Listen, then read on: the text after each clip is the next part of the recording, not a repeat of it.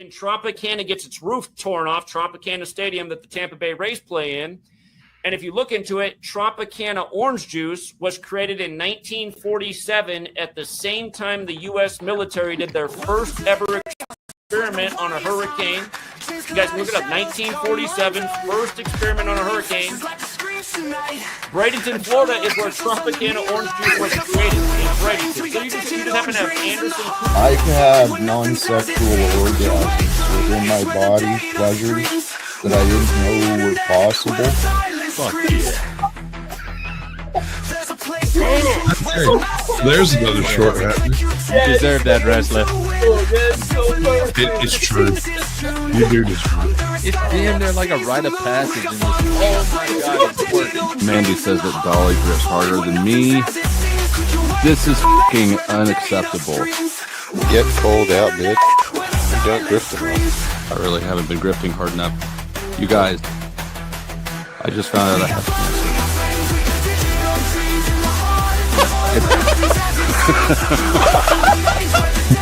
Bank account cancer?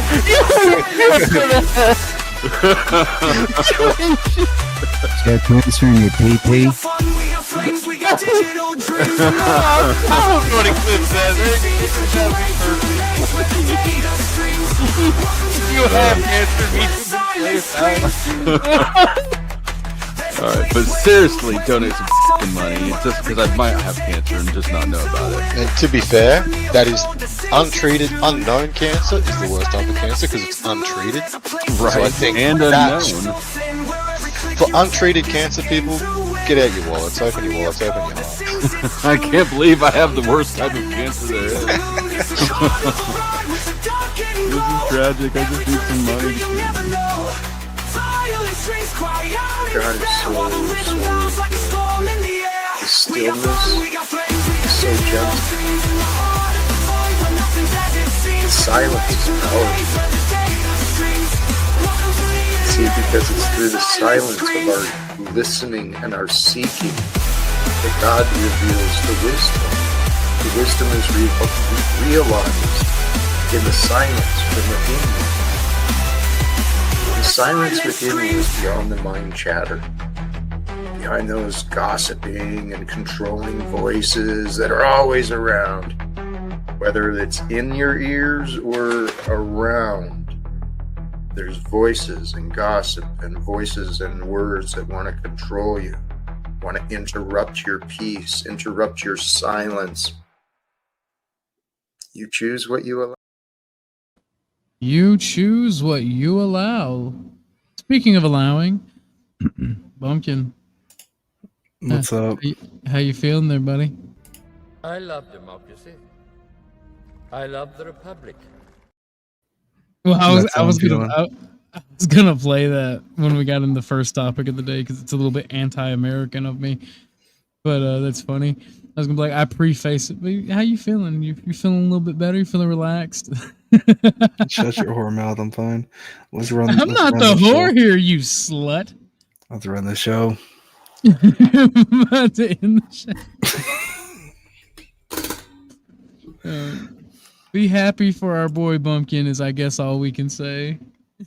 Yeah, let's not. Okay. So, in all seriousness, how you feeling today? I'm feeling good, man. I'm feeling good. I wasn't gonna stream it all this weekend, but here we are. So, no comment.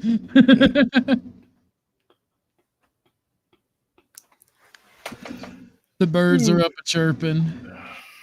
We got a little bit of yesterday was D-Day, by the way. Did you know that? Did anyone out there in the grand scheme of the world know that it was D-Day? I'm sure. Yeah, I'm sure people knew it was D-Day. Nobody told me. Nobody even mentioned a stream about it. Well, we all know my politics, and I mean, I'm just gonna play this one more time because I do love the Republic. I love my country. I love democracy.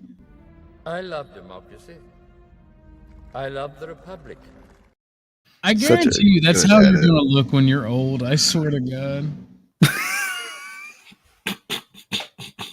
But No, I'll be way more bald than that. But no, so yeah, no, this is kind of my teenager killed a World War II veteran 91 by setting him on. This is what they fought for.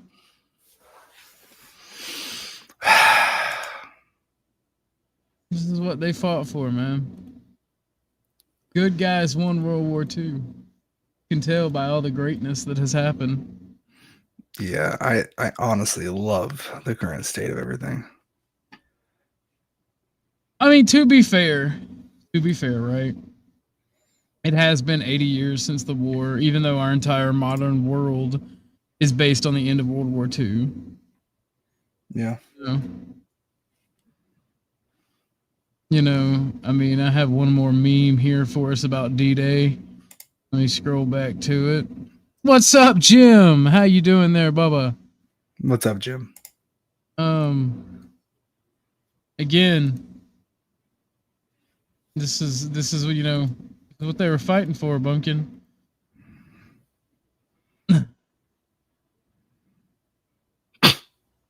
Stop. Oh no, here we go. This is what they were actually fighting for.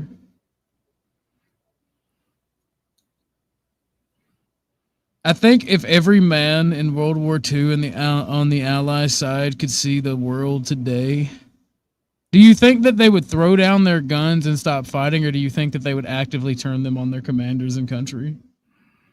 They'd probably turn them on their commanders.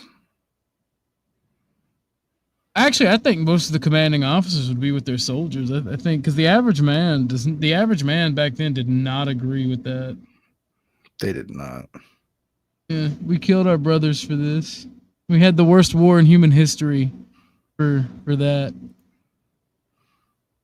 I just wanted to point that out because I don't celebrate gay holidays, so I didn't know it was D-Day yesterday. Oh, Jim wants the link posted. Jim trying to talk today. I can't believe I forgot to post the link. I'm sorry. It should have already been there. My bad, Jim. That is completely bad hostmanship on my part. We go ahead and post that in my channel, Bumpy. If you want to post it in yours, I will. I automatically posted in mine. I'm gonna pin it. Not many people watching the Bumpkin show today, so. Well, not many people's watching mine either. We're a bit early for the average person. But we got our 5 viewers, and we love you. But we love you all the same. I got one more banger. Then I'll stop. I'll stop being salty. The UK changed a lot, but at least we're not speaking German. Am I right, Monkey? At least we're not speaking German. Sprechen die Deutsch. Oh, come on, old man. You know I'm not a commie. I hate communists. Not as much as you do, big old machine gun man. Let me give you some lore about this motherfucker. Chuck is a beast, all right? There will never be no Chuck hate. This motherfucker was telling us a story. He didn't even tell us a story. He just told us what he did in Nam. Do you know that this motherfucker Chuck had to be one of the select few to be a machine gunner carrying an M60 in fucking Nam? Do you know how badass he had to be at our age, Bumpkin? Yeah. This motherfucker, like, imagine you're like a fucking grimy, dirty teenager. And I don't mean that like in a bad way. I mean, you're just dirty for being in the jungle, hiding and killing these fucking commies, right? And you've gone through hell, and like you survived that. That was your early life. That was your 18 to like 25-year-old life, right? And then you come home, start a life, and then like years later, your grandkids call you Pop Pop. That is fucking wild to me. I have a lot of mad respect for Chuck. The fact that he was a machine gunner. My grandfather was also a machine gunner, but he was a door gunner on a Huey in the Army. My grandfather on my mom's side was also a machine gunner, but he was in the Navy, so he was on the little boats that went up the rivers. Oh, that is also based. He was on the PT boats. Yeah, he's on the PT boats with the machine gun in the front. Yeah, protecting, quote unquote, protecting. I'm not gonna lie to anybody out there. I don't like our country and where it's going, and I don't even like all veterans, but I do respect combat vets, and I do believe that there should be hero worship for combat vets. So, combat vets, you guys rock. I'm not gonna speak my I'm not gonna speak my piece on non-combat vets. You can say what you want about the U.S. military, but at the bare minimum, what they are thinking they are fighting for is commemorable. They're fighting for their families and their homes, man. They don't give a fuck about the greater politics. The average man doesn't care. Right. They want, every man wants to have a family, his own piece of land, a home, and just work and be productive. Like at the end of the day, that's what every man wants. What's up, Jim? Howdy, partner. Why do you hate me, Chuck? Does that sound American or what? I just really can't get the American accent. I'm trying so hard, but I cannot. Don't worry. Get it. When Australia becomes New Mexico, when Australia becomes New Texas, you guys will fit in. It. Yeah, you guys will fit in. Yeah, that's right. Then the Australian accent will become an American accent. No, That's God, true. God forbid. No, look. The reason I got on, it's 8 o'clock here in Sydney. 8 a.m. or p.m. PM. It's 5:08 a.m. for us. 8 p.m. Saturday night. It ain't special either. Yes. 5:08 a.m. Saturday morning here. Yeah, there's a big difference. The reason I just got on, I want to keep you boys. I just love history, as you know, and you think of me as a lawyer, but my other side is being a modern historian, and I will stop at that. The problem, again, I'm not going to philosophize or intellectualize the whole situation, is that the unnecessary war, which is the destruction of European history as we find ourselves, is First and Second World War. And it's European fighting European. Do you understand? It's destruction. The consequences of Second World, especially America getting into the war under Woodrow Wilson and encouragement of Winston Churchill. And he's the demon in my I hate Winston Churchill. They're portrayed in our mainstream history as the hero, but he got America involved into the war. And as you know, he's Harrow's educated, Harrow's being a private, or English called a private school, and he's had a big debt, or his so-called semi-royal family had a big debt, and the boys who were circumcised bailed him out. So he owed them. In other words, he was blackmailed, similar to Epstein. A lot of politicians, Democrats and Republicans, went on that notorious island, filmed, and they're shutting up. In other words, you got to toe the line. And this is, it's not conspiracy theory, but you got to understand Churchill. He is the perpetrator who got America involved in the Second World War. And please, if you want to start on that, read Patrick Buchanan's work. Are you familiar with his books and so forth? I'm not. You want to give us a little information? Well, Patrick Buchanan he's still alive. He's about 89. But Patrick Buchanan was I think a senator, Republican senator, and he was a non. Well, you can Google it. I mean, I'm just throwing things out there. And he was a non-neocon. He opposed neoconservatism. That was his sin. You caught me slipping there, didn't you? And we all know what neoconservatism I thought means. you wanted to come on with your camera. My bad, bro. Oh, no, I was just proving it was me. Anyway, now, to cut the long story short, one of his books is The Unnecessary War. Pat Buchanan. I'm surprised you're talking about, D-Day and World War II and all that, and you have not. And he's an American. He's still alive somewhere in America, I think. I mean, he went right up to the power. Senator. He was a former senator. He got ousted. But he questioned, like John Kennedy questioned the stealing of the American nuclear secrets to Israel, and he called Israel out and got you know what happened to him in Dallas, Texas. So he's still alive and he's very prominent. Another example of an he's not an extremist. Well, he is in terms of pigeonholing. Is good old Duke from Louisiana. But I'm drifting all over the place. Let's talk about June the 6th, the Omaha beach, and the American being involved in Second World War, dragged into Second World War, which is totally unnecessary. Totally unnecessary. And I will just conjure up, I hope I conjure up a few things, but please read. And he's not an extremist at all. Your mate is still alive. He's in his late 80s, 90s. But his name is Pat Buchanan. As I speak, please Google him and find all about Patrick Buchanan in his books.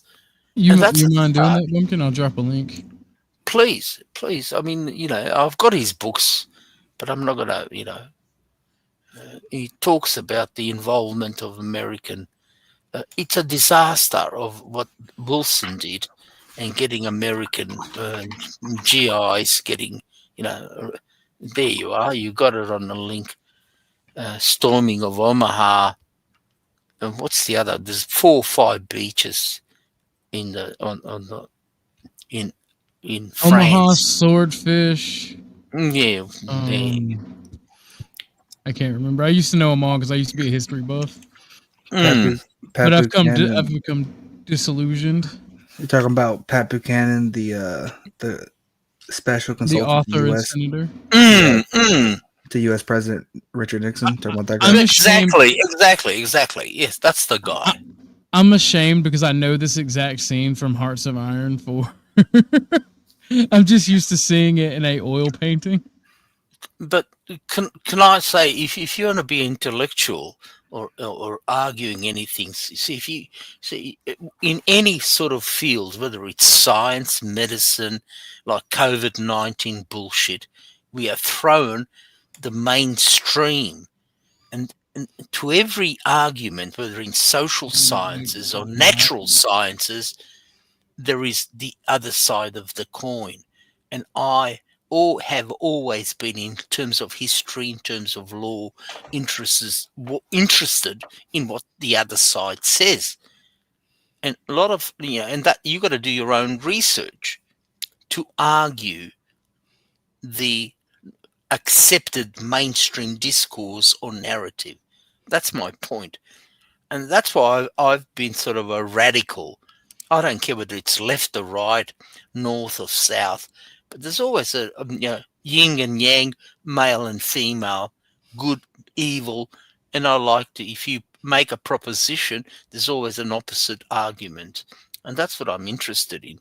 Unfortunately, a lot of people cannot argue because they swallow hook, line, and sinker what's in the mainstream and they run with it. For example, it's 80 years after the war, they're still talking about Nazis. Pardon my language. What is Nazi? Who is a Nazi? Are there any alive? What is the threat? Please define. See, but this is the boogeyman, people. The language, the power of language. Wait, you on about? Have you not heard of Operation Paperclip? Yes, I have. Yeah, go ahead. So Operation Paperclip, they imported all the Nazi scientists over from Germany to America and Europe and that. These people had children. Their ideology didn't go away. They eventually started NASA. Do you know, isn't it ironic or symbolic that NASA... German... Let me have 10 more seconds. Let me have 10 more seconds. Let me have 10 more seconds. The Germans... It's not the Americans. The Germans have put... I don't want to... Go ahead. Sorry. Go ahead. Sorry, sir. Go ahead, sir. What's going on? We're having a morning. I could have sworn we're yelling, and it's currently 5:17 a.m. So I was speaking. Someone started speaking over me. Isn't it funny? Sorry, I apologise. It was me. Apology accepted. I know you're excited. Isn't it amusing, or isn't it a coincidence that NASA NASA is almost identical to NAZI? And rocket science actually stems from Operation Paperclip, imported Nazi scientists. It's not a coincidence at all. Von Braun being the most prominent and famous. If you look at the fight, Second World War, the race to Berlin, the Russians from the east running to Berlin, and the Americans from Omaha, as we speak, which was the commemoration, racing to Berlin. And guess what they did? They did not ask the V1 and V2 rocket scientists, which are all German. They were kidnapping them. The Russians got about 2,500 Russian, German scientists, and likewise did American. And they didn't call it a kidnapping, or we'll put a bullet in your head if you don't come to America and work for us. Right, so, I'm responding to what you asked. So Americans are saying, we put the man on the moon. The rocket science, we're talking about rocket science, it's ironic, Von Braun was the father of rocketry, and with other people. It means grounded in the facts. That's what based means. So we're talking about No, this guy's just talking at me. He's not having a conversation here. Sorry, what's Nazis? What he goes? Where are the Nazis? Why are we calling people Nazis? Shit. That sounds like AIDS. I've just explained. Well, unfortunately, it's mainstream. Come on. Yeah, go on. I've just explained to you that through Operation Paperclip has become NASA, rocket science, and other institutions. These are the children of Nazis. So that's where they are. So what's your point? You asked where they were. I'm explaining where they are. They run NASA and institutions like that. Exactly. Right. Okay. Well, cool. children. Well, how do when you talk about Nazis, were they card-holding members of the Nazi Party? And if so, please prove. Usually, scientists are nerds. They're not. Well, they're apolitical. Technocrats. I'm just saying that the descendants of Nazis are also. Well, they're Germans. They're Germans, not Nazis. Technocrats. No, what Nazis then are technocrats now. Welcome to the panel, Chuck. How you doing, Bubba? Yeah, Nazis were the first. Nazis were the first technocrats. Well, y'all gentlemen have at it. I'm gonna grab me some. Yeah, all right. Yeah, I grant you that argument, but in any system, what do you call American bureaucracy or Australian bureaucracy? How would you classify them? A mess. Yeah, exactly. I agree with that. Well, in terms of ideology, are they Democrats? And that's why technocrats, are they autocrats? Feel like they have an obligation to rule the world without being voted in because they are smarter than everybody else. Exactly. Well, right then. They must be. They got the job. We don't.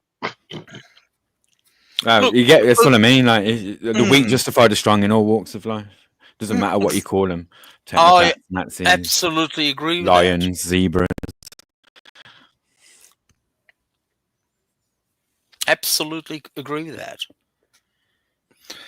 What the fuck are we talking about? I have no idea. I'm lost. Shit! What modern day Nazism really is. They've changed the names to protect the innocent. It's like descendants of Nazis that committed these atrocities. They're not to blame for their Committed what atrocities? You're not to blame. Sins of the father and all that. I'm not to blame for what my father did and what his father's fathers did, and so forth and so forth. I'm only responsible for my actions. However, descendants of Nazis are technocrats who think that they ought to govern and rule the world because they are smarter than everybody else, and that's it. And they like to implement in programs like eugenics and such. And they do. They eugenics? Just nothing. I agree that I want to breed with someone that's like smart and capable, and if I fuck up and make that mistake, it's on me. Do you know what I'm saying? Yeah, like I get it. I don't want to bring dumb, stupid children into this world. So like I agree with a form of eugenics. Everybody does. Everybody chooses a preference partner, regardless of intellectual prowess. You had a bad start being British, though. If you want smart children. Jesus Christ. I will not take any Anglo hate on this panel right now, African. Good morning, Snow. How's it going? But yeah, good day to you Americans, man. It's nearly midday here. Hey, Funkin, not even a good morning? I haven't talked to you in like 2 years. Yeah, good morning, buddy. All right. And I've just joined in this hectic conversation. I didn't start it.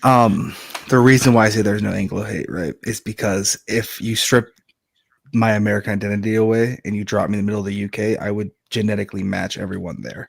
So there will be no Anglo hate. There will be no Anglo hate. And you're my distant cousins overseas. I thought you were communist. You thought I was a communist? Yeah, you're wrong. Yeah. You're wrong.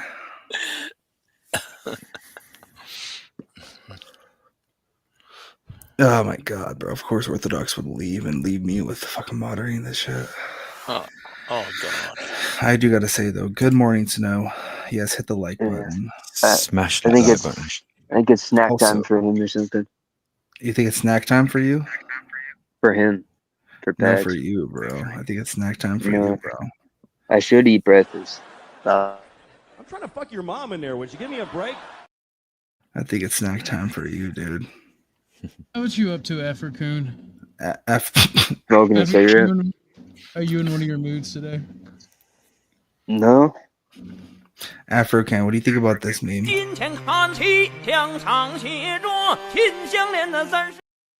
you think about that? No fucking way.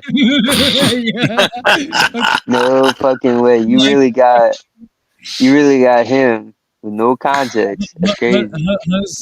Huss has been on here before. He gave full permission, yeah. Yeah, that's crazy. Yeah, that's very crazy. Also, by the way, are we not supporting the Griffno State right now? What's going on, guys? If you don't support the Griffno State, how you doing, Snow? I might need. I do want to go over my star chart some more.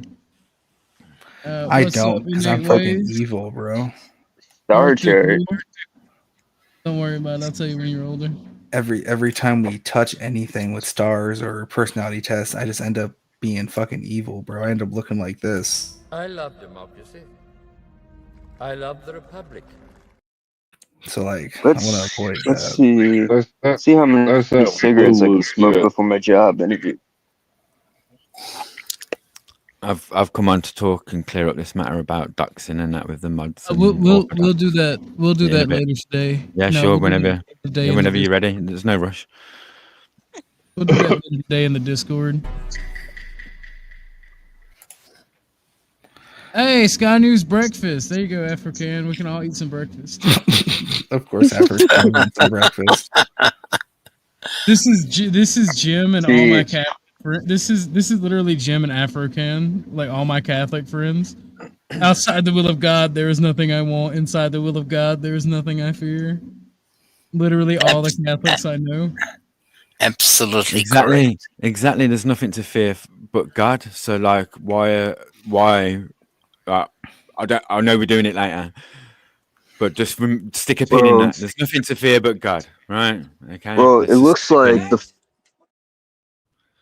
We just agreed we're going to do what I come on to talk about later, so I don't want to jump straight into it, but let's just stay on the God thing. There's nothing to fear but God. I agree with that sentiment wholeheartedly. Absolutely. Orthodox, stick a pin in that for our conversation later. Well, I might see God soon because the fog is coming. I don't know why it's so foggy here. For no reason. Hey, African. Can we go over your code of your code of Hammurabi? The oath of Hannibal. The oath of Hannibal. Yeah. I will never date a white woman again. Yeah, this is African right now doing the code of Hammurabi. Yeah, what's that one? I think it's fucking like the Willy Wonka movie. It's like no son of mine will be a chocolatier. Based, no, thank you. No, yeah, African loves the sisters. So any sisters out there, hit your number.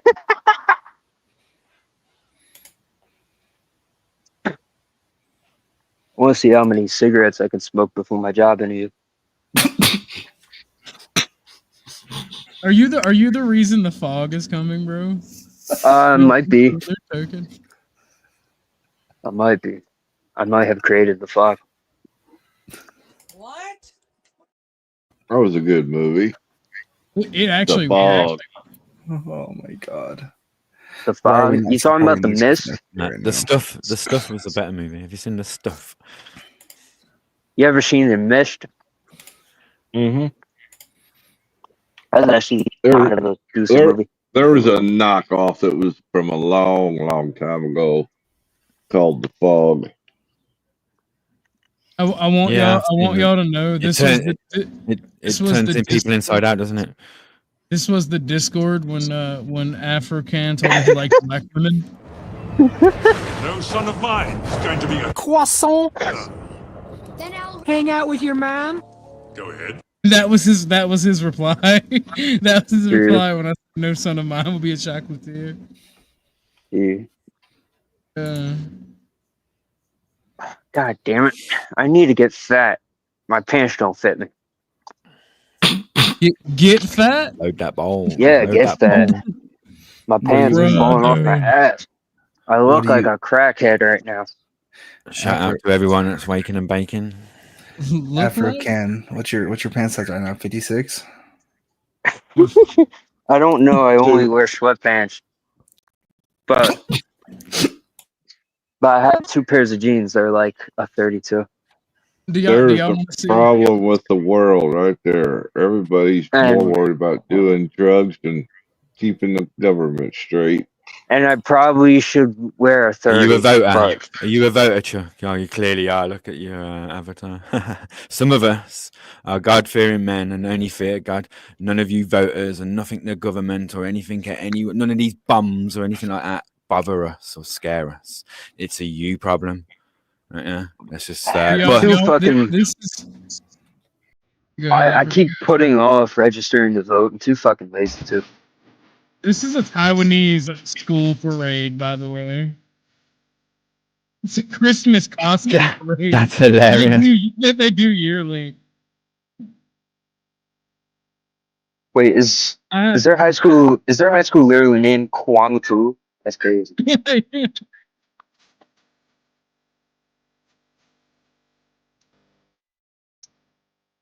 German and Israeli.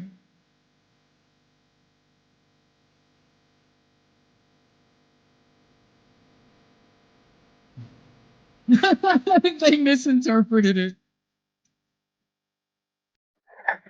That is wildly funny to me. Didn't we just send 2 ships over there to Taiwan? I believe so. Let me see. Like yesterday or? That tune was kicking it. I felt like I was going on an adventure from to Mordor. Taiwan going rogue potentially. That'd be funny. It wasn't yesterday. It was June the 2nd. Oh, it was the 2nd? Okay, I just saw it yesterday though, the story. Yeah, the headline is on Newsweek: U.S. warship challenged Beijing South China Sea claims. We definitely sent a destroyer. Okay, it was a standard freedom of navigation operation that they were doing near Taiwan, which is to keep China. They do freedom navigation quite frequently in the South Chinese Sea ever since like the Spratly Straits, those little islands. Yep. Ever since they came under dispute with China. Yeah, I forgot about that. Do you reckon China will go for Taiwan? If you wear a 32 and my arms are bigger than your legs, that's wild.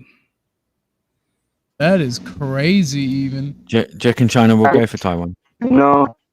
No. I don't know if that says more about me or more about you.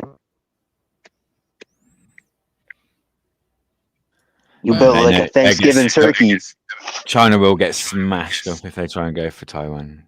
I don't think so. I think no, they will.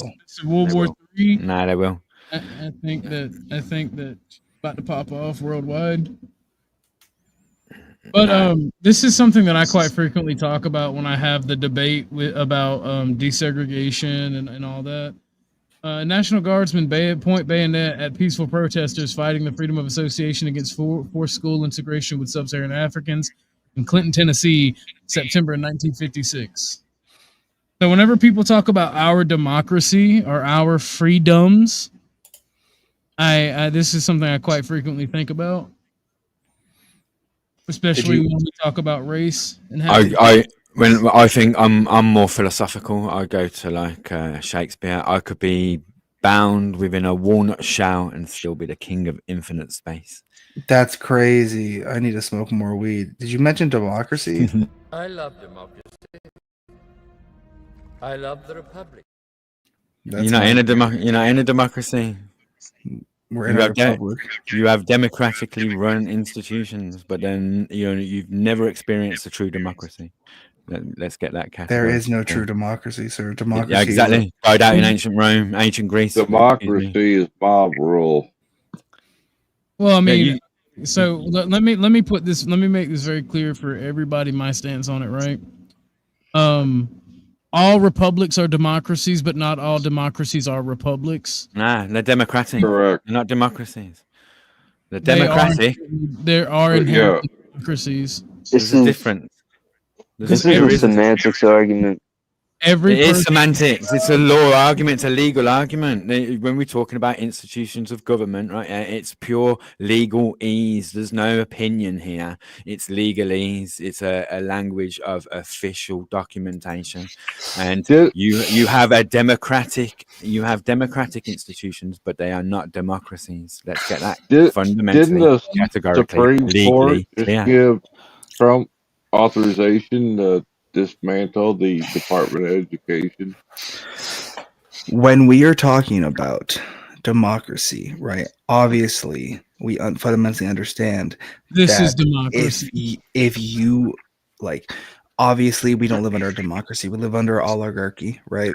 Of rich people. Okay, obviously. Yes. I live within the confines of my own skin. Yes. So it depends how philosophical you want to get on it. We're talking about freedoms and that. Bingo. Philosophy. You've invoked philosophical concepts. No. I'm speaking facts, right? Freedom doesn't exist. So bingo. It exists as a concept. Just a moment, you just assured me that I could speak. Sit down inside the car. We're not assuring anything. We're under arrest. Look, I'm under what? Come on.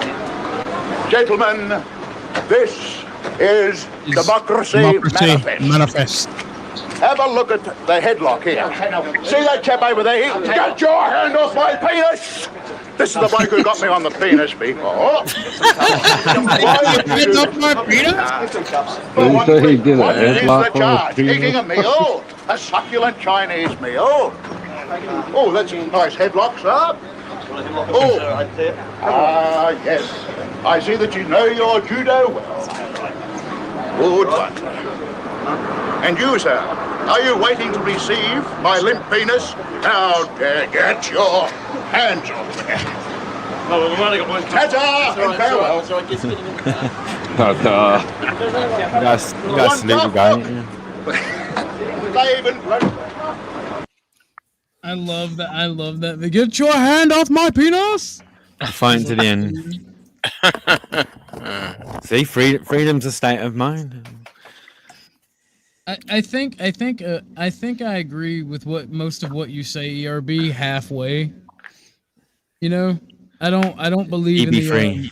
It's EB free. Yeah, look, democracy was 380 BC in Athens. It's called direct democracy. Read your Aristotle and please It's on quite politics. Right. There hasn't been a true democracy since ancient. Yeah, exactly. I mean, it's a figment of our Western bullshit imagination. Thank you very much. Jim, do you know why? Do you know why I don't?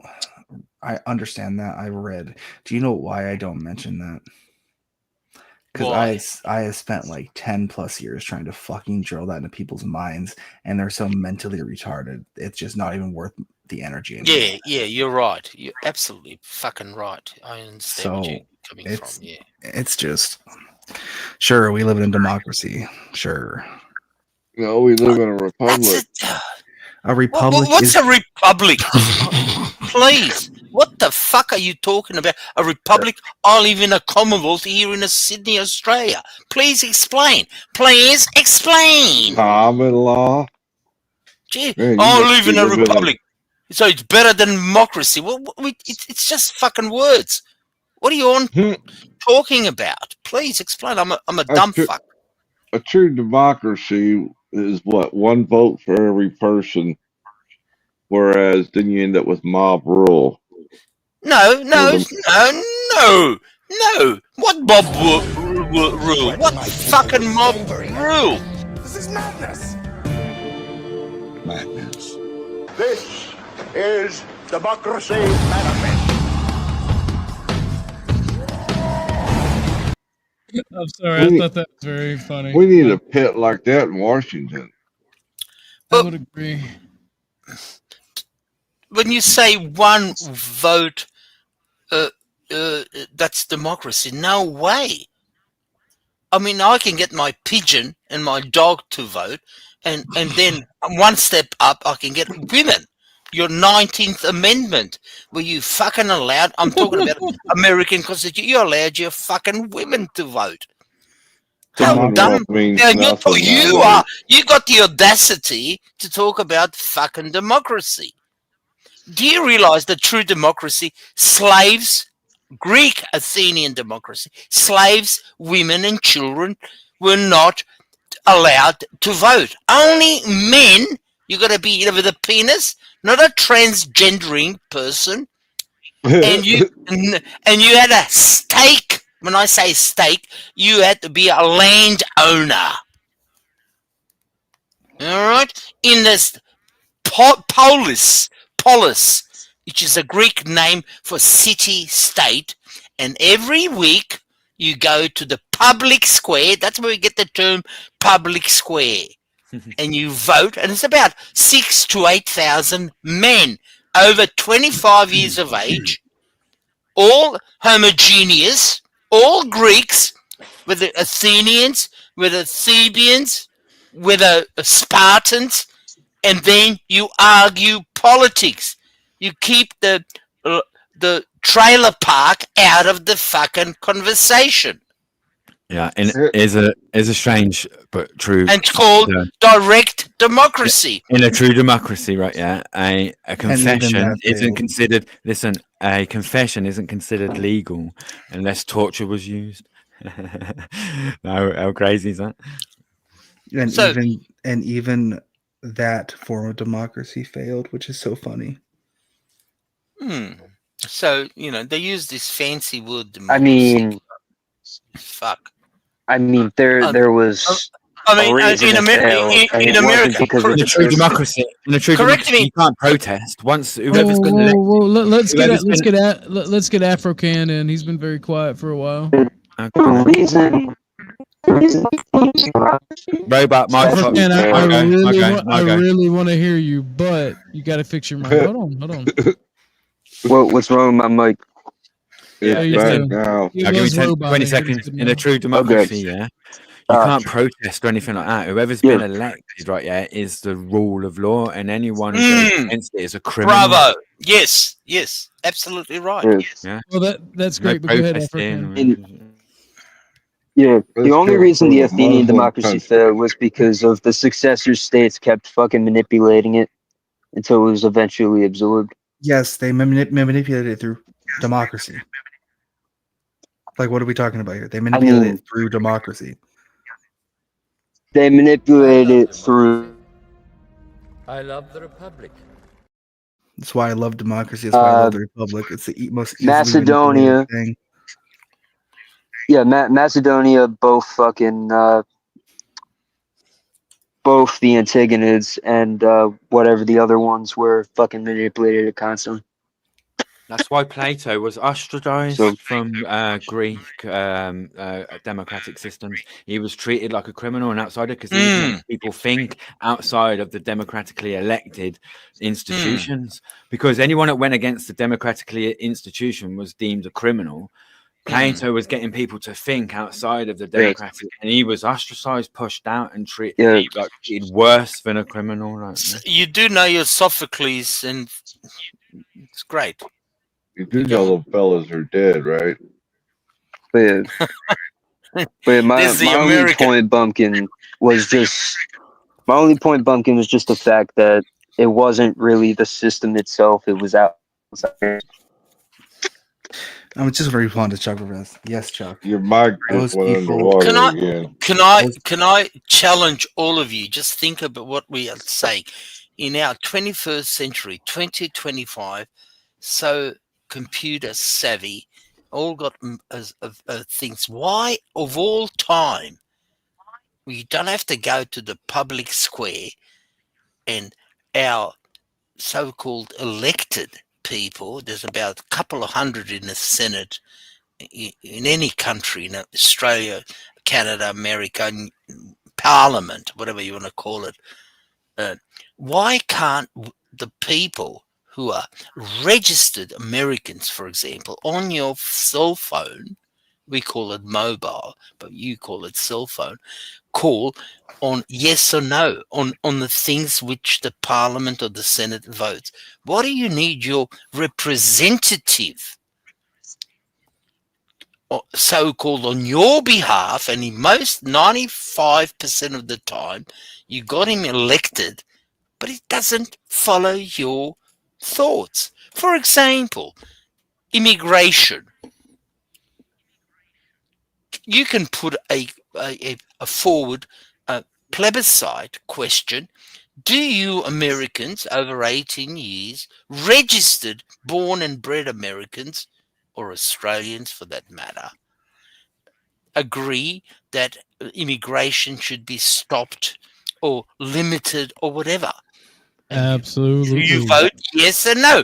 This is our technology. Let me respond to that comment. And nobody talks about the elephant in the fucking room. Let me respond to this comment. That would require spyware, which is already in phones, but they would have to admit to it. Chuku, let me bring the chat in. The chat's part of the conversation. Chuku, Igwu, true democracy is no true Scotsman fallacy, right? Yeah. Let me address that.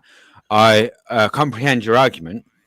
I'm just saying in the philosophy of logic, seeing as you invoked it, the principal part of anything is the most powerful part, and the first principle, true democracy, was in ancient Greece, and there hasn't been another one of those since. That's what I'm saying. That's why officially it's called democratic rather than a real democracy. That's why you're a republic, a democratic republic officially, and not a democracy officially.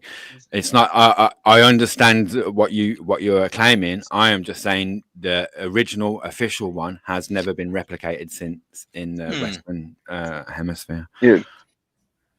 I understand where you're coming from, but counter argument. All right, counter argument. Why are you playing Victoria 3 right now? Shut the fuck up. counter argument. All right, this was forced on ethnic Americans at gunpoint. All right, look, this right here. We did not vote for this. We did not vote for this. This is not the shit that we. This is not the shit we voted for. And the fact that he just crumples down crying like a bitch shows me that he did in fact deserve this by somehow.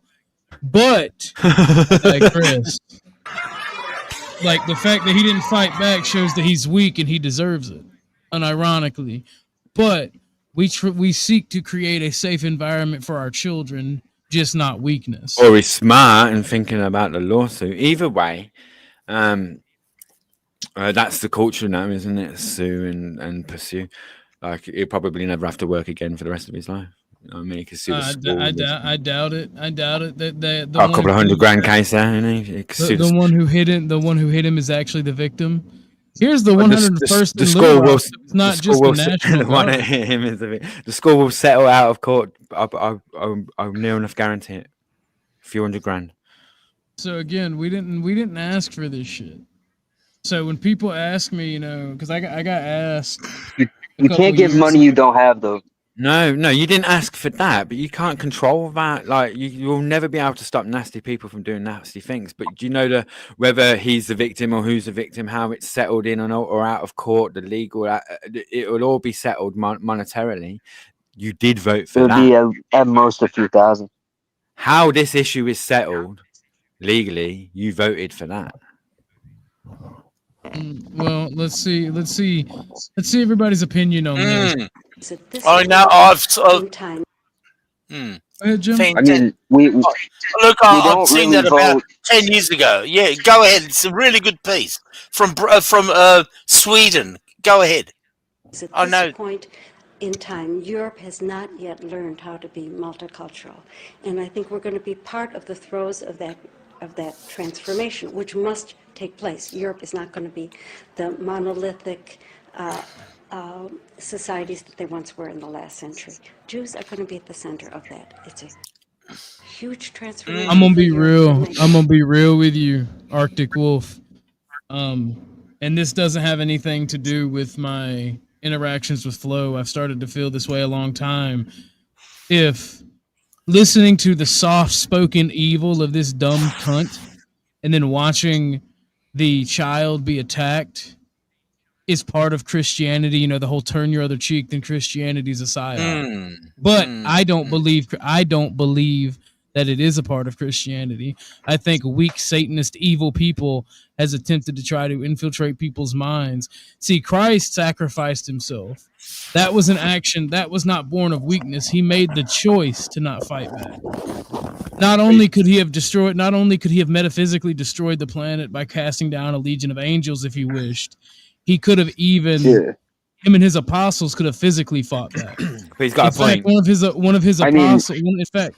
of his apostles cut off the ear of a Roman guard, and Jesus picked it up and put it back on, according to the Bible. But he's got a point. It was a willing sacrifice. So that doesn't make him weak. He's got a point. To be Christ-like, you would allow that individual to keep hitting you until he saw the error of his ways.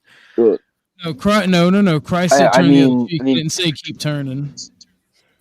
If you hit the Christ, he'd let you keep hitting him until you saw the error of your ways. I think he'd let you hit him one good time, and then if you rear back did it again, he'd probably lay you the fuck out because he did flip the tables and whip at the money changers. He had a temper.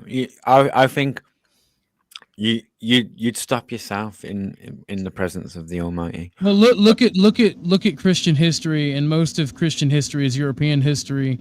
Look at European history and Christian history. These men were fought. Christianity was a warrior religion. They fought. They died. Thing is, the turn the other cheek is a teaching because you never know why somebody strikes you. If you're walking in a crowd and somebody hits you, that man could have been falling, or that man could have been pulling something out of a bag. It could have been an accident. That's why you turn the other cheek. You don't turn around and just viciously assault somebody for an accident.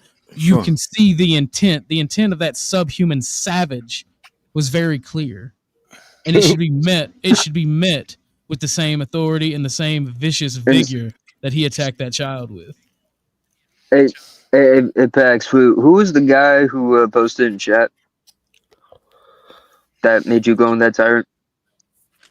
It was Arctic Wolf. Which shout out to Arctic. Yeah. So in what the fuck? You good? Yeah. Basically, in a way, Christ, you could argue, did fight back with the eventual destruction of the Second Temple. You never really know if that was purely just the Romans or it was You fought back with encouraged. love. The best way to defeat evil is with love. Whoa. Christ came as a sword, not to spread peace. Remember? No. Whoa, boys! You don't know your history. Can I beg to differ? Do you understand? Go ahead. Do you understand? You gotta. I'm talking about history, not theology, or racism, or sexism, or contemporary things. With the birth of Christianity, and the gospel's going out all the way through Greece, Italy, and the whole of North Africa. That was all Christian country. And unfortunately, in the 6th century, you got the birth of Islam. And under Muhammad, they have taken over the Christian. For example, talk about St. Augustine. He was born and bred in Alexandria, which is today's Egypt. You're wrong. Every supposed Muslim on the face of the earth right now that's speaking English is a Christian Muslim being conquered by Christendom. So you're talking about 600 years after the birth of Jesus and the expansion of Islam. And the way they went is through Spain. Remember conquistadors, Spain, and they went right up to France, to modern day Toulouse. Hold that thought. This is in regards. This is some historical. The footage is obviously from a movie, but this is somebody's thought on the Second Temple, right? They reached the temple that was being used as a military stronghold by the rebels. A battle ensued. During the battle, Roman soldiers set fire to the temple. They proceeded to burn and destroy everything in the temple courtyard. Jesus' words proved true. Not one stone of the temple was left on top of another. Absolutely. So yeah, Jesus. I'll go from 70 AD, the Second Temple. The 12 tribes of Israel were dispersed, and they went to the so-called all the countries, Tajikistan, Kazakhstan, around the Black Sea. All right, so they permeated through Europe to modern-day Ukraine, Poland, and so forth. They're Ashkenazi Jews. Yeah, but and then you got the Hasidic Jews, which is Arabs, Iraqis, Moroccans, etc. And have 30 seconds uninterrupted. Let me finish. Let me finish. Land your plane before I forget my point. Man. Let me finish. You've been going on for ages. I'm going 1948. 2,000 years after. I'm not going to go into the Balfour Declaration, etc., if you don't know. And 1948, that's our 60, 70 years ago, whatever, 80 years ago, they came knocking on the doors and they say, knock, knock. This is our ancient land. And you, whoever you are, Arabs, Kalatumpians, Americans, whatever, get out. And that's the problem. And this is Messianic Judaism, which is the building of Third Temple. And most responsible people are the Christian Zionists residing in a good old of USA. So you got this little land in the middle. Let me finish. In the Middle East, you got this little land called 3 or 4 or 5 million. Take a breather. 3 or 4 miles. Smoke a cigarette. Let him finish. Why are you interrupting, sir? You're going on for ages, land your plane. Well, you can't handle the truth, can you? Just listen. I don't mind. I want to add to it. I want to add to it. Well, let me fucking finish, and then you can add. Land your and I'll shut up. And I shut up. It's called discourse. Hurry the fuck Civil up. discourse. Have you ever heard of civil discourse? Hurry the fuck up. All right, man. thank you. Well, you can be disparaging. All right. So 1948, you got the people under, and I'm not going to go into the history of Balfour Declaration and the Rothschilds and all that, and it's a fact. Knocked on the door of Palestine and they say, please get the F out of here. This is our promised land. And we want to build the third temple. And the biggest, let me finish, the biggest Christian denomination, the Christian Zionist of US of A, supporting the state of Israel. Not the Catholics, not the Orthodox, not the Calathumpians, but the Christian Zionist. Thus, we got this superpower, 340 million Americans, and this little land in the Middle East, 3 or 4, 5 million Jews, and there's 200, and you got to do your homage and put your little toilet paper into the wall, and put your toilet paper. If you want to be an American senator or president, you got to go there, put your cap on, and put your toilet paper into that wall, and pay your homage before you can become and run for a senate. Man? He's just rambling. I ran my case. Right, listen. Give me 30 seconds on You do realize the English invited them there, right? Fuck me. Whilst all this was happening around 600 AD, we had someone in England on these shores, right, on this land called Alfred the Great that was conquering all the kingdoms of England and interjecting the teachings of the Christ into the English language and the customs and traditions of this island's people, which thus subsequently has conquered half the planet that are speaking English. Every single Muslim right now, proclaimed to be Muslim, right, that's uttering English is their first language or adopted it, using it in their day, has been conquered by Christendom, and they are Christian Muslims. This is like a different way of conquering people. There are Muslims in the Arab states that only consider true Muslims who speak in the Arab language. Anyone that doesn't speak Arab is not a true Muslim, and I agree with that. They're not. Any Muslim that speaks English right now is a Christian Muslim. So I'd rather be. I don't know what Jim's babbling on about, right? Yeah, but I am spreading the blessings and the spirit of the Christ. There's nothing to worry about. All these Muslims that are speaking English right now have been conquered by Christ. There's nothing to fear. I just want to say, Jim, you do realize that England invited the Jews there, right? Yeah, this is holy land. Everyone's protected here to practice their religions free from persecution. Your first American colonists would beg to differ. This is, well, you're talking about English imperialism. Yeah, yes. You're mistaking English for British. British and English are actually. Come on, mate. No, come on. There's no come on. This is semantics. You either accept it. There's come 55. On, mate, isn't an argument. What's the difference? I'll shut up. You explain. What's the difference between English and British? I'm all ears. Come on. Stop speaking. Anyone in the world can be British and are there American citizens right now that hold British passports in this country who can vote in the British electoral system, but they will never be an Englishman or an Englishwoman because you would need to be born on a land proclaimed to be England in order to be English. Right? England isn't represented politically on any level. However, English is the official language that governs the law and governs the British institutions.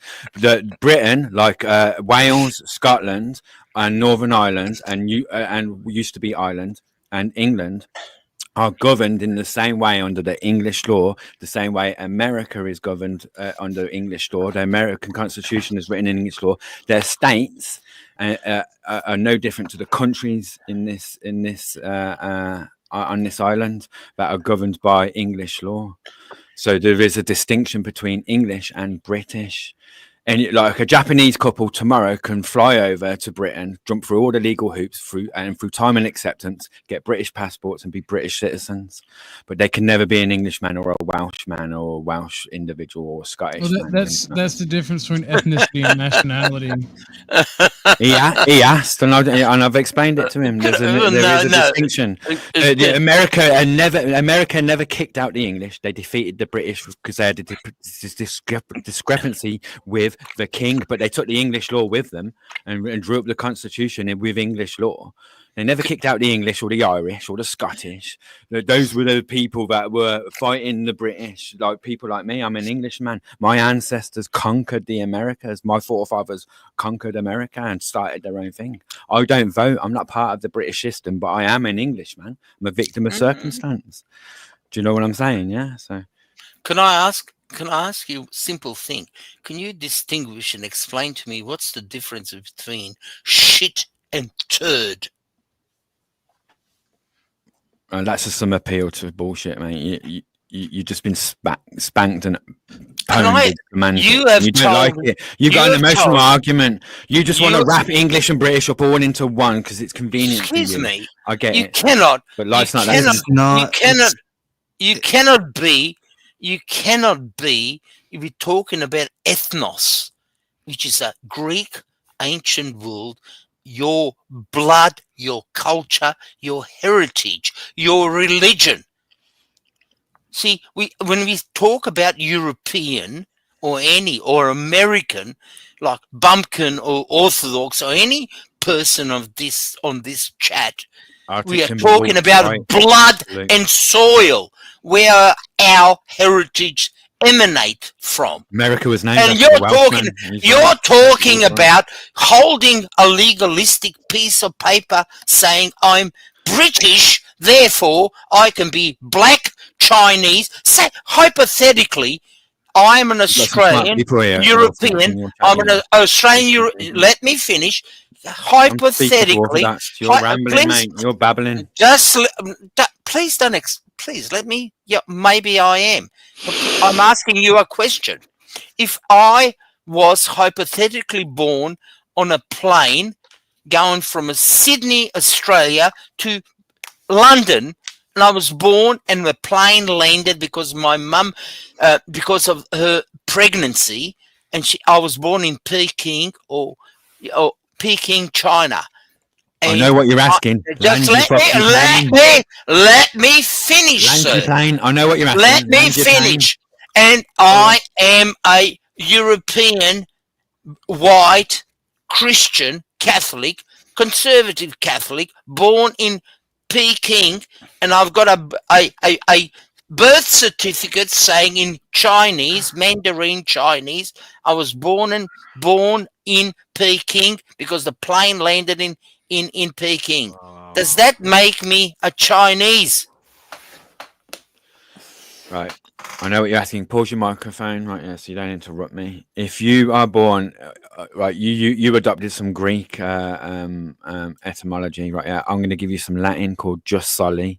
If you are born in and on the land proclaimed to be England, you are at the very least a first generation Englishman or Englishwoman, regardless of who your parents are and where they come from. Right, yeah, that you could be a Japanese couple, come from Japan tomorrow, get your British passport, have a child here. That child will be protected under English law as a first generation Englishman or woman. Right, yeah, that's protected by the English law and the English realm, regardless of acceptance from the community or wider or anyone's opinion. The English law will protect them as a first generation Englishman or woman at the very least. And that's the answer to your question. And there are some exceptions for those born on planes and emergency circumstances like that. But yes, in other areas of the world, they've adopted this same ethics, the same philosophy, where if you are born in on the land, say for Korea have adopted it, for example. If you were born in Korea, you are Korean, first generation, regardless of who your parents are. You're talking about birthright citizenship. Just say birthright citizenship. No, race has been debunked genetically. We're talking about the law. Oh, we're not. I'm talking about the law. He asked the question that was a legal one. I'm giving him the answer. So I said you're talking about birthright citizenship. Just say birthright citizenship. That is what you were referring to. No, not necessarily. Really? So you just said And I quote, they can be incorporated. I'm not saying you're totally wrong. It's what is birthright citizenship? It's not just that in entirety. Like, I'm an Englishman. I don't need a right to be an Englishman. I was born. What here. is birthright citizenship? Yeah, but that's irrelevant to the conversation. I know what it is. I'm not saying that you're totally wrong, but I'm not saying that you're totally right either. I am an Englishman because I was born here, regardless of any. No, you're an Englishman because your genetics are English. You're Englishman because your genetics are English. No, absolutely. I'm an Englishman. Absolutely. I'm an Englishman because I was born in an. He hates his. I gotta grab control real quick because you guys are getting really loud, and I found something funny. I'm gonna bring y'all up. All right, sorry for having to do that, but I'm gonna play something very funny. Shit, can I finish my point real fast? Yeah, go ahead, Mom. All right. Yeah. I am an American, but I'm also an Englishman because I'm 65% English, and the rest are the rest of the UK. I am, for all intents and purposes, an Englishman because I am genetically so. Yeah, he posted some stuff. That's fine with me. I don't mind. I don't care what you call yourself. Yeah. Also, I'm gonna post something very funny. Post it. Also, Englishman is one word. It's got a definition. Go and look it up and see if you fall under it. Yeah. Also, this is really funny. This is very funny. But also, pull up the English definition of Englishman. Seeing as we're using the English language. What is the root definition in Greece of nation? Good on you. Nations. Can someone pull up the English definition of Englishman? Yeah, I'm gonna play this. It's a 45 second video. I'm gonna play this and then we can get back into it. We're gonna take a tolerancy break. It's ethos. Recognizing his role as defender of all Christians, Justin called upon a legendary base black man in Ethiopia, King Caleb of Aksum, immediately agreed.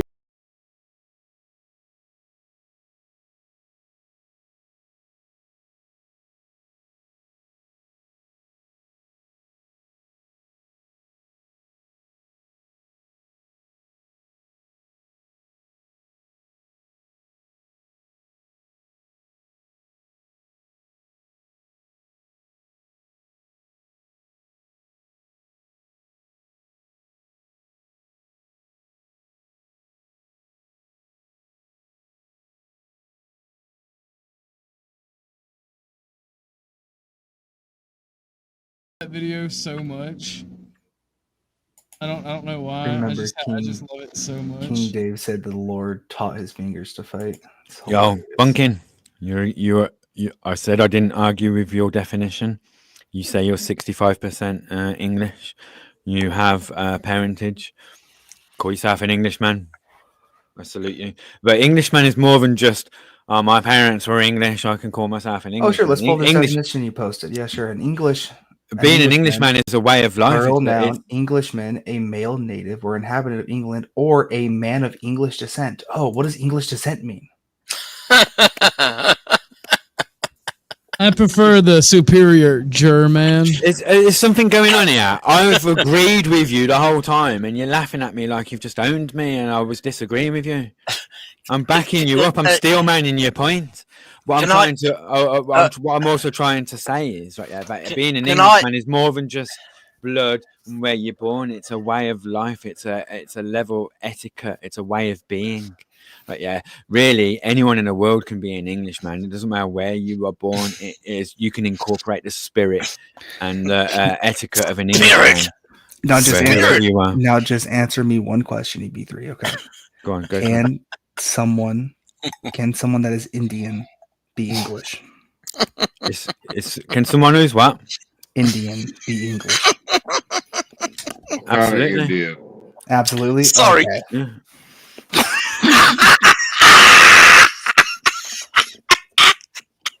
Sorry. I've just told you. Anyone born on the land. I can't listen to this thing, man. I'm gonna have to leave. Sorry. Jim would be. Sorry. I apologize.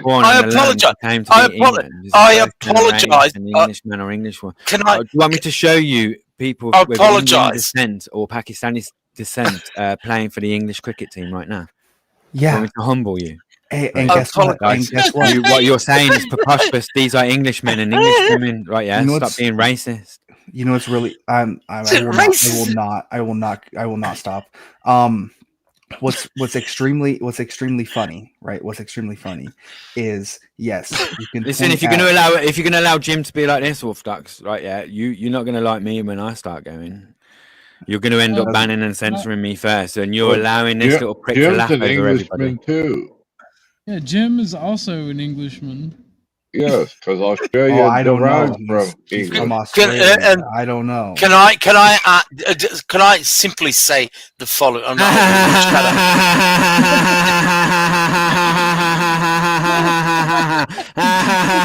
To be fair, you deserve that, Jim. To be fair, absolutely, absolutely. I absolutely deserve that. I take it on the chin. Can I say? Chuck, don't do it. Can I one sentence and I'll shut up. I've got a son. I've got I've got 4 kids. Or you all know the people. One of my sons is a doctor in London, and he's Aussie and he's engaged. Anyway, I won't go into that. And one of the things which he tells me, again, I'm not passing any judgment on anybody in this chat or on my son or anything. Daddy, London is, if you come to London, I'm not saying it's right or wrong, is no longer English. Correct. I rest my case. I'll shut up. Listen, I've just said. Oh, racist! I see. Shut up. Look how. All right. Or maybe he's a racist. I've just triggered him instantly. No, you are a racist, right? Yeah. Listen, I've just said all all right. Muslims. Yes. Oh, I'm a racist. All right. I take it. I accept that. If advocating, why can I not be a racist in my country? Right. Jim's just a racist. I've just explained to everyone a minute ago that every Muslim in the world that's speaking English right now. I didn't say about Muslim. I didn't mention Muslim. I didn't mention Muslim. You said why is this London. Over me again? I mean it. I swear down now. London. All right, Jim, you're gonna have to let him finish. All right, you're gonna have to let him finish. And I'm gonna bring y'all back up. Calm down. AB3, before I bring you back up, if you want to, you can post that stuff you posted yesterday and we'll go over it, all right?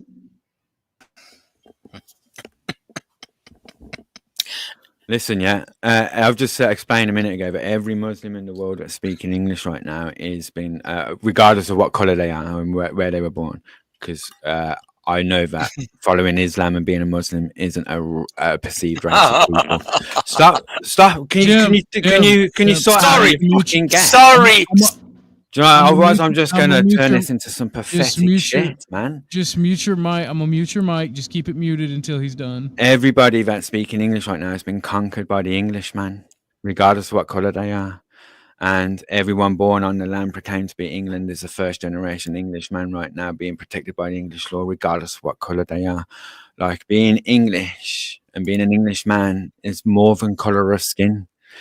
And the only way he can get away with what he's saying is if where you go to the streets of London right now, and because of the colour of people's skin, it's somehow no longer English anymore. That's the only way you can get there, logically. Because everyone that is being protected by the English law in this country and born here and speaking English right now has been conquered by the English man and the English law system, and that applies to the rest of the world too, regardless of what colour they are. He's just a racist. Can't handle change. It can't handle differences between people. Whereas the Christ wants to bring people together and with love. And I'm a follower of the Christ.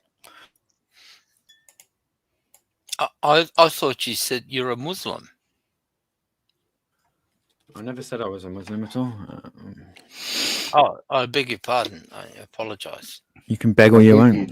He's related to Jack Calcott, I do believe. If I said every Muslim that's speaking English has been conquered by Christendom. They are Christian Muslims. That's a contradiction in terms. No, it's not. No, it isn't. You know what's crazy about this? Yes. If this was God's will, what was up with the Tower of Babel? That's weird. There are Muslims in the Middle East that only speak Arabic who claim that any Muslim that isn't speaking Arabic isn't a Muslim, and I agree with that philosophy. They're not. Every Muslim that's speaking English right now has been conquered by Christendom, because Alfred the Great interjected the teachings of the Christ into the English language. That's great. Tower of Babel was. They thought they could reach the heavens, wasn't it? And for that, all the races were separated. If God intended us to be all of the same race, we would be gray. We would be. Yep.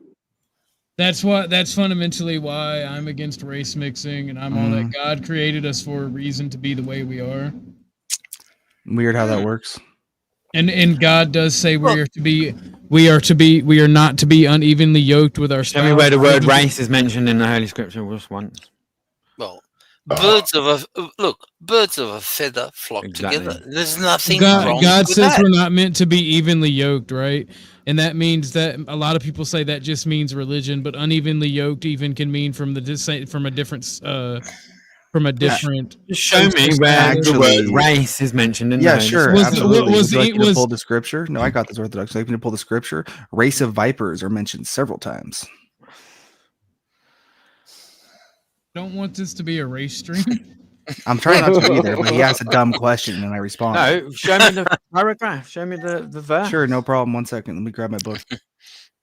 I know what book you're grabbing. I mean, you think about it, Ortho. If you take a community from the South and just move them up to a northern state, it's a whole different ball game. Yeah. Or the same way, bring a northern city down south. Every time race is mentioned in the Holy Scripture, it's to do with like running to an eventual end, to get to an end point. It's got nothing to do with genetics or color of skin. Right. So I don't know what bonking's going on about. Look, if you ignore your heritage, your culture, if you I'm not. The English law dictates that if you are born in and on the land proclaimed to be England, you are protected by the English law and a first-generation Englishman. I am an Englishman. I am an Englishman. Sir, you are talking to an Australian lawyer, common law. Listen, your legalese don't talk about law with race and ethnicity. No, you're mixing, you're conflating. I know my English law, sir. No, George, and yes, because I am a common lawyer and I'm the servant of his king. And please do not interject and conflate. I repeat, do not conflate legalese law with ethnicity. I'm an imposter. Jim actually has proven on multiple cases that he is a lawyer, and since you guys' whole you're the English common law and all that, y'all are in a commonwealth. From my understanding, exactly. From my understanding, since y'all are in a commonwealth, he does practice. He's conflating ethnicity, race, Englishness with the law. Yes, I agree with you. I agree with you. No, there's no mention of race. If you're an Englishman, as I can see on the screen, the only people who believe in race you are racially, ethnically, to my appearance, what I see on the screen, an Englishman. And I believe, as an Englishman, that means your ethnos is English, and I accept that. And if I'm an Indian, or a Calathumpian, or Pakistanis, or an African from Africa going into London, I'm not an Englishman, I'm a man sir. of logic and reason. I may be an Englishman under law, but genetically I am not an Englishman. That's my point. No. All right. No, Here is you are Matthew. abandoning the spirit of what an Englishman means. If you are trying to say to people because they are born here, they are not English. Not being born. I can be born in North What Pole. an Englishman is. I can be You born abandon in what Antarctica. an Englishman Doesn't is mean out of I'm a spite, North out of Polian. hatred I'm towards other getting people some due to more the colour of their coffee skin. because this You are evening bring is me- getting bring hot. me- It doesn't matter if he's a lawyer or not. I don't care what his You want profession some? is. You want some But yeah, coffee? Pop, yeah, pop. like 50% of lawyers are defeated in courtrooms or courtrooms of law every single day. Oh, They here we walk out go. losers. I would Pull bring you some. I would pull bring my you a other cup of thing. a coffee lawyer if I doesn't make could, him but we're on the proficient internet, in so any trade. unfortunately, Well, 50% of them are losers every single I legal was day. asked Is for this an English biblical version of a scripture, and I'm Psalm about to 6? read it. So let's do I believe that. so. Here's from the Gospel of Matthew 29:33. We'll do 29, Matthew 29:33. Let's go it up that. then. Woe to you, scribes and Pharisees, hypocrites, because you build the tombs of the prophets and adorn the monuments of the righteous, and you Matthew say- 29 what? 33. There is no Matthew 29:33. Let me see where this would be in a normal Bible. In a normal Bible? What the fuck?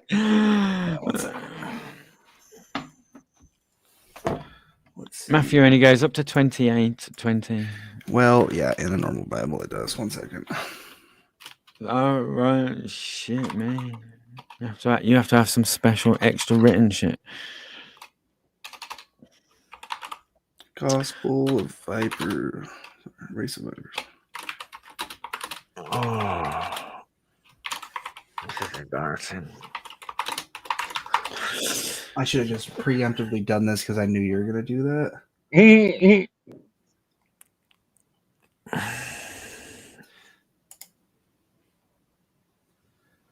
Matthew 23:33.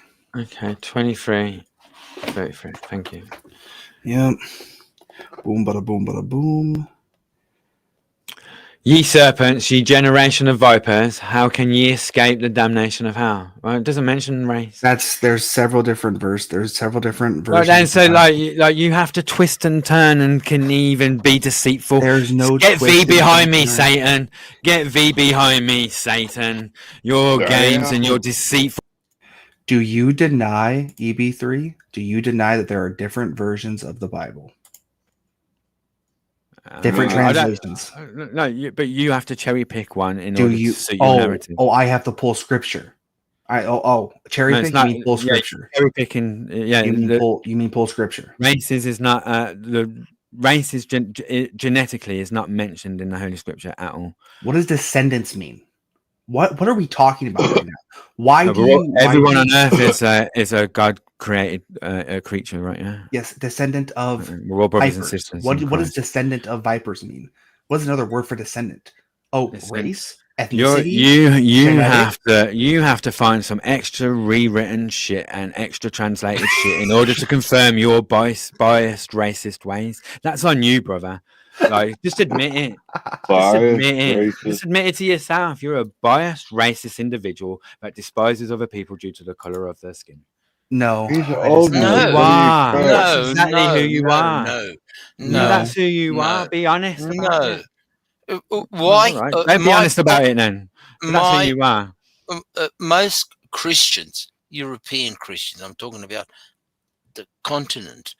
We start, all of us, whether they're Italian, Spanish, French, English, whatever, Catholic, Portuguese, whatever, we start from our tradition, ethnicity, Catholic ethnicity, and then there's a split, as we know, 1546 with Luther, etc., and before that 1054 with the Orthodox.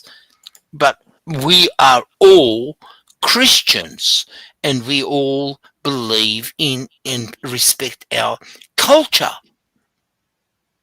We all are white by terms of genetics, if we are going to talk about it, like you are. And you cannot disregard into our 21st century, we're all equals, willy-nilly, kumbaya, no race existed. Whether you're pink, Calathumpian, black and white, or Indian, or Chinese, or whatever. We cannot ignore our ethnicity. If you want to be loyal to your family, to your ethnos, which is a Greek word to your heritage, I'm not even going to call it a race. That's what it means. Oh, Orthodox, has he ever been on cam? Has Jim ever been on cam? Like me, full face on cam, full legal name. My full legal name is Master Brian Allen Davis. He has, yeah. I have been many a time, and I can tell you, you don't be ashamed of your heritage. If you ignore your heritage and you're a white Englishman, why are you all of a sudden simping? I'm not ashamed of anything. Why are you simping?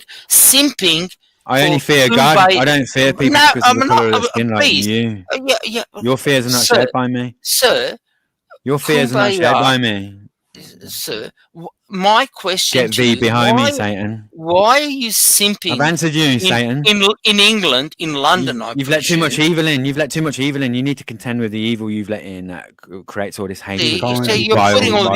You're putting all these ad hominems, which I've not mentioned. I'm asking you a question.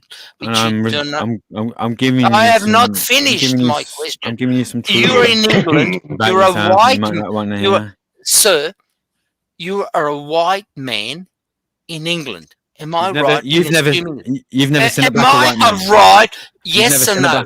Am I right in assuming that? They don't exist. It's the concept of your mind.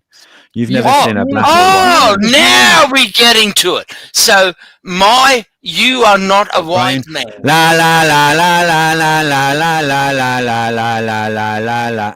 You've never seen a black or white man ever in your entire existence. So yeah, all your hatred towards other people due to the color of their skin is on you. There is no scripture that substantiates your position whatsoever, and it's unchristlike. You've let too much evil in, and you're trying to force that onto me. It's not unchristlike. You're trying to force that evil onto me. Yeah, I'm telling you, it is. You haven't got a choice in that. You are the adversary. You are the synagogue of Satan. You haven't got a choice. You're denying, sir. You haven't got a choice. La la la la.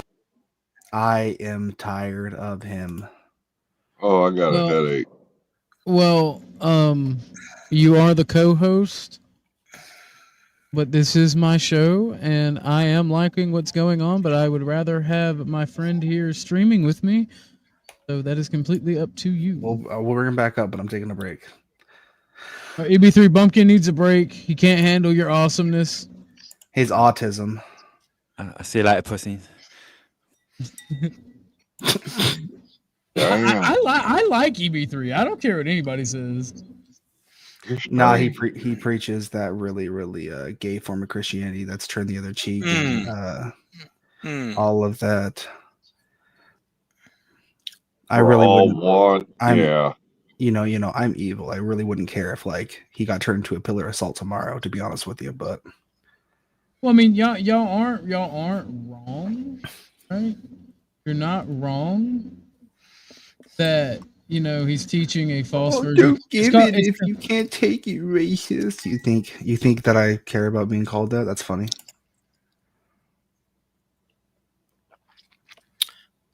Exactly. These are the buzzwords. These are that's the how he got. That's how he got banned on flows. Who is this? EB3. No. Playroom Theater. Who is this? I have no idea who that is. Yeah. Hands down, one of the dumbest people on the internet.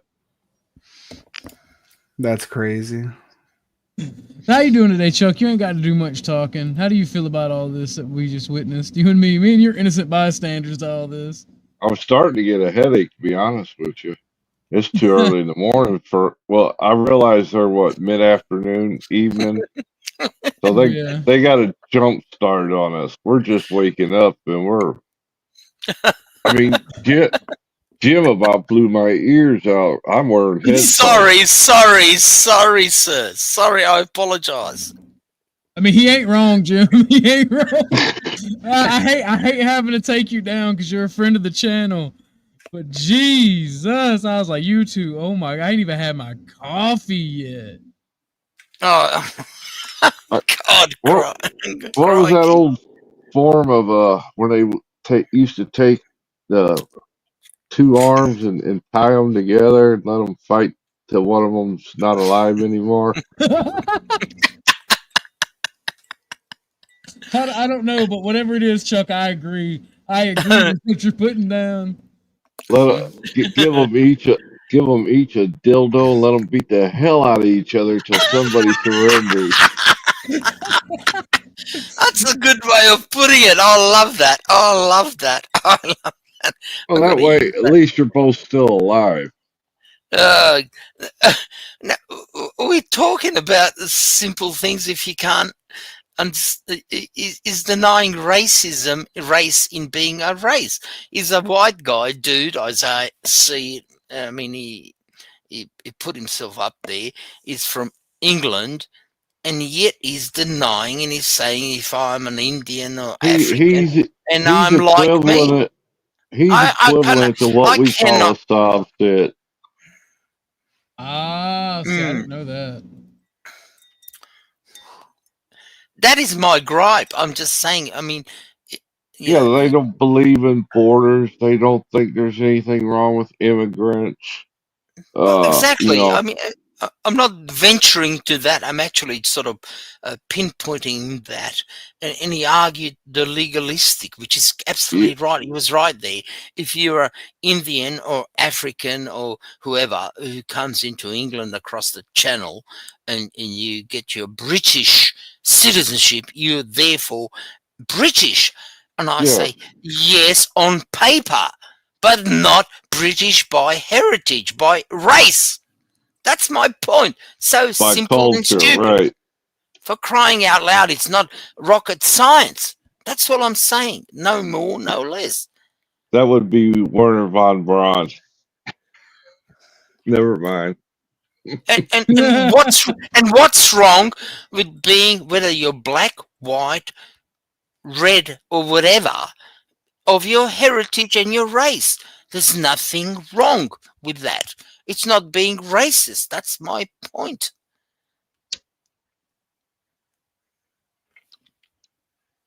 I think I can get what you're putting down, Jim. I think I can get what you're putting down.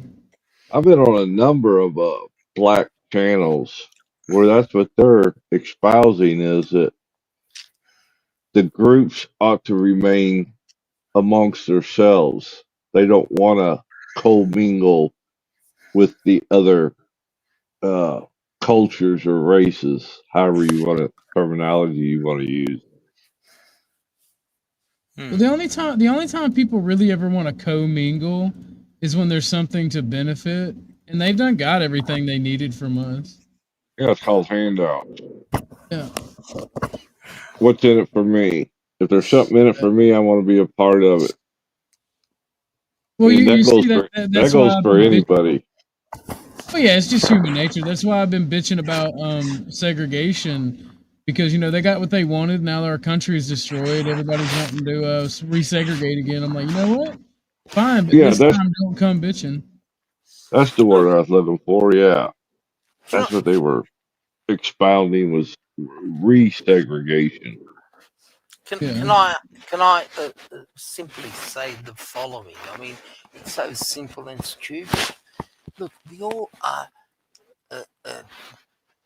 hierarchical, and we pick and choose which we are not. We are anti-equality. We choose who our spouses will be, black, white, Calathumpian. We choose what jobs we want to get. The whole life is about picking and choosing and rejecting other things. In America, as I know, and it's becoming more prevalent here in Sydney and Australia, not Sydney, but Australia, is communities.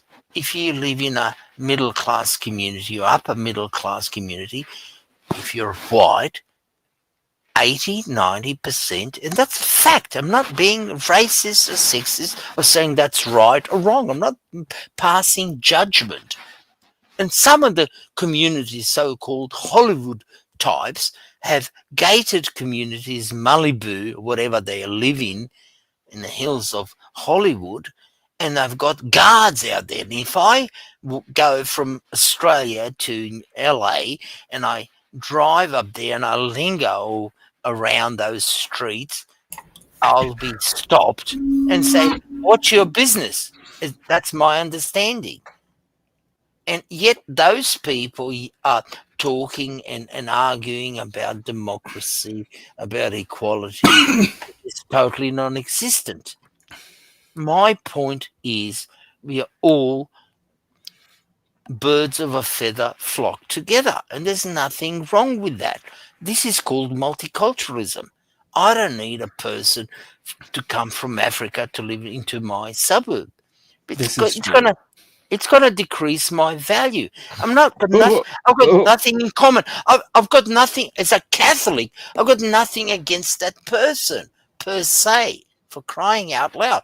And all these lefties are attributing.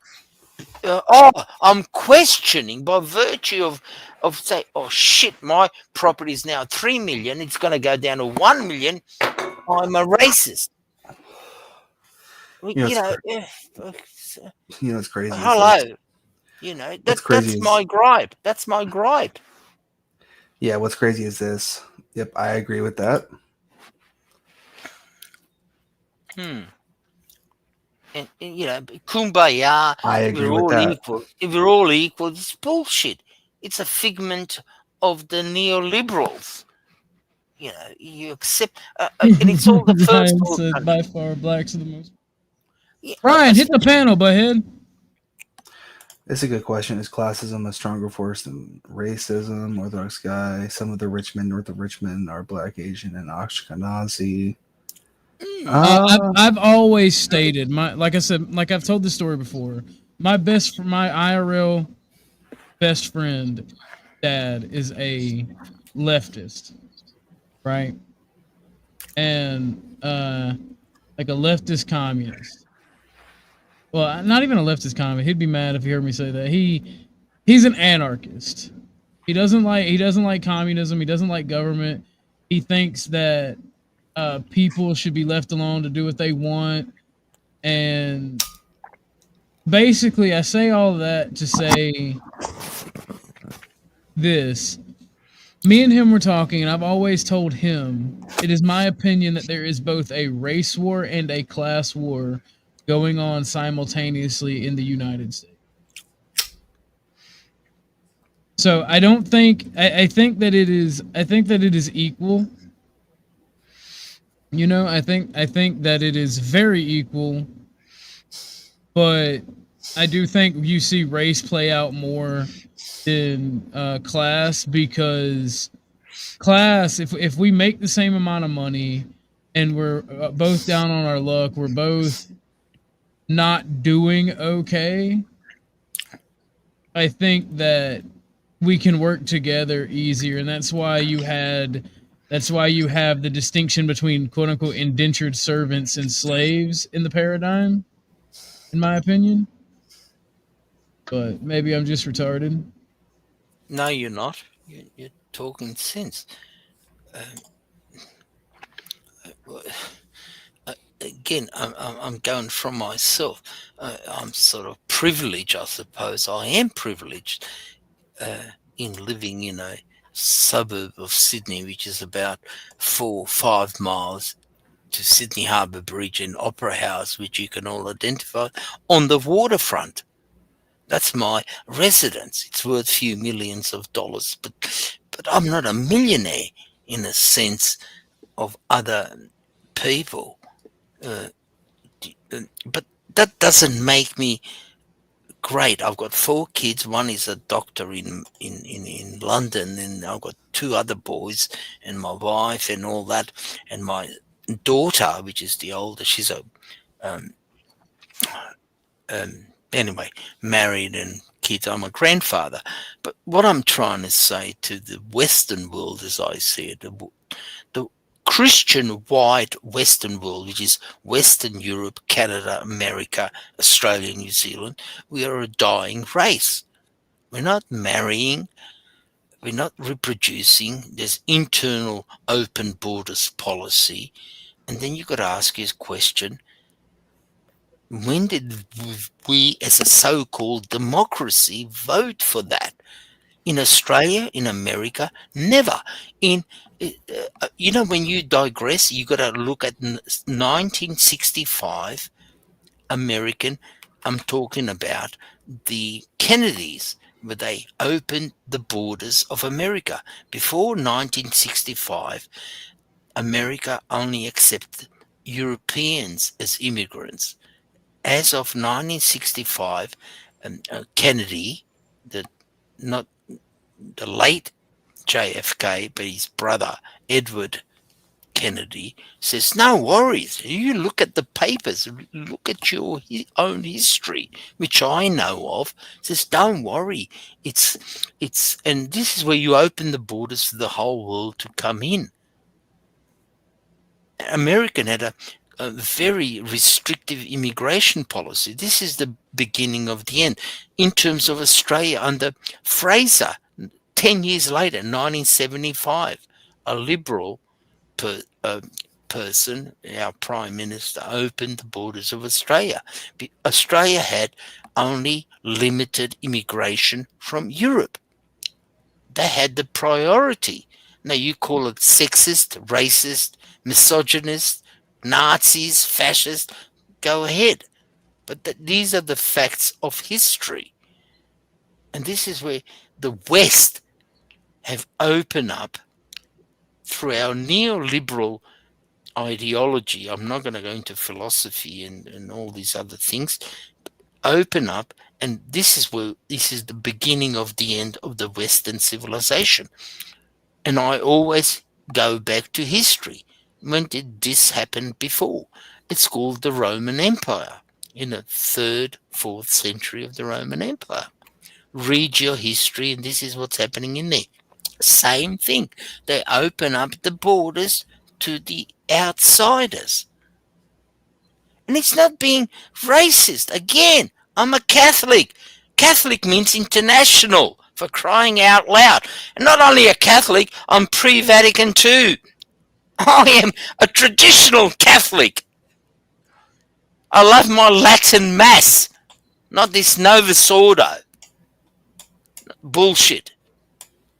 Anyway, I'm not going to bore you with my Catholicism now, but I love my heritage. I love my culture, European culture.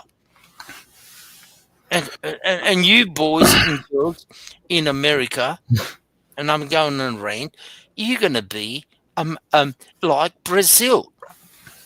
The white race, and it's not going to be, you're going to be a minority of under 50% in the next 15, 20 years. I won't be around. Thank you for reminding me of. Thank the Lord. And it's not being racist, it's being factual.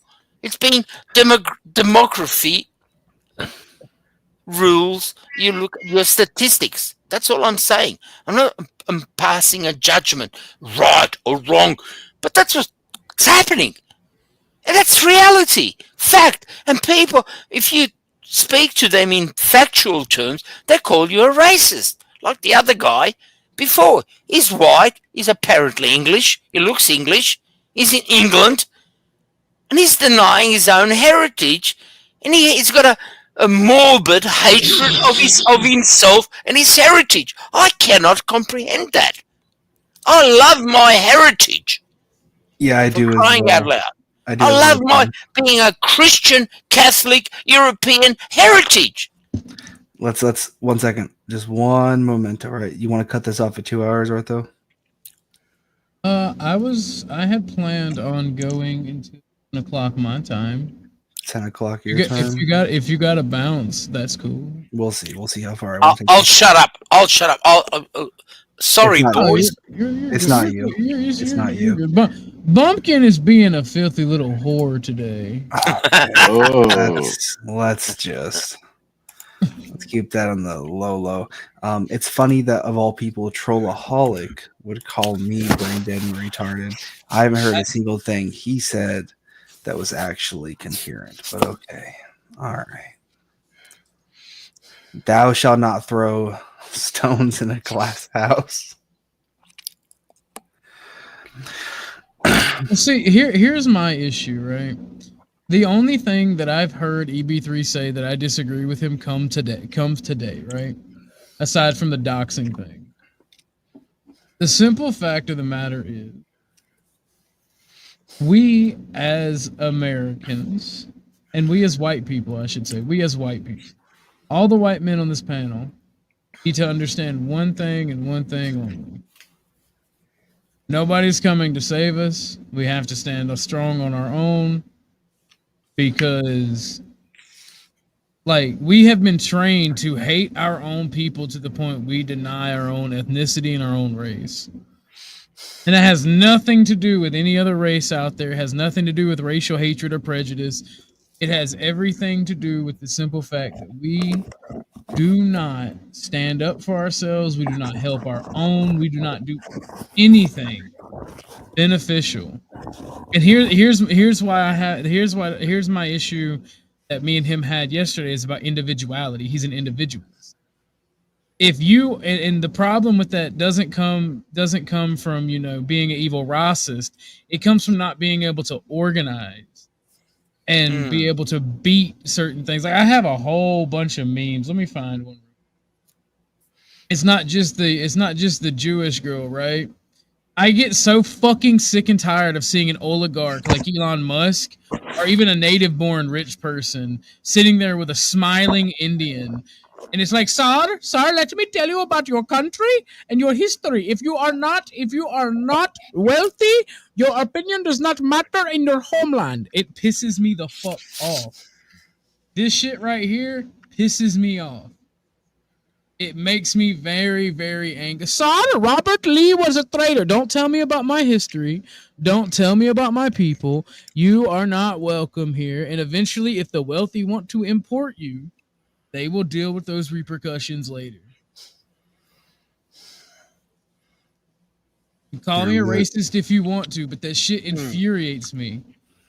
By the way, okay, before I play the meme, let me ask you, do you consider yourself an English colonizer or a Spanish colonizer? I, for one, consider myself a Spanish colonizer. We get it. You like to fuck brown women. Oh, that's why. That's why we're losing the population.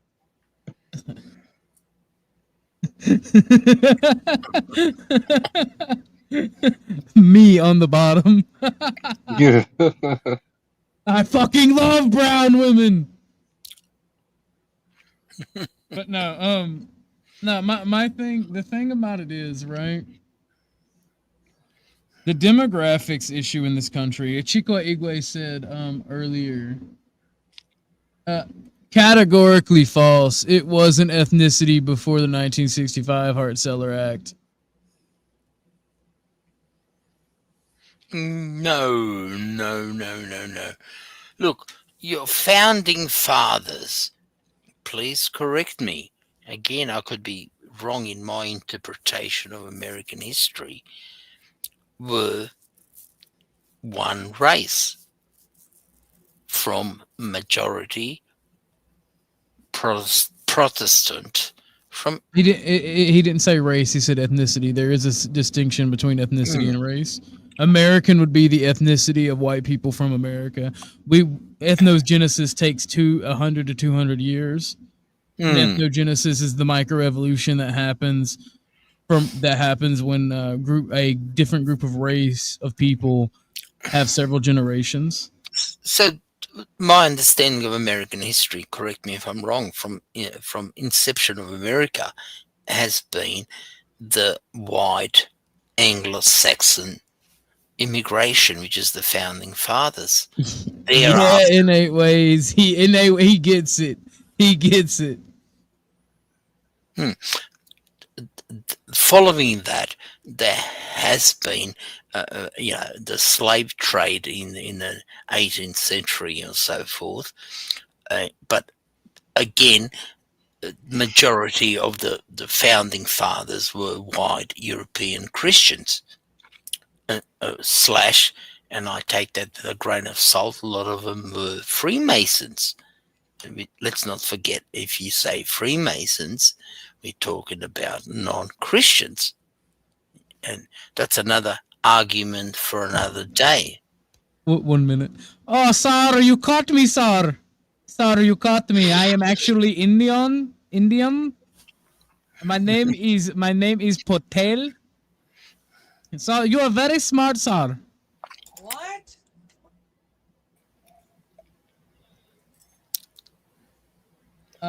That'd be the biggest twist of the century.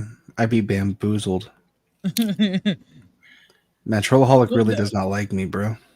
He's literally just trolling you.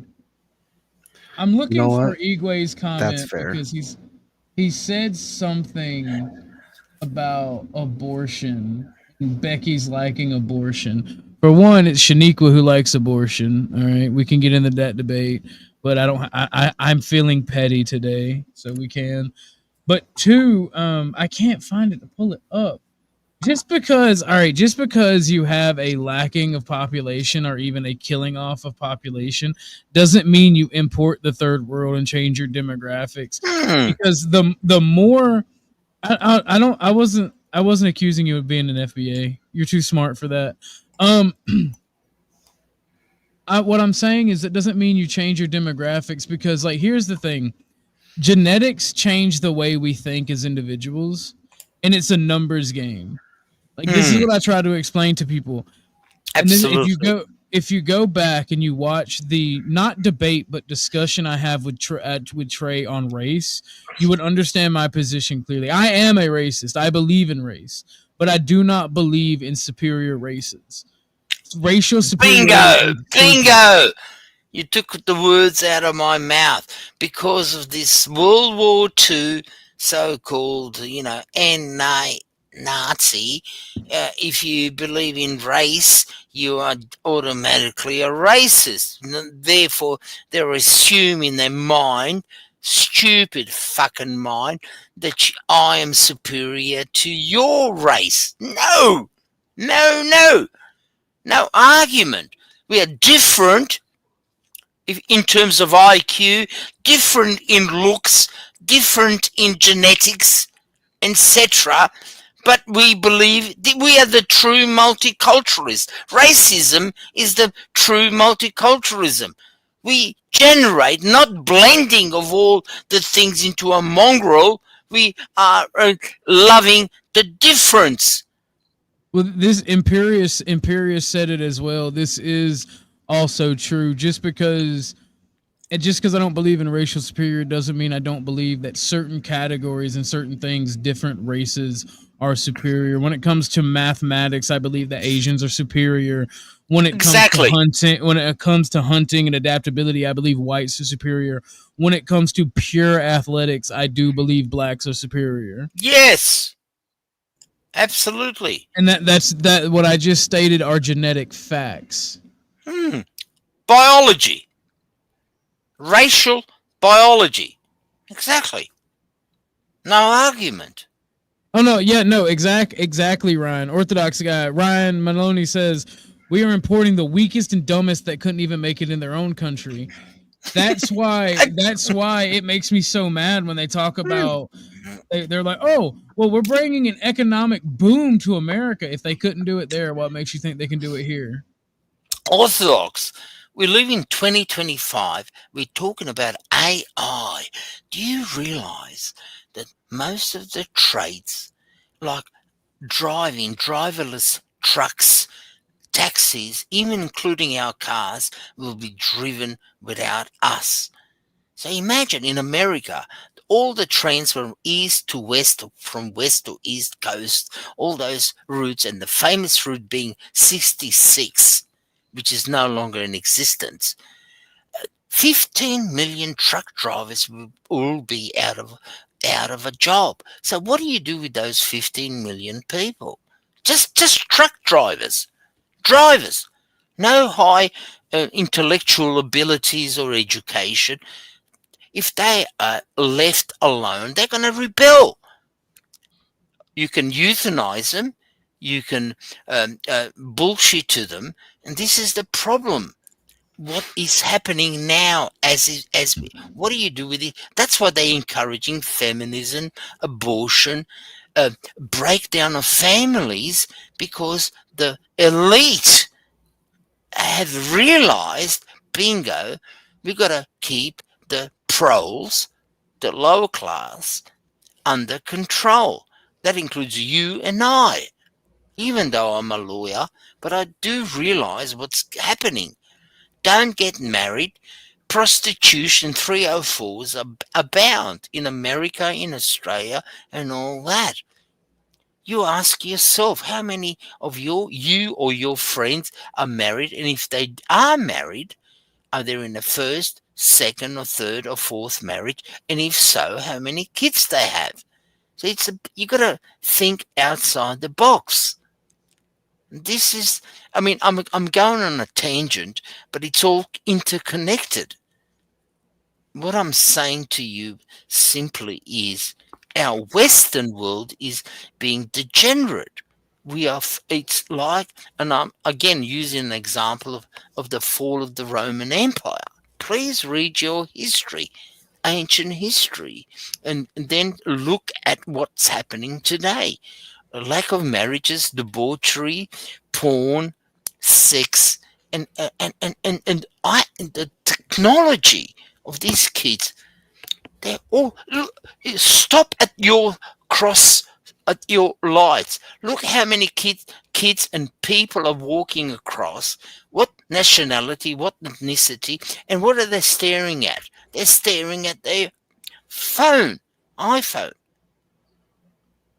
They're not reading a book. They're not reading Dostoevsky. They're not reading literature. They're staring at their... You go to a restaurant. How many fucking people go to a restaurant with their mum and dad or whatever, family, and they're staring and they're tweeting or whatever fucking at their phone? It is a travesty of our civilization. It's been disconnected from the community. Communita. Exactly. And I'm harping I know I cannot bring the good old days or times back. I'm harping, I'm alluding, I'm fully conscious of the fact that I can't turn the clock back, and I pity my 3 sons and my daughter and my grandkids. Yeah. Let me answer. They're gonna inherit. Let me answer. Hold on, because I. It's very deep what I said, and I've been jumping all over the place. So I do apologize. Well, you are absolutely right. I had this one pulled up for a reason. Yes, I do. Hold on. Damn it, you made me lose it, Bumpkin. Is it the adapting? You really think white people are superior at adapting? How come? Abso-fucking-lutely. We literally just environmental adaptation only. If you look at that, we've literally inhabited and proliferated on every continent on the planet. Like we conquered, we saw veni veni vici. Scientific adaptation. The Chinese had gunpowder for centuries before the Europeans, and we invented guns and conquered the planet. I mean, there's a number and a million and one adaptations that we have for technology, but you go ahead, Bumpkin. Which one was the question? Hold on. I want to respond to what you said there. It's very funny that you mentioned that too, because like Europeans created the actual like pill to allow Africans to live in Sweden without dying from a lack of sun. Very funny. So he said white women prefer feminism, miscegenation, abortion, blah blah blah. Whose fault is that? Immigration didn't do that. Yeah, liberalism did, buddy. I never said. That's not even true, because white women are the least to miscegenate. Yeah, I mean, I was really gonna just kind of like fly over that because I hate debating that point because it's just factually not true. Fair. The first firearms were Chinese. We've been over this, Shinard. They were not. They were not fucking firearms. They were launching pretty colors in the sky. How many times we have to fucking say this? How many times we have to prove this? Why is it like a? It's like absolutely right. They weren't firearms. It took Marco Polo to get there and get the gunpowder into Europe. They then informed or invented muskets, which Jim, they utilized. Jim, how many times do we have to say? How many times do we have to say that? Exactly. Mulan showed me the Chinese has missiles. You ain't shit for that, Imps. You ain't shit for that. Can I sort of be disparaging against the Chinese? Imagine this. It was very high culture, and they were very, very, very Chinese, as you know. And of all that time and high culture, they could not invent a spoon and a knife and a fork, and they got 2 fucking sticks to fucking feed themselves. To be fair, chopsticks are easy as fuck to eat with. I rock with chopsticks. I know this question is pointed at you, Orthodox, but I'm going to answer it, then I'll let you answer it. I perpetuated the ideology that's going to take us into the future. Go ahead, Orthodox. Oh, why shouldn't I be proud of what my ancestors and cousins and whatnot did? Why shouldn't I have pride in it? Just because you don't have anything to be proud of, don't mean I don't. Damn.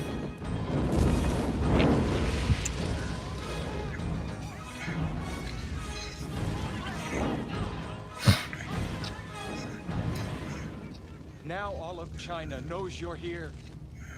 I love saying that to people when they say something dumb, and I call them out. Now all of China knows you are here.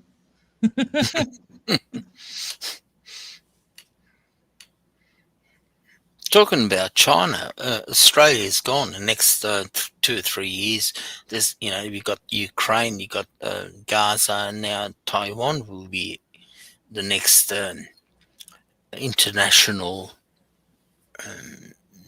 sticking point, I suppose. The Chinese were building the Great Wall 1,500 years after Rome fell. Was wild. This is a Chinese gun right here. You see the Chinese gun? Had the power to destroy mountains, you see? Oh, dude. My entire worldview has changed.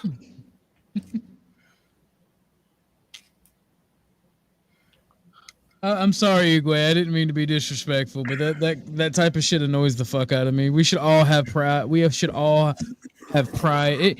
It's like basically, why don't you hate other white people because some white people are bad? It's like I do hate bad people. We should all have pride when our homies do something great. All white people are my homies. How about that?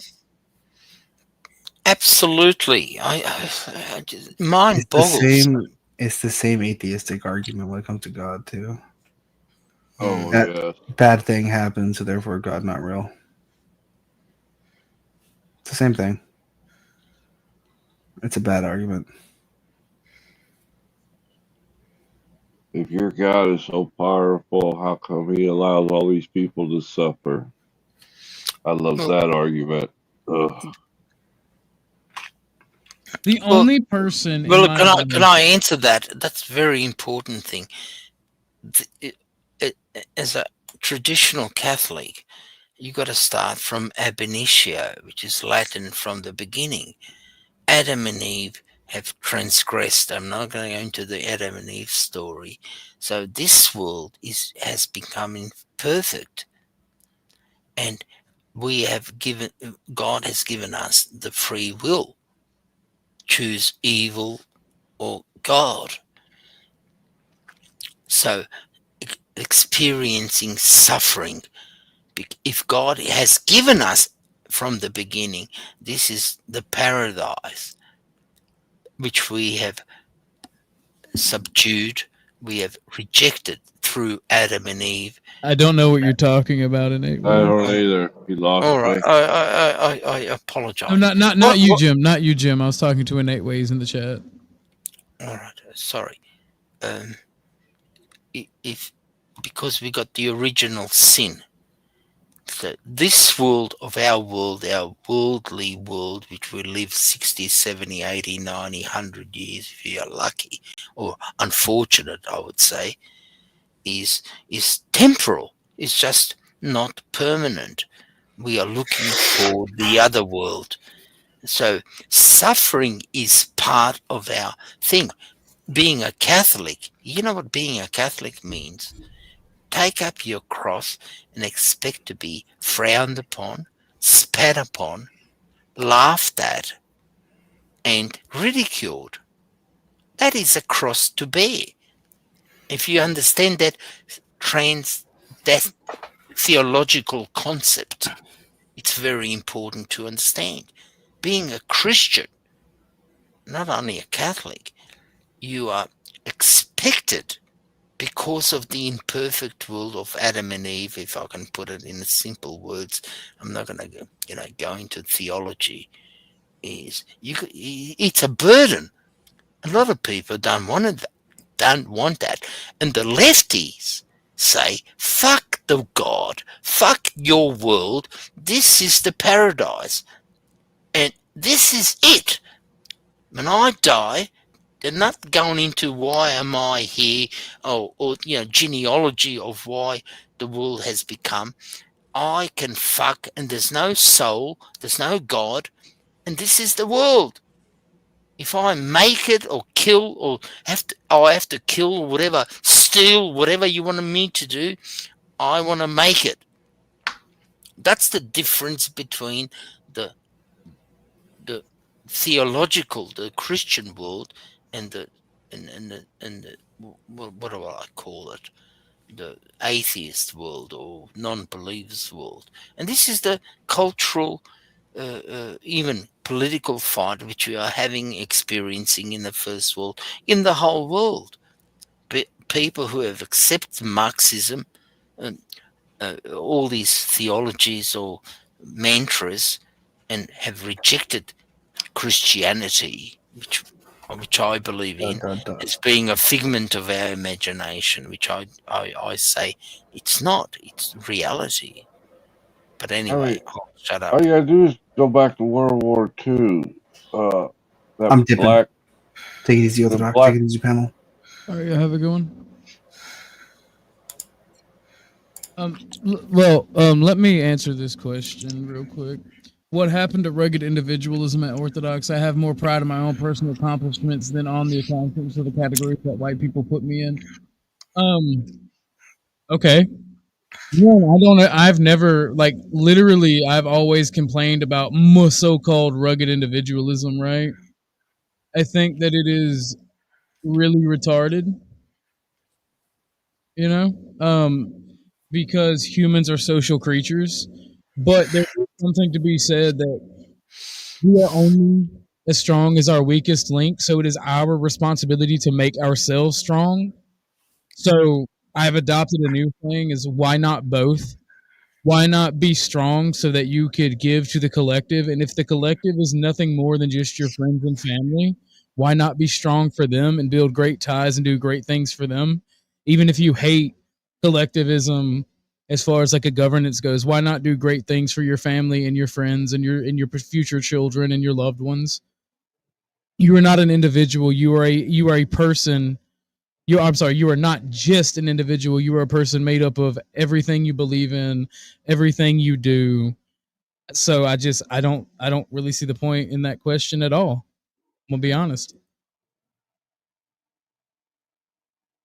You can go ahead. Hey Ivan, what's up? What I was going to say was, if you go back to World War II, one of there was quite a few groups, like the fighter pilots, or I think there was an infantry outfit that was made up of entirely one race, but they were badass divisions. You talking about the Red Tails? Red Tails, and then there was a infantry outfit too that was like that. They were super badass. I think a lot of that is propaganda, to be honest. But I do the kill count for the Red Tails specifically. That right there, the Red Tails at the very least were badass because their kill count and the amount of bombers it wasn't even their kill count, it was the amount of bombers that made it back home because they fought so hard and either Right. tanked the losses. Like more bombers made it home because of the Red Tails than any other pilot detachment. And then we had after the we interned the Japanese Americans, but then they allowed them to join the service, and there was a couple of, I think there was a Marine outfit and an Army outfit that was made up of Japanese Americans that were some bad motherfuckers that went out there and fought, even though what had been done, they were ready to fight for this country, and they were strictly made up of their own people and got the job done.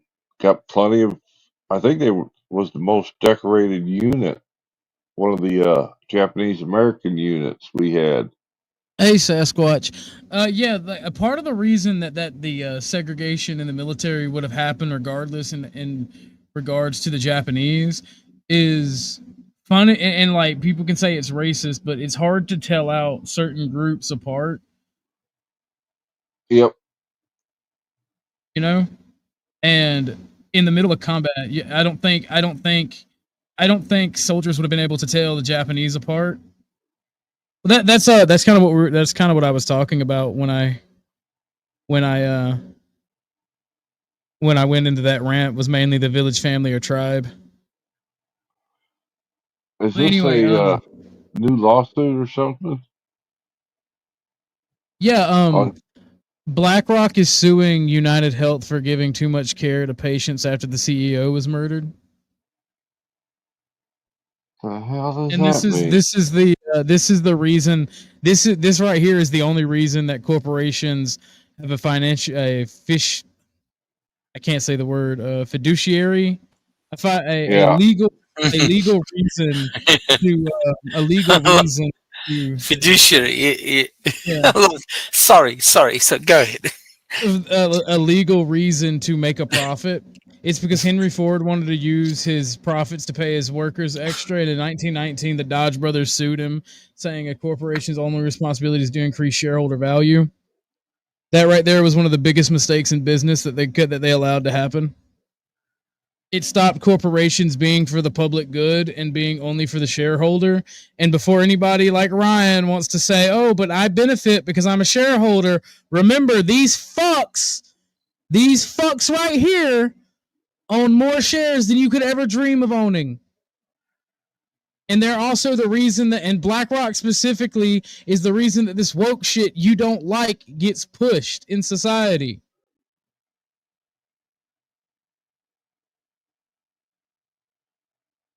Also, I want to point this out. Nigel speaking about the juice, they need to survive as a race. Nigel speaking about English, race doesn't matter, it's about integration. You always seem to get that when it comes to a certain group of people.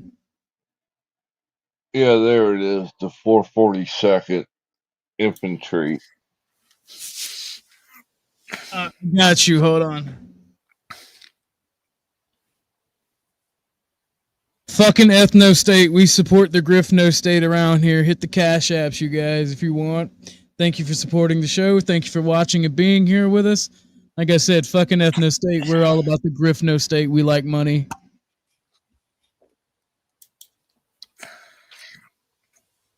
All are welcome, but all must give. Hell yes.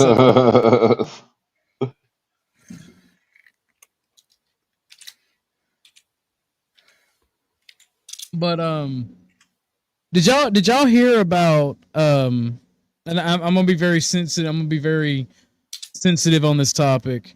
Did y'all hear about the Egyptian gentleman who did a terrorist attack on a Jewish rally? I believe it was in Colorado. Yeah.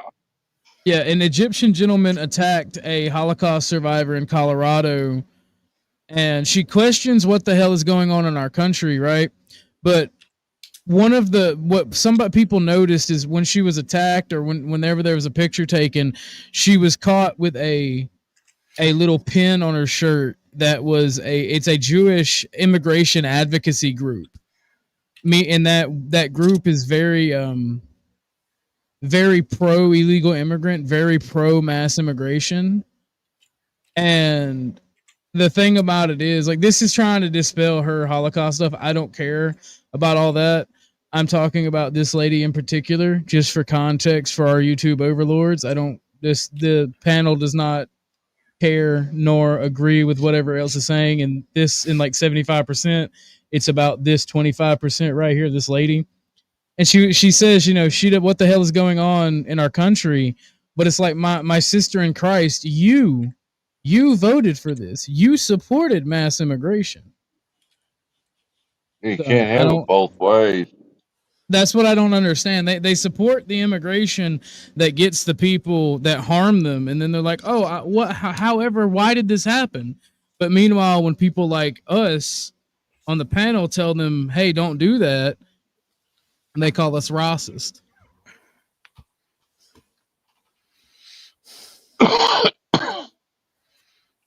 Oh, this right here was a banger. I got in on this and I got blocked by the guy Connor.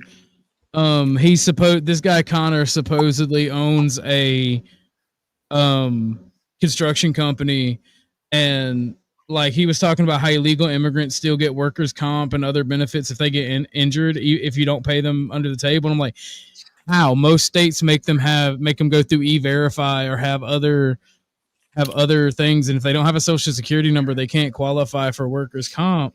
So how? That just shows me that you don't know what you're talking about and you're lying. And he blocked me after that.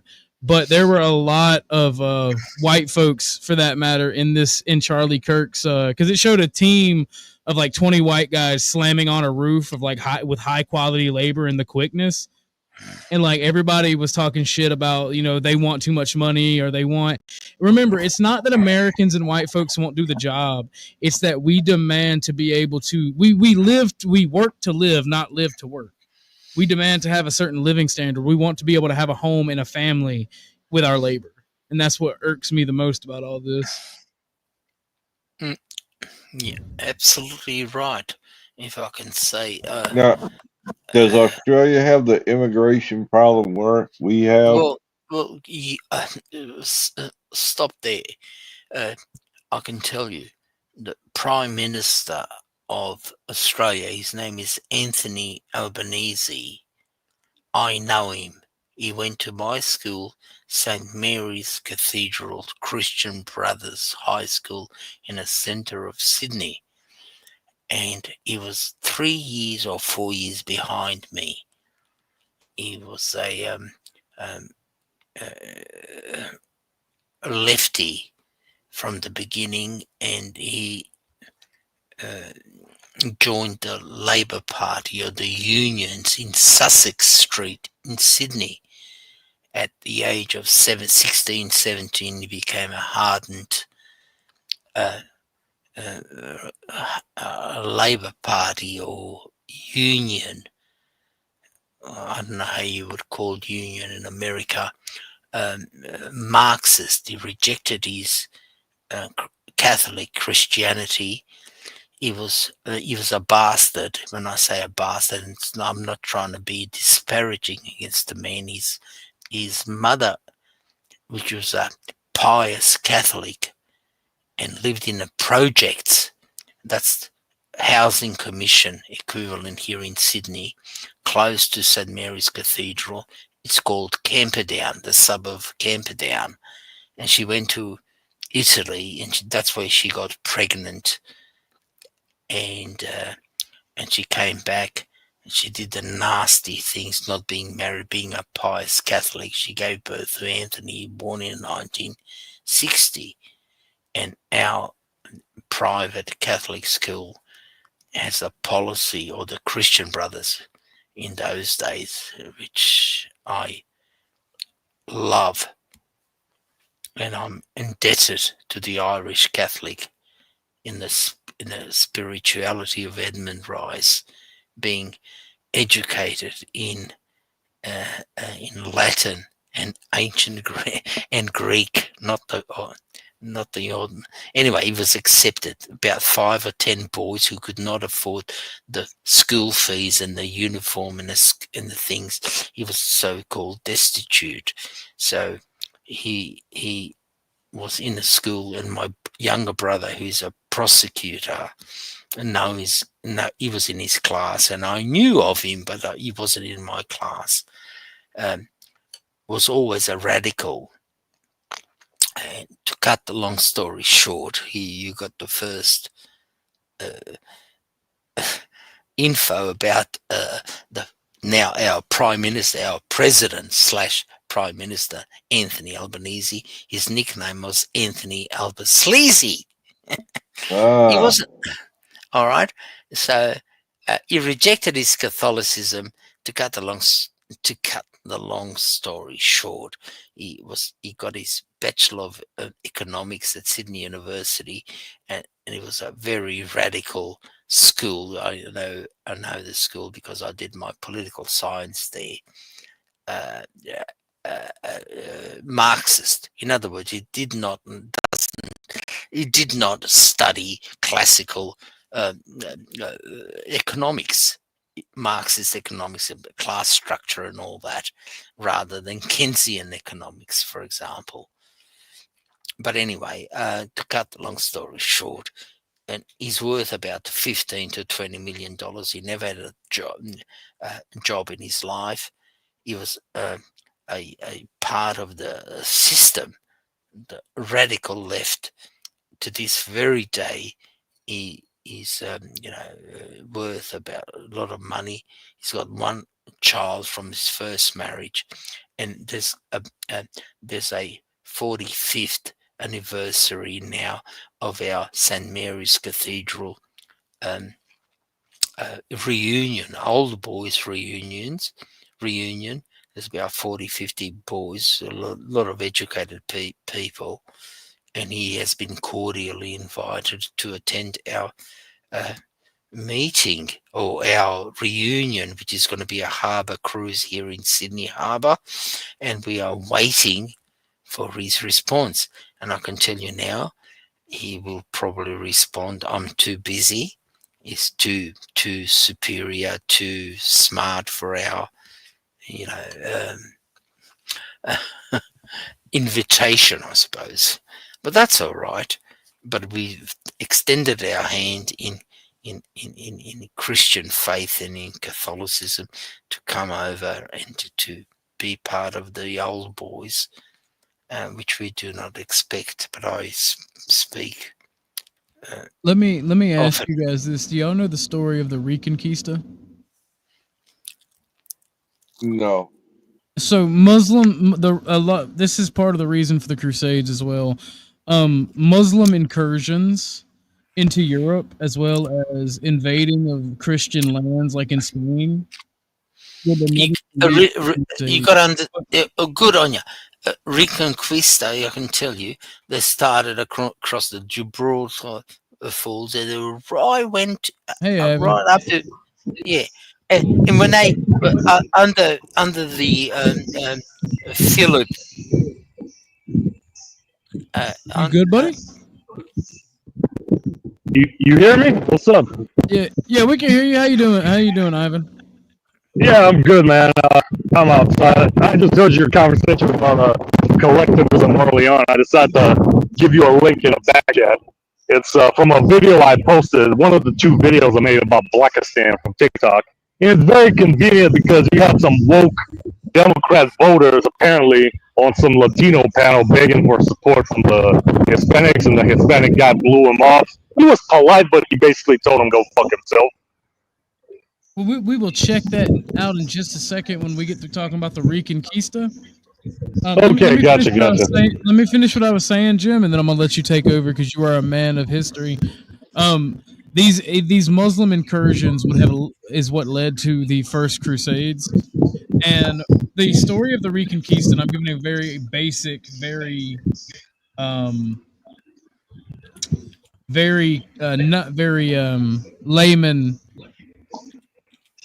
version of it. Is basically up here in Leon, there was a mountain range that stretched from around Nya all the way to to Batnya. There was about 300 people scattered throughout different villages living up here. Years, those 300 Christians rallied and wound up working with other Christians in Spain and wound up taking from this little blue area all the way back down and taking the entirety of Spain back. It took about 700 years, but they took Spain back, and the Reconquista was completed in 1492. Wasn't that the same year that Christopher Columbus found America? Yeah, exactly. Imagine the struggle that these people had to go through for 700 fucking years. Almost. And that's the thing. Like, this is that history that I'm not willing to give away. This is all of our history. If you're at least from the New World or the colonies. This is all of our history from people from Mother Europe. Go ahead. Now, once the Moors, i.e., the Islam, has been pushed through France, Portugal, Spain, across the Gibraltar to Africa, where did they go? They went all the way around. Look at your geography through modern-day Egypt to modern-day Syria, Jordan, up to Turkey. And guess what Turkey was? Islamic. That didn't exist back then. And no, but then Turkey... the front of the Islamic attempt to conquer Europe was through Turkey, and it went through fall of Constantinople, through Greece, modern-day Albania, Bulgaria, all the way to the gates of what? Guess what? Vienna. Modern-day what? 1688. Austria, bingo. 16, and there was 2 invasions. And Solomon died, and all the Polish and the Hungarians, Croatians, Slovenians backed them up, including Serbians, Bulgarians, the Christians, through that. And the end of the Ottoman Empire became, at the end of First World War, 1918, where the Ottomans withdrew. So you got the 2-pronged attack on Europe. The left through Spain and Africa, and then the right hand through Turkey across Constantinople and Europe, and they were pushed away. And can I just one mention, the biggest threat is the naval battle of Lepanto, 1566. Google it, boys and girls. Battle of Lepanto, Lampeto. This is the biggest naval battle which saved Christian Europe. But today, they're not fighting anymore. They're not invading, they're invading by numbers. It's called demography. Western Europe is dead. Spain, England, Italy, Germany. Just look at the statistics. The southern, to be honest with you, the southern countries are still pretty homogeneous. They're kicking them up north because I would say France, the major cities in France, Germany, and the UK, and Sweden, because Sweden has become like a third Somalia. If you want to count Minnesota as a second. Look, my son's a doctor in London. He says, Daddy, London is no longer English. What year did you... All right. End of the story in Northern Territory. What did you say? What year did you say that naval battle was? Lepanto, 1566. Naval battle of Lepanto. Lampto. Google it. Don't know the year now exactly. I'd be like 1500s, 1550, 1560. Lepanto. You tell me.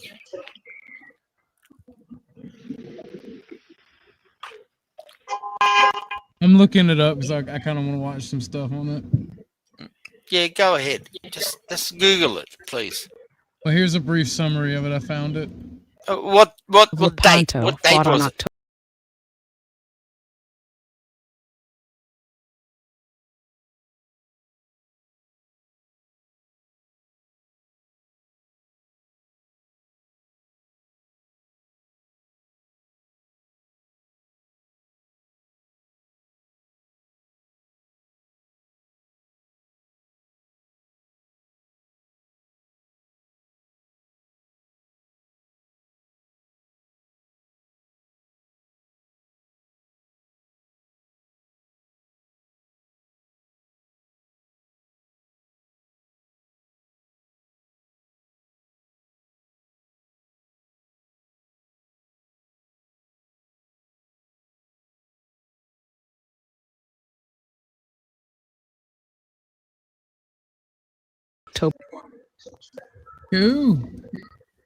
Cool. I remember that. Let me ask you this question real quick.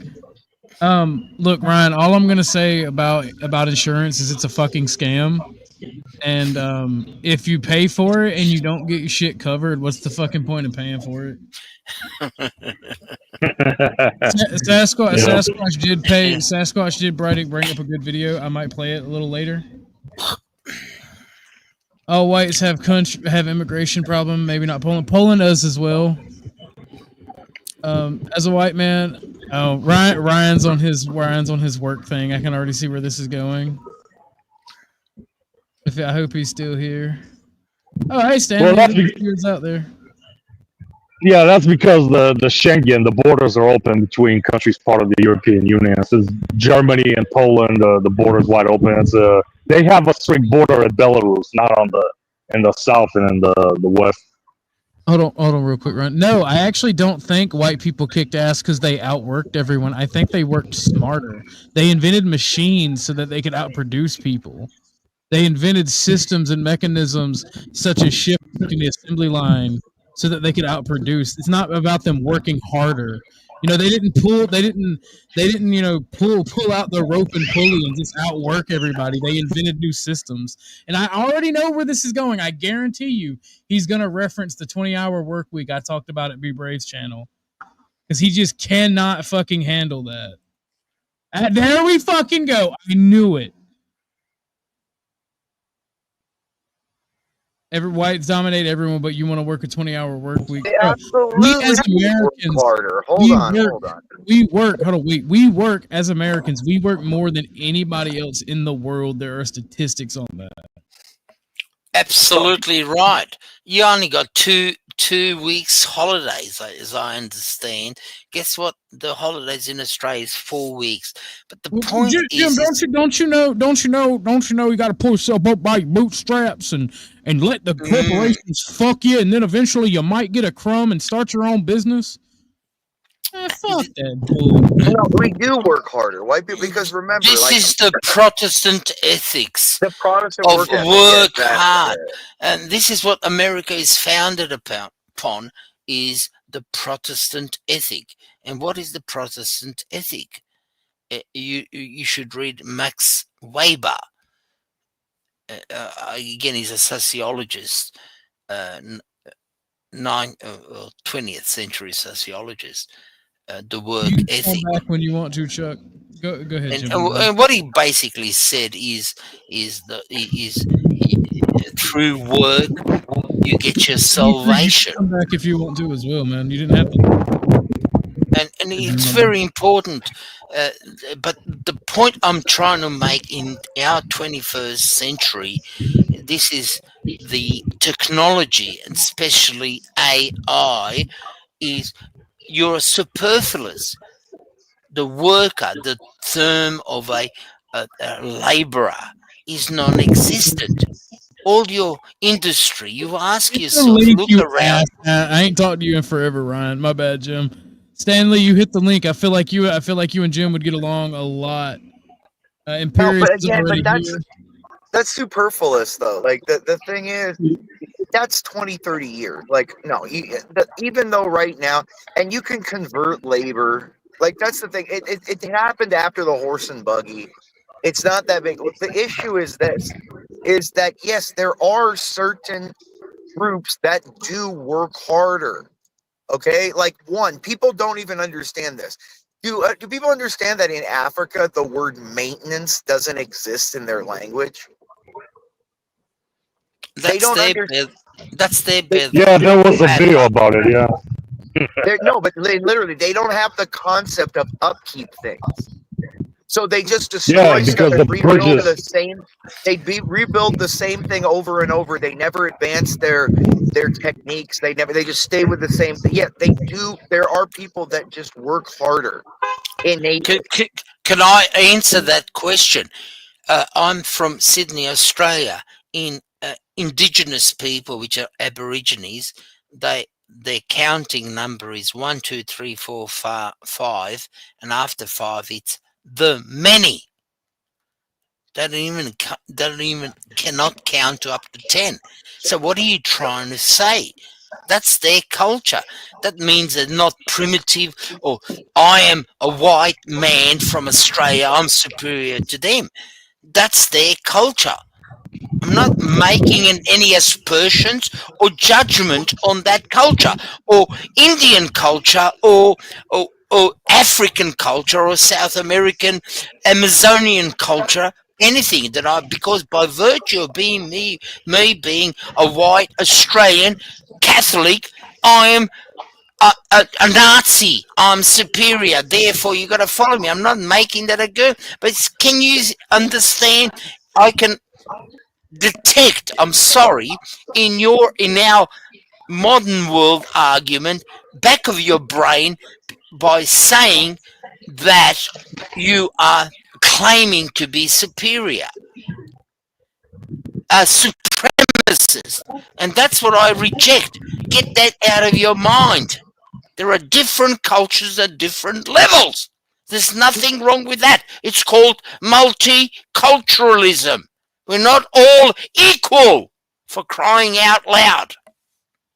Well, Stanley Cross has a question for Imperius. He wants to know what language specifically that is, because there are many of them.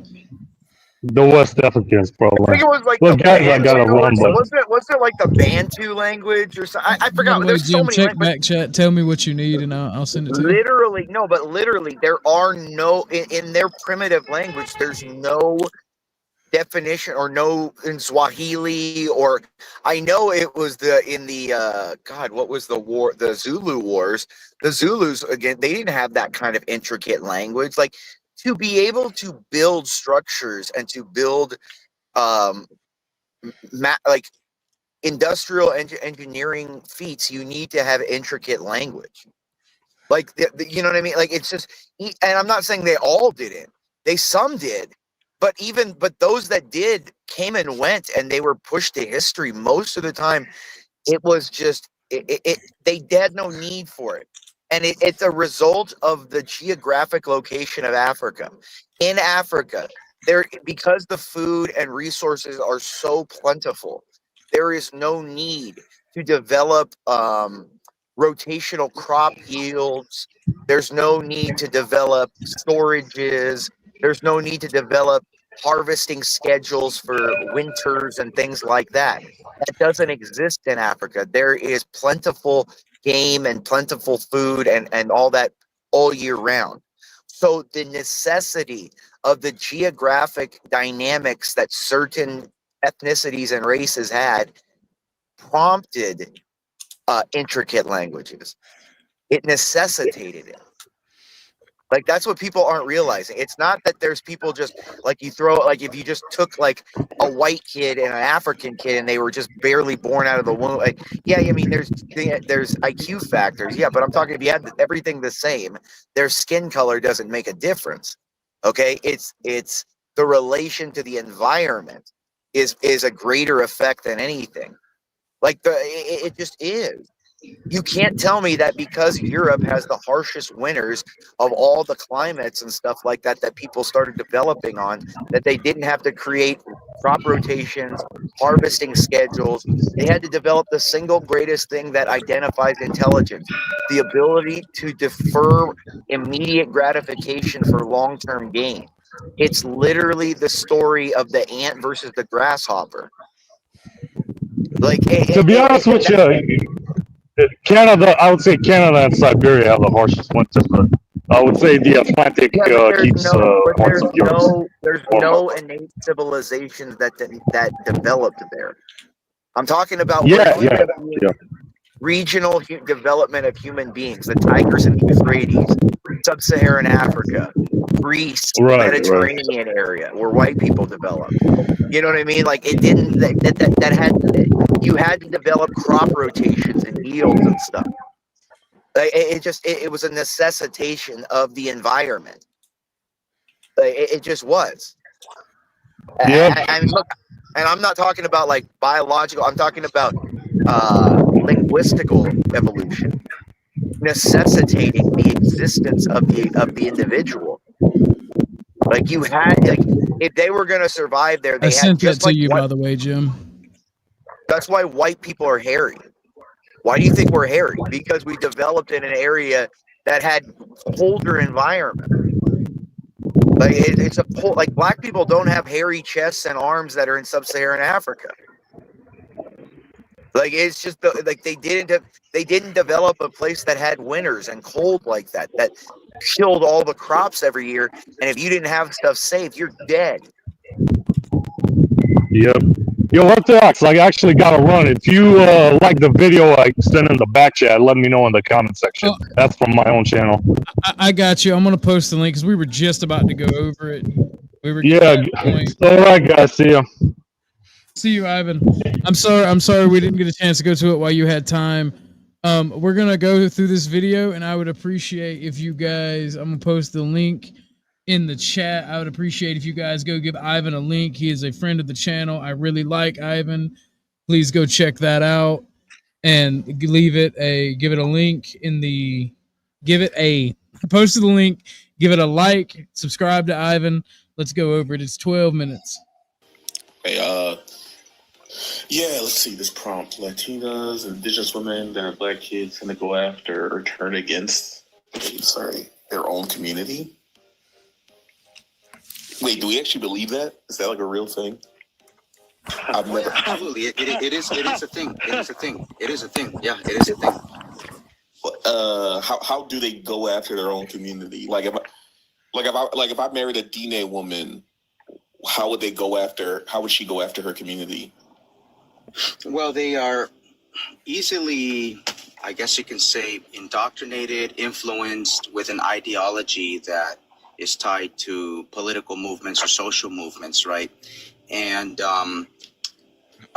you see that a lot of these females, or even males too, right? They tend to go after the community just because the African American community has this thing of, and not all of them, right? A group of the African American community has this thing where they have dedicated Jesus Christ. It's like they've dedicated part of their movement, right? Part of the whole thing is to go out there and guilt shame not only white people but Latinos too, the mestizos, the white skinned Latinos, and for some reason they found this thing. It's like this script that they have, right? Where they go around and say, you guys are colorist, you guys are racist, and, blah, blah, blah, bullshit. And then the next thing you know, you have like hundreds, if not like a shitload of Latinos making content and going after their own community, repeating the same script. So this doesn't come from our community. It's a thing that was started. Okay. It's been popularized, and it's been dividing our community. And unfortunately, the people who have been targeted to be sent out there like these robots to attack their community, these are the lowest people when it comes to. They have the lowest critical thinking skills. They have very low education. The ones that have been targeted in their community and been turned against us. So when you I think I get it. I just want to make sure I really. So when you say indigenous, you're not talking like Dine or Cherokee. You're not talking about like even like Mexica or anyone that speaks Nahuatl. You're talking about like, you know, Latinos basically because like they have indigenous heritage. You don't actually mean like people who identify by their tribe. There's a group of them that identify as indigenous, right? And that's a whole different movement out there. Okay, so you're mainly just talking about like generic Mexican / Hispanics. For the most part. I mean, every now and then you'll hear these and it's hard nowadays to tell who's who because there's a lot of people pretending to be something that they're not. Yeah, but right? what they don't realize is that I guess it's just like every Latino is over 60% white. Like they don't like like people don't realize that genetically speaking, Latinos are over 60% white in their DNA. The indigenous DNA has been almost bred mostly out of them, that by their own choices of reproduction. Because in Latin American culture, the whiter you are, like the more white European, España, like Spanish you look, the higher in the culture you're seen in the cultural value. So they themselves are pretty much white because they want to be white. They're more aligned with their Spanish heritage than there are their native South American, Aztecian, Mayan, you know, things like that. Trust me, down there, what they do to native people, like the actual kind of short, really dark, like indigenous people, is just as bad as what we did to the Indians up here.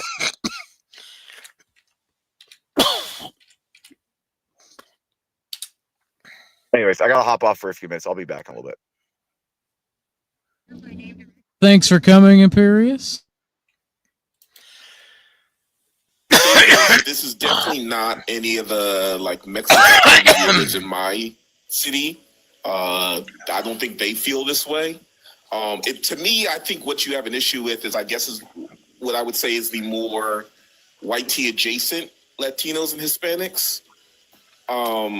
And historically, yeah, there tends to be a thing where it's like proximity to whiteness has led people to call into question like where you actually stand. Are you for colonialism? Are you for like cultural erasure? Are you for all these things? Or are you actually for preserving them and protecting them from white supremacy? Right. So I don't think it's an issue with like these women. It may just be the fact of like people who generally happen to marry those who are of another oppressed group, specifically African American at this point, or Black, however you want to define it, are already more open to seeing how we're all in the fight together against this white supremacist system. So it doesn't turn them that way. They already felt that we're all one and we should be doing more to help each other and that we're all one global community. I disagree with that.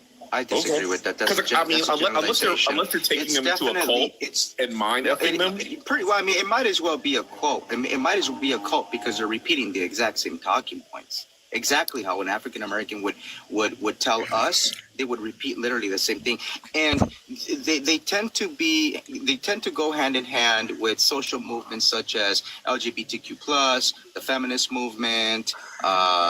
I guess the extreme. Well, yeah, because all those groups are anti-oppression. So like, there's generally there's this concept of alliedness, right? There's the concept of alliedness where it's like if you see another marginalized group of people, like you're not going to like also jump on them. You're going to be like, yo, how can we actually work together? Yeah, but that's the thing, though. There's no working together implies that both sides are going to benefit from something, right? From this working together, but Latinos are not benefiting or they're not getting anything out of this. They're only being used to attack their own people and use another. Hold on. You can't say that you did not get anything from it, seeing as the civil rights movement and the Chicano movement was. No. We're not taking this. We're not taking this 1960s. We're talking about current times right now. There's no need to go to that is a whole different conversation. We're talking about current times right now. What have you done for me lately argument? No. That's the way you're phrasing it. I'm just saying. You just said we're not taking this back to the 1960s. What's currently going on? Because we're not talking about the 1960s. This is currently right here. I mean, the prompt is right there. This is what's currently going on. What the prompt says. Yeah. So therefore, you're saying forget what happened in the past. What have you done No, for me I never lately? said that. No, you're putting words in my mouth. I said that we're not talking about issues that have this conversation. This whole life has nothing to do with things that happened in the 1950s or 60s. That's not the way. That's not the way societies work. This conversation. No, this is the way this conversation is going. I'm not talking about how society. This is the way this conversation is going. So, with that being said, would you concede that Black Americans showed out in troves in this election cycle because they knew what would occur in the Brown and Latino community? Can we agree with that? So they went out in droves for what exactly? To stop the mass immigration that was being pushed by Donald Trump. No. I mean, you can against mass immigration. You can twist a narrative. You can twist a narrative. I'm not twisting a narrative, but in reality, here. No. Here's the thing. We're not even sure if he's against mass immigration. No. Here's the thing. I'm not the thing is that the Latino community has been used for other people's political and social gains. This idea of going against this one man that is going to start deporting people. This is the exact same thing that Sorry, I had to take care of some business. Jim's doing me a huge favor. He's a supporter of the show. Jim, for you supporting the show, do you want some booty? I know you're an honest Christian man, so you might not want to see the hot ladies bouncing. But if you do, let me know. You get to see some booty.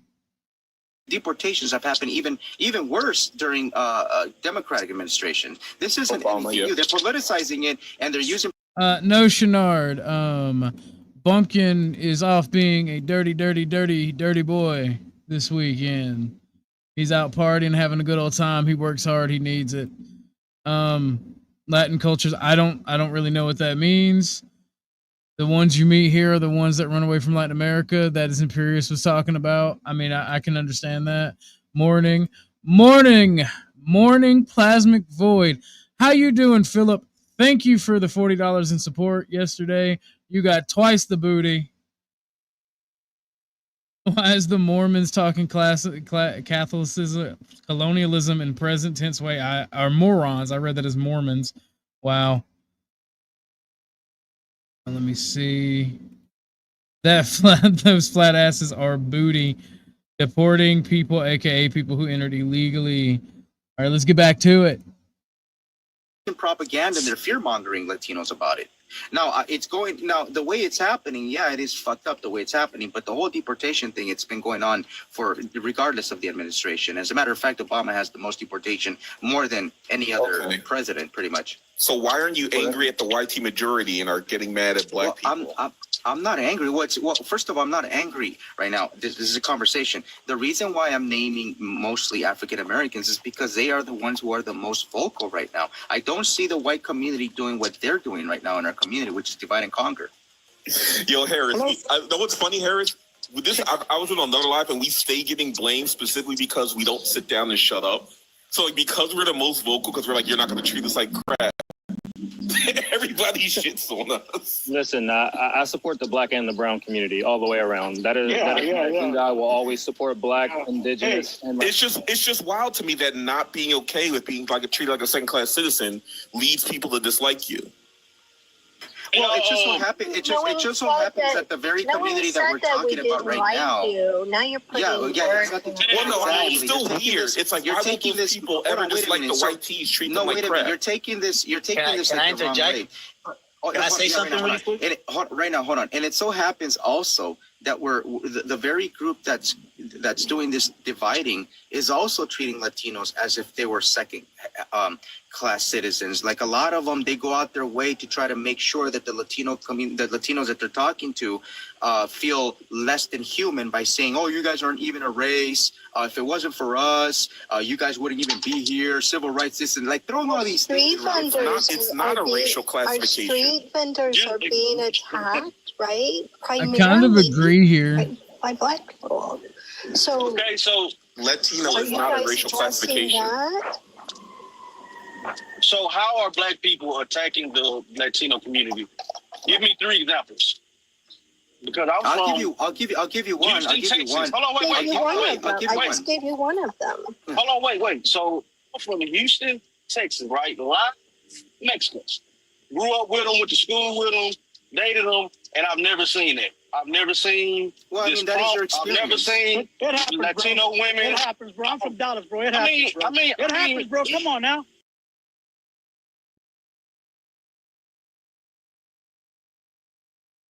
Please, everyone, please, everyone, hit like on the stream. Thank you for watching, being here with us, just breaking up the monotony. I know I have permission, but I don't like watching people's full videos. I think my panelists are checked out for right now. I don't know if they're here, but oh, hey, Gar, you're here.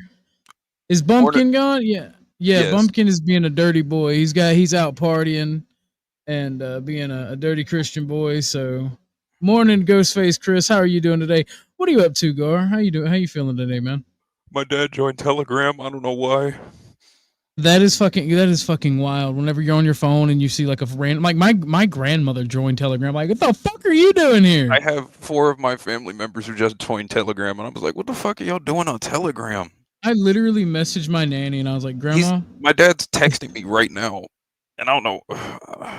I messaged her and said, this is an evil place and you don't belong here, Granny. You need to get off Telegram. She's like, well, why are you here? It's like, because I am a domestic terror. Oh. And she's like, well, if this is an evil place, I won't be here. She like left Telegram, but her accounts and shit's still open. And it's funny as hell.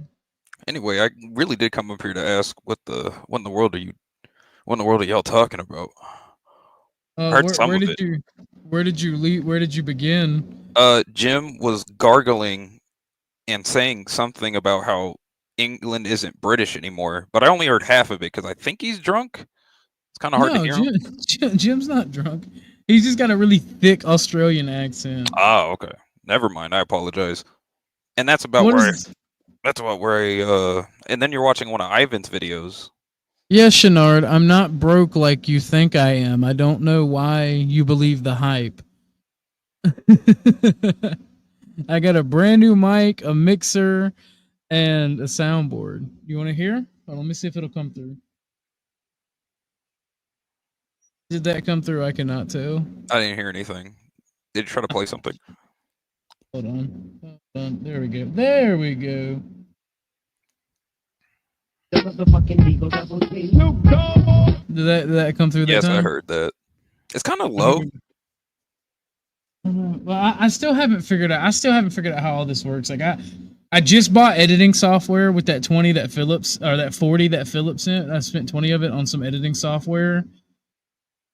And like, so our stuff, our stuff is about to get some really good quality upgrades to what we're about to be putting out. I guess I'm next when it comes to getting an upgrade. I'm looking into getting a new camera now. I haven't chosen one yet though. There's a lot of good quality cameras around here that are like 40 and 50. Believe it or not, I went cheap. This is my Temu mic, but I did a lot of research. I found out that the shit you buy on Temu is like the same shit you buy on Amazon. It is. From the same people. And I got a really good Temu 10 lamp mic, and that come with a soundboard and earplugs and a bunch of other stuff that I don't really use, so I just put it up.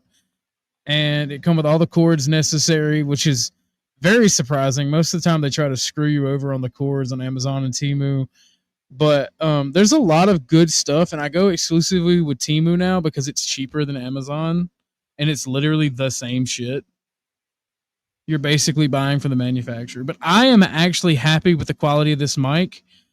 It comes out really clear, and like now with my mixer, I can actually get my proper voice recorded instead of being super high and electronic. I mean, my voice is high anyway, but it's all good. And the only downside is I have to hold this one when I actually have prolonged conversation, because the way the mixer works, in order to get no background noise, I have to turn that option on, and sometimes it'll cut off my stuff.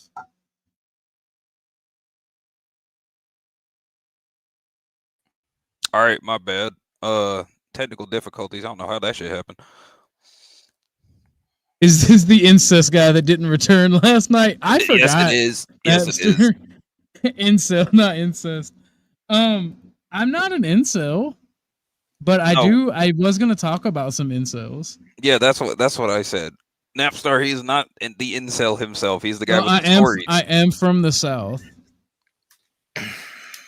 So I am from the South. So, and I am like a couple counties away from Alabama. So, is Alabama known for having a decent incel population? Incel? I don't know. Incest? Yeah, incest. Oh yeah. What's wrong with that? Come on, what's wrong with that? I mean, if you find your cousin, if you think if you want to take the whole keeping it in your race, keep it in the family. That's what Judaism does. Keep it in the fucking family. Yeah, and that's why they have those big ass noses too. Yeah, exactly. I don't support. You can recognize them. Amazon. You know why they have the big noses? Because air is free. What? Thank you, by the way, Jim. I don't know if you heard me, but because of your support, and I know you're a man of your word, I'm gonna go ahead and send you. Do you want to see some booty jiggle, mate? Look, I've seen that. I've done that. I'm a sinner.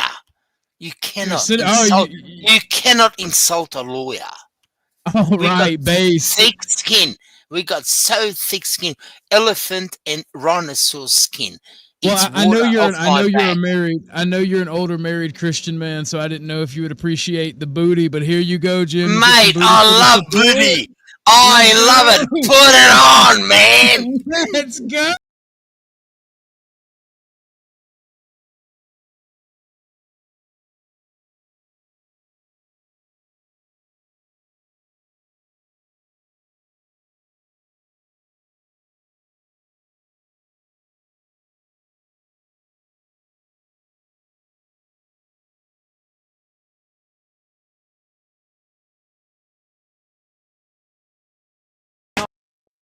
You may not like the way they dance, but you sure like how they look. Oh, I love it. Look, boys and girls, it's all in fun. Let's see. I'm from the South. Also, salute. But are you from the same state that me and Stanley are? The great state of Georgia, the best state in the union. Oh yeah. You do realize I love South. You know, American Civil War in the 13th American states of the South, the Confederates, and Robert E. Lee is my hero. Sir, Robert Lee was a traitor, sir. Robert Lee was a traitor.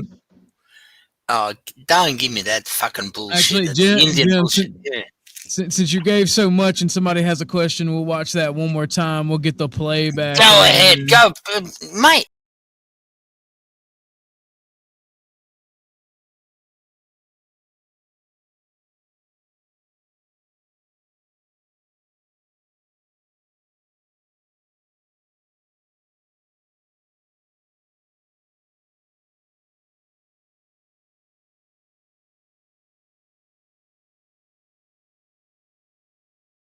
Rhymes. I write them in the car. I love it. Play it again, Sam. Play it again, Sam. Play it again. I got you. I don't think it was one more time.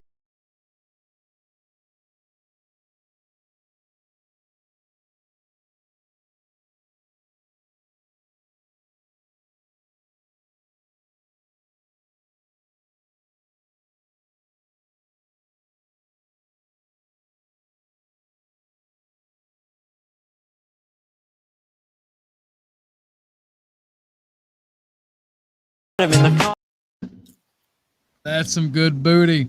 Let's see what the chat said. I've been to Georgia a couple times. Ah, come on. God. Lover of the loose. Talking about the South, by the way, Jim. That's all right. Listen, I forgive him. I do forgive the sinners. He is from the great state of Georgia. He just is not a fan of the Confederacy for obvious reasons. Well, we can all sympathize and understand why he's not the fan. He should have migrated to the north after the revolution, 1865. Most of them have gone up there, and they've settled in Detroit and became the slaves of the North industrialist people. The traditionalist South have remained, and unfortunately, it's dying out as I see.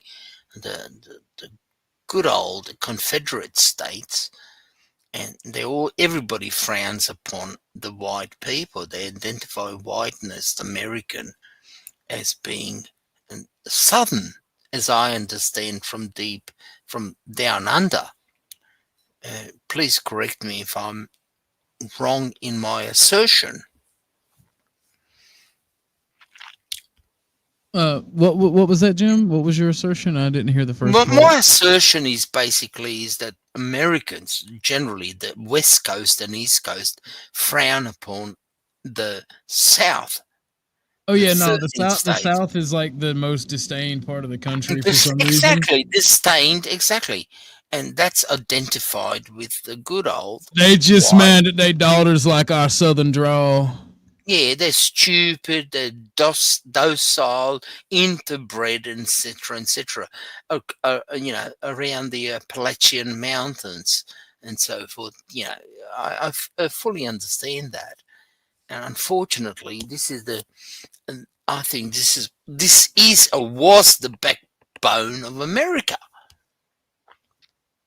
Hell yeah, brother. We're going to finish out this video where this Latino dude or this black guy and Latino dude are arguing. I think it's kind of funny. I think afterwards. Right afterwards you can ask him a question if you want. You know it and I know it. Lady in every race. You let us finish, please? She's stating the fact. I know, but she's stating the fact. Can you let him finish? I don't even know what he was saying. Go ahead. I don't really care about where you're from and all that, but I'm saying... I don't care. Yeah, you're the one about Houston, so we from Dallas. So yeah, whatever you care, I guess you. Yeah, well, what's wrong, homie? What the fuck are you talking about, dude? I don't know what you're talking about. I'm just telling you it happens. I see that. You know what he's talking about? We got three businesses. We got 3 businesses here in Dallas, Latino-owned businesses. What's up, Megamind? How you doing? Good morning. They got mugged by black kids with guns, AK-47s walking there. You missed the booty. We played it 3 times. Hold on, guys. Hold on. That's not. I looked it up in the news. Wait, so street kids mugging people? Wait a minute, guys. So I know. Not. Look, this isn't the first time somebody from the African American community comes in and they paint a beautiful picture of how, well, here in Texas or whatever other state, everything is peaches and cream. But the reality of the things is that's not true. In California, you can say the same thing. Yeah, there's a lot of people that get along. They have no issues. Black and brown people, no issues, right? But the fact of the matter is that what we're talking about, when you say that in Texas there's this black and brown unity thing, that's not true. I mean, I hear many times from people, from white Asians and Hispanic people say that there's beef between them in certain areas, right? Look, I agree with Art. It exists everywhere, right? So let's not be disingenuous. Let's not paint this peaches and cream scenario, man. Let's keep it real. No. Interrupt me and start screaming. No, for a fact, there's no black and brown unity. My grandfather is a veteran. He was a Black Panther.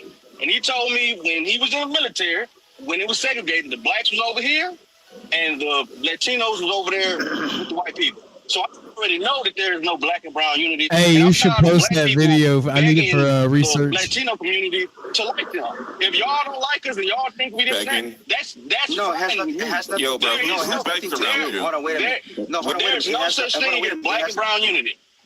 So it has nothing to do with us not liking.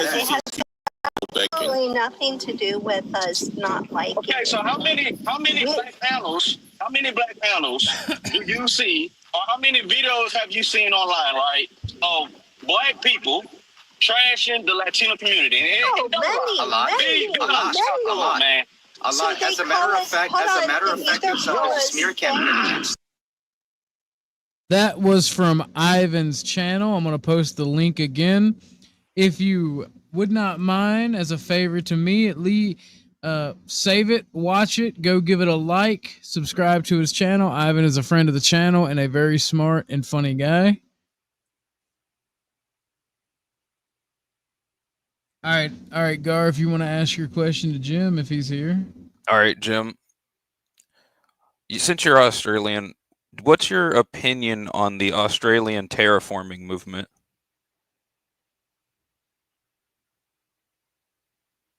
Is he there? Jim may be away from his computer because he is busy. He's a family man. All right.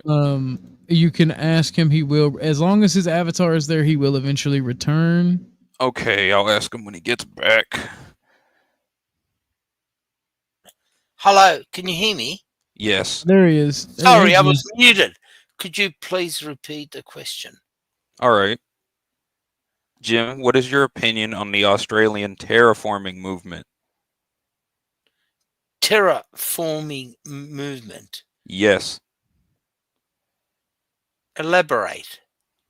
Well, I remember hearing from another Australian friend of mine about how there were a couple of teenagers, mainly I'm 24, so I'm fairly young, and this was during my college years, who wanted to basically somewhat terraform the vast desert aspects of Australia, the continent, in order to bring it back to its original rainforest state by having them basically use their vast amount of mining equipment to basically dig a pseudo lake throughout the entire continent in order to bring a large sum of water back. Well, all right. My limited knowledge on geology, etc., I can tell you from top of my head that 50% of the rivers of Australia have a flow into Indian Ocean, Pacific Ocean, or Southern Ocean, and I'm talking about fresh water. So it has not been harvested because of the greenies. You haven't got green faction of your politics. You got the Democrats and the Republicans, and I find that abhorrent. You're talking about water.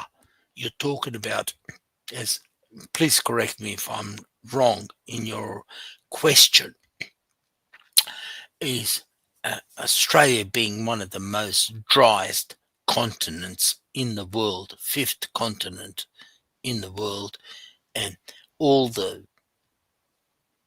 inhabitable area is around the coast, east coast, north coast, and west coast, etc. Yeah. But the middle is being it's a desert, and we cannot touch it or enhance it. And this is the white man's world because of the Aborigines' dream time. All right, and again, we're going back to the race issue question. In Australia these days, if you have any public announcement, you got to acknowledge the land belongs to the indigenous people. Imagine if you have any person making a public announcement in the 50 states of US of A, and you say, sorry, Indians, we are the occupiers, and we feel guilty of living, although we are the 10th, 12th, 15th generations Americans, for living here. And there's a guilt feeling implicated in that statement. And this is the how will I put it? The white man's disease of self-hatred of your own race. that's my answer to you. How do I feel about feeling about indigenous people? They're disadvantaged and all the people are not equal. Do you want to get rid of them? What do you mean, get rid of them? Yeah, get rid of them. What? Oh, come on, mate. If they are human beings, I absolutely, whether they agree with me, they're human beings and they're being made in the image of God. As a Catholic, how can I even think or contemplate of getting rid of them? Are you talking about getting rid of them? Let's talk. Let's reverse the card. What's happening in Gaza now? Do you agree, sir? And now I'm asking you the question. In the last year, there's 2.3 million Palestinians living on 43 square miles called the Gaza Strip. And your bombs and your taxpayers' money and my taxpayers' money as a ally of the Americans have contributed of diminishing, as we know. There's no reports. There's no media in Gaza Strip, as you know. If you're a media person, you get shot in the head. I call that genocide. Now, could you please explain, as an American, how do you, or Christian or agnostic or humanitarian or left-wing or right-wing? Yeah, oh, good. We've got something in common. I'm a traditional Catholic. You're probably Nova Sword or post-Catholic Vatican II. Okay. How do you explain that? Our church, a former, now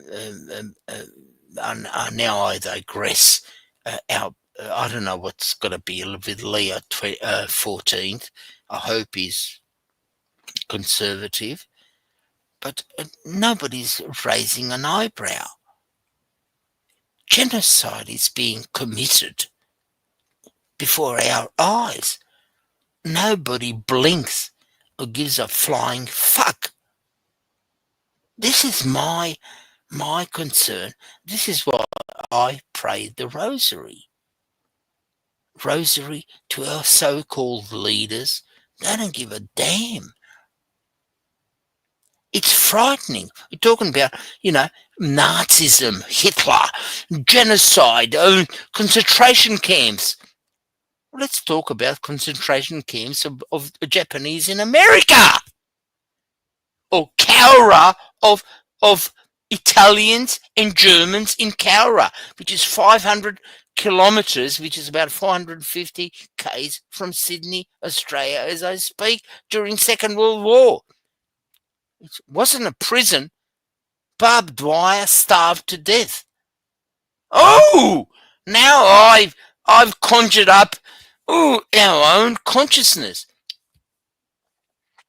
Let's talk about history. See, people are not educated. The worst people are who are half educated. They heard something, they read something, they went to a so-called university, which is not a university, because now these days I would not send anyone to university because it's an indoctrinational institution. University in a Socratic method meant to be adverse, conjure, challenge any assertion. Can I use Marxist terms? Thesis, you challenge it with antithesis, and then you get the synthesis. But again, I'm now going all over the place. And getting back to your question, a lot of people in social sciences, then they get in there. The reason I'm sort of on this panel or I get on a lot of panels because I'm an old fart, I'm a grandfather, I'm a lawyer, I'm a historian, and I'm not going to say I've got a lot of degrees behind me. It doesn't mean anything about my degrees and my scholastic accomplishments.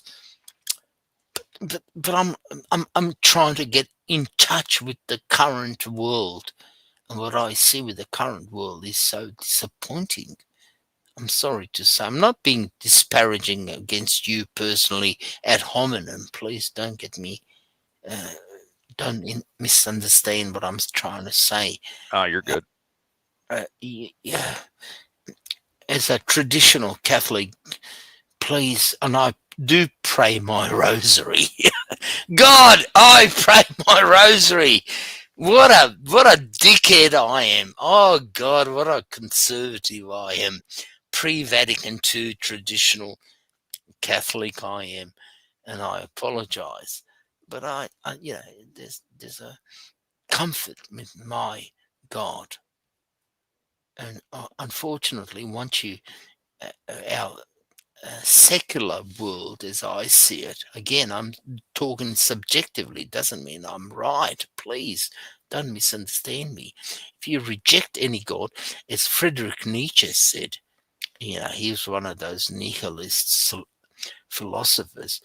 If man, and he hated God and religion, thus spoke in Zarathustra and Beyond Evil and Good and all those books. I hope you are versed in those philosophical books. Am I going over your head? Do you understand? Have you heard of Friedrich Nietzsche? Can I ask that? Yes, I have. Oh, good. Now we are on the same page. One of the things which he said, once you reject God, and he died in 1901 in the lunatic asylum, as you all know, in Germany. But one of the thing is, once you reject God, which is anti-religious, he was a modernist. He said the man has to have a God, and the God will be a man, and that's the danger when you reject the existential God and you believe in the human God, and that is the danger. That is evil. That is Satan. We have to believe. We believed in COVID-19, for example. See, man believes. If you, 4 or 5 years ago in Australia, if you went out and you if you didn't have a mask and you whatever, blah, blah, you didn't get the jab, you couldn't get a job, you were rejected. You were looked at as alien, as anti-social, so forth. Now, what have we got now? Now, all of the majority believe in climate change. Climate change has been around for donkey's years. But you ask yourself, climate change. Yes, I believe in climate change. What's the purpose? What's the... Do you understand what I'm getting at? Yes. It mind boggles. So let's get back to your original question. I've been all over the shop. What your original question is you asked. What is it? Could you synthesize that question for me, please? Well, basically, I wanted to know how feasible do you think it would be to basically turn the desert aspect of Australia into a somewhat habitable zone by introducing water from via newly built rivers, I'm sorry. Absolutely. Inwardly found. Simpson Desert is one of the things, and you got various lakes which appear and disappear, etc. Yes, you can. It takes money and will. Unfortunately, our politicians, as you know, are so-called democratically elected for a certain terms of time in perpetuity. Unfortunately, I reckon if you offer yourself as a politician, that's my personal belief, you can serve, say, 8 years or 12 years, and then if you got to get out of politics. But once you get into, they are dominated by money, and again, what I don't care whether you're in Australia or America, it's called money. It's no longer democracy. Look at the things about the two multi-billionaires, Donald Trump and Elon Musk. They are in an exclusive club, but where you and I can never be a member of a golf club. Do you agree on that point? Yes. Yet there are non-elected persons who are in charge of your life and my life and your country and my country. Let's go one step further. Let's talk about COVID-19 and that guy called, what's his name? The second biggest, I forget his fucking name. Anyway, what I'm trying to say is it's the outside forces. It's not democratic. They're throwing at us. We are the pawns in the game of life. They're throwing at us biscuits. And what I'm afraid of is AI, which is coming in. It's like it's second industrial revolution, where everything will be taken away from us. And that's why they are worried about family. They're destroying the family because they do not want people. There's about 8, nearly 9 billion people in this world. They want to diminish it. One way you can do it is bomb the shit out of them, or use feminism, contraceptive, breakdown of families, etc., which is contradictory to Christianity. And this is what I call evil and God, Christianity versus evil. And a lot of people, atheists, etc., they deem that this world is the only world and this is the paradise, which I say, no. I'm well off here in Australia. When I say well off, I'm reasonably well off. I don't know about, I'm worth about maybe $3-4 million, which is not much because. Hold on a minute, Jim. Hey, Carpenter's Journey. If you could watch TOS, chats do matter, and I don't want to have to bounce somebody off from the chat for chatting. Sorry, I'm dominating this conversation. Oh no, dude. People are tuning in. People are enjoying what you're saying. They're enjoying the questions that Gar is asking. I'm just sitting here chilling. I just wanted to say something to Joey. Orthodox, something's up with your mic, man. What's wrong with it? It keeps coming in and out. It sounds like you're in a cave. It sounds like you're in a cave. Oh, my bad. It's because I'm changing it to speaking to the top to speaking to the bottom. Okay, yeah. You sound better now. I will show you what I was referring to. I found the official name of it. It's called the Bradfield scheme.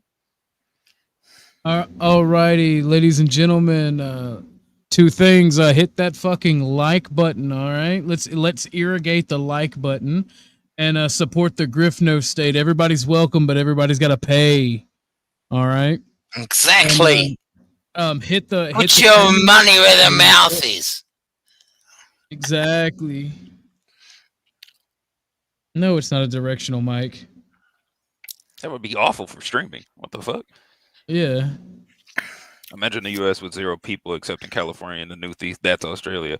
Yeah, that's the thing. You could have an entire group of people immigrate there into any new city, but you would have to make that spot livable first. You would need to make new waterways in order to get rainfall going. You would need desalination plants. Can I get a mod to handle this situation? I feel like there's going to be something bad come of it. Everything is Carpenter crashing out? I don't know, but I don't want it in my chat. So could I get a mod to handle that, or I'll handle it? I guess.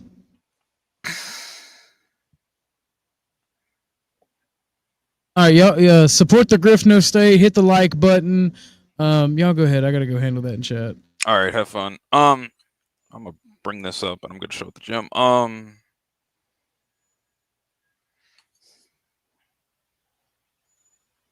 Anyway, Jim, have you heard of the Bradfield scheme? That's basically what I'm talking about.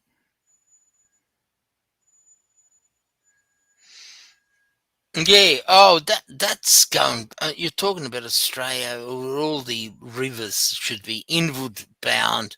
Yes. Yes. I have. Yeah. Certainly, but it never eventuated, unfortunately. Do you know exactly why? Is it mainly because of the government and their bureaucracy? People, well, look, our politicians, so-called first world democracies, they're in there for 3 or 4 years or whatever, 5 years, and then they get re-elected, and etc. They don't give a flying fuck about the populace. See, the beauty about again, I go back to so-called Middle Ages or Dark Ages. They weren't Dark Ages. They were stable societies. Your station in the scheme of things. It was a hierarchical thing. King and the Pope were up there, and 95% of the people were peasants. Then you get your clergy and your universities, 9th century universities. Everybody knew their station. And the modern historians talk about Dark Ages. Why Dark Ages? But they were stable, static societies. Nothing exciting, nothing to see here. So,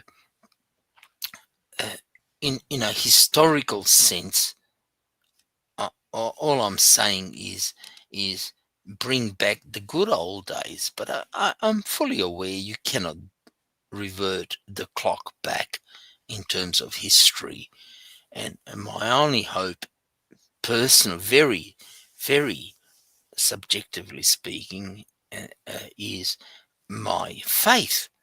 And I say to my kids, I can give you money and all sorts of things, but look, the bottom line, you can get married, you can get ripped off and so forth. That's life. That's the vicissitudes of life. But if you don't have your faith, you're screwed.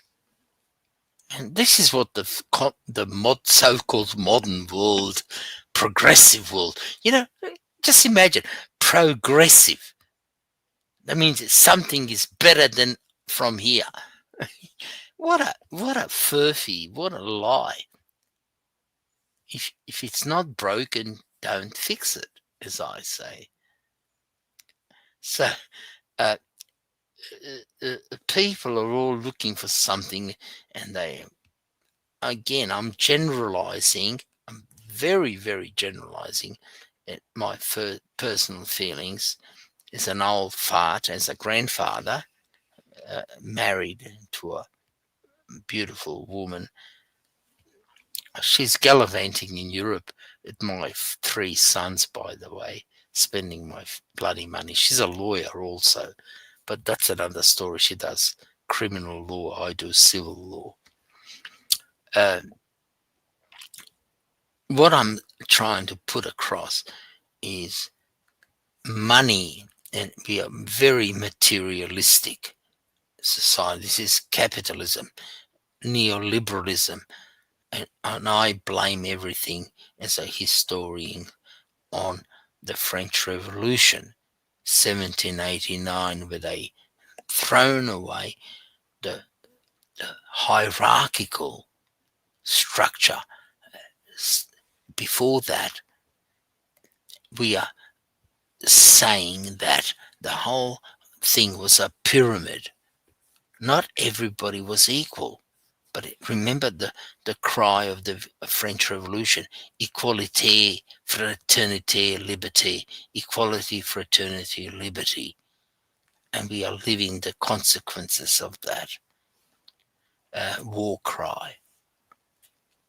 The Freemasons and a lot of American so-called fathers of American Constitution, Franklin and all of the other prophets were anti-Catholic, well, Freemasons. Let's face it.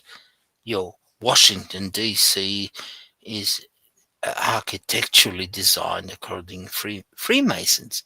Again, it's not a conspiracy theory, but it's a reality. It's a historical fact. If you don't believe me, check it out. So this is the so-called modernist world beginning of atheism. And you gotta go. Give me 1 second. I gotta show Garion something. Garion, have you ever seen the Democracy Manifest guy? He sounds familiar. We're under arrest. Look, I'm under what? Oh yeah, I've seen this guy.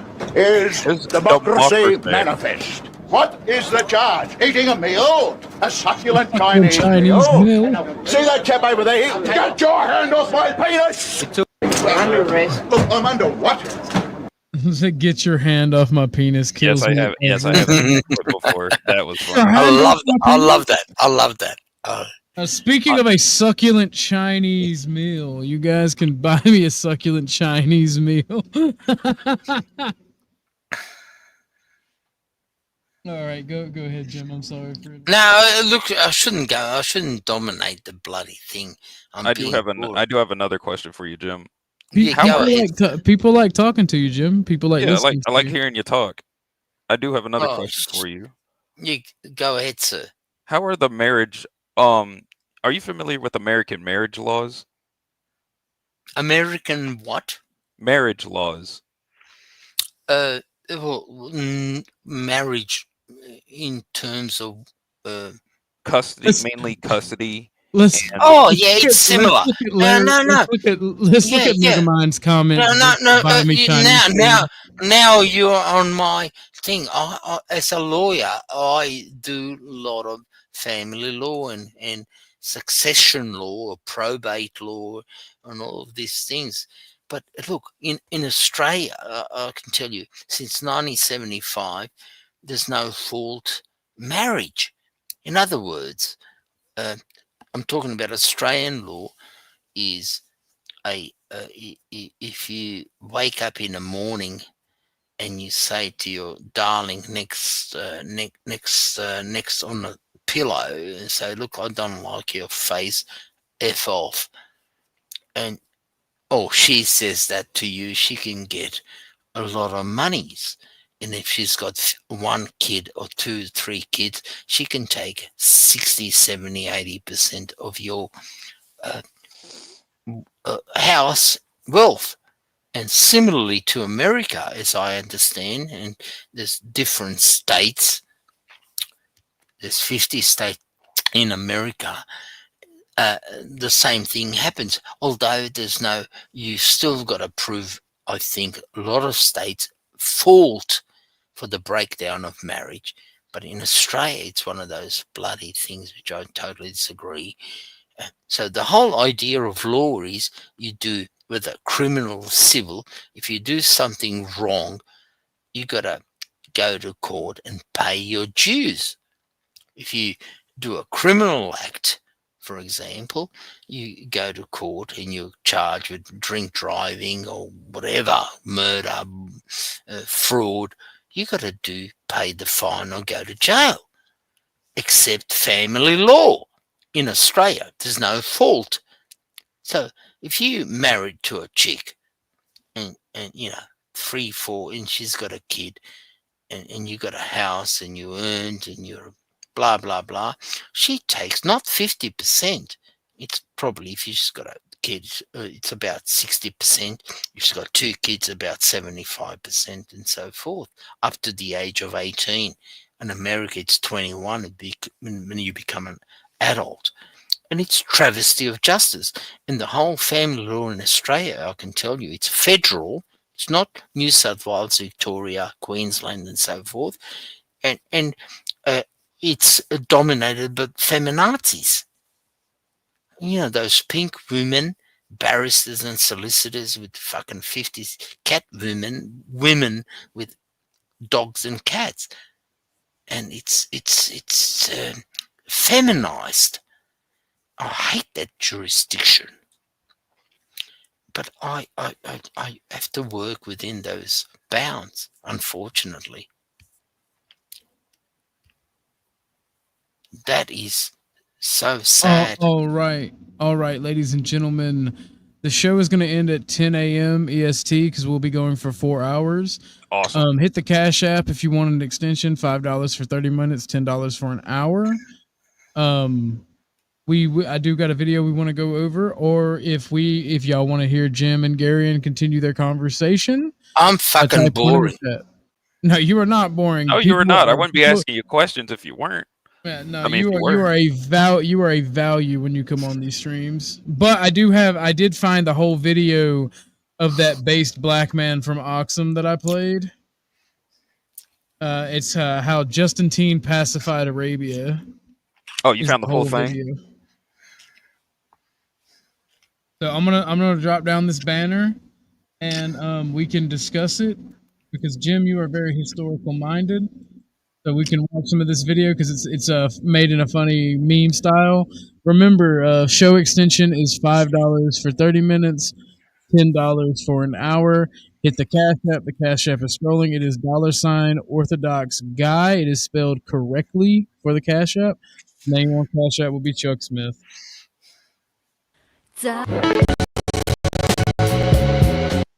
My bad. Did y'all finish? Did y'all finish y'all's? Did you finish your questions, Gary? Yeah, I'm good. All right.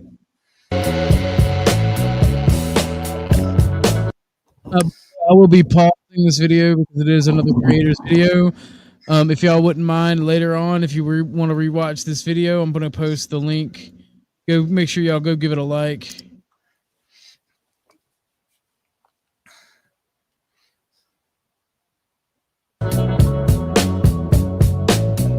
All right, Lauren, let's go. Send me some music.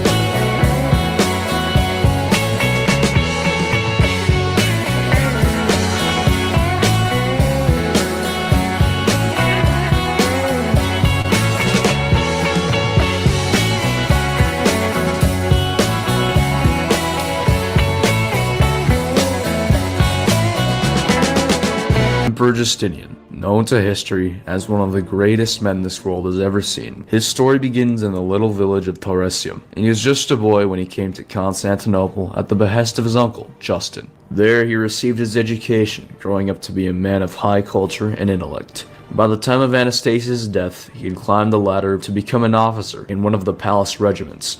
By now it seems that Justin had formally adopted him as his son, upon which Petrus Salatius now assumed the name Justinianus, by which he would be known to history. In the year 518, the newly crowned Emperor Justinian elevated his nephew to the rank of patrician and appointed him to a position in the imperial court, from which he would gain access to the highest circles of power. It is at this moment that Justinian's long career began, because from here on out, Justinian was content with focusing on his duties as emperor, while Justinian would engineer his uncle's activities and keep him on the throne. Moreover, this was when he began planning for his own grander ideas.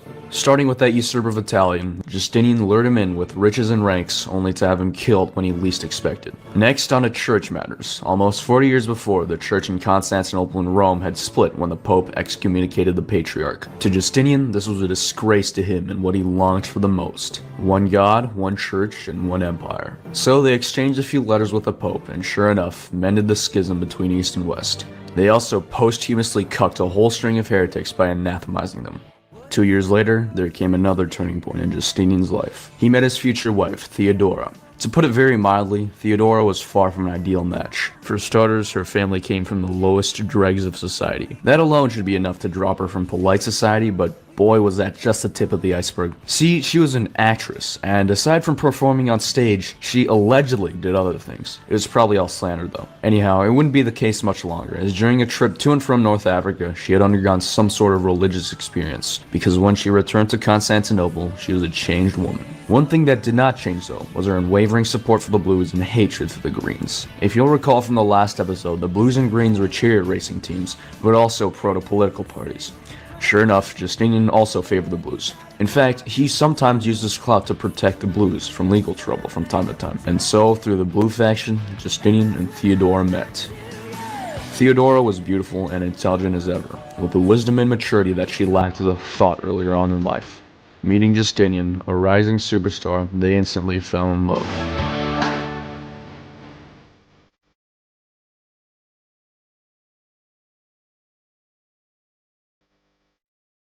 They would have just gotten married had some crusty old aristocrats not spurred out about ma patrician and ma actress match.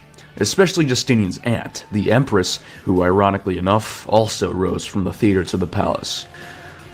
Women, am I right? They cited some law that forbade patricians to marry low classes, but Justinian just changed the law after the old empress died and carried on with the marriage. The most iconic power couple in history has just begun. At the same time, disturbing reports arrived from some desert shithole down south, in the Himyarite kingdom. Their new king, Yusuf Dunawas, was a convert to Judaism, and he began slaughtering Christians to fuel his Kabbalah black magic and to sate his demonic bloodlust. The word of the genocide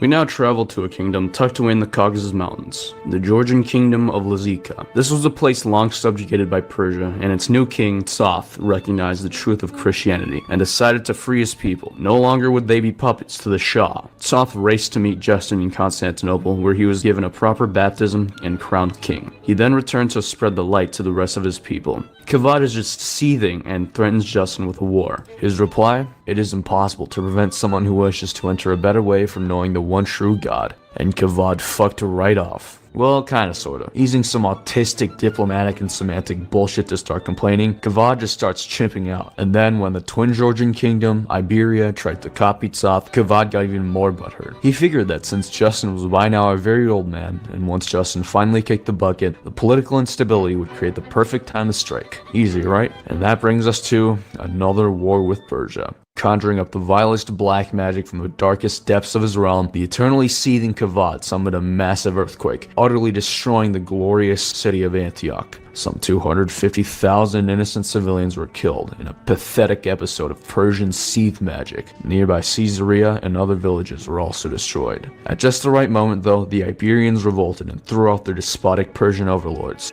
Justinian ordered a preemptive raid into Georgia to secure the Caucasus, while Justin sent a shit ton of Anastasius' treasury money to rebuild Antioch, innovating sturdier foundations to cuck any future Persian subversive magic and providing charity to the survivors. The same was offered to nearby Caesarea, and the grateful civilians renamed the city Justinopolis in his honor. They then prepared to end Persian rule over the Caucasus once and for all. However, as they began preparations, Justin realized his time was at an end. Having dutifully served the empire, God called upon him to leave this mortal realm, both knowing that an even greater man's time had finally come.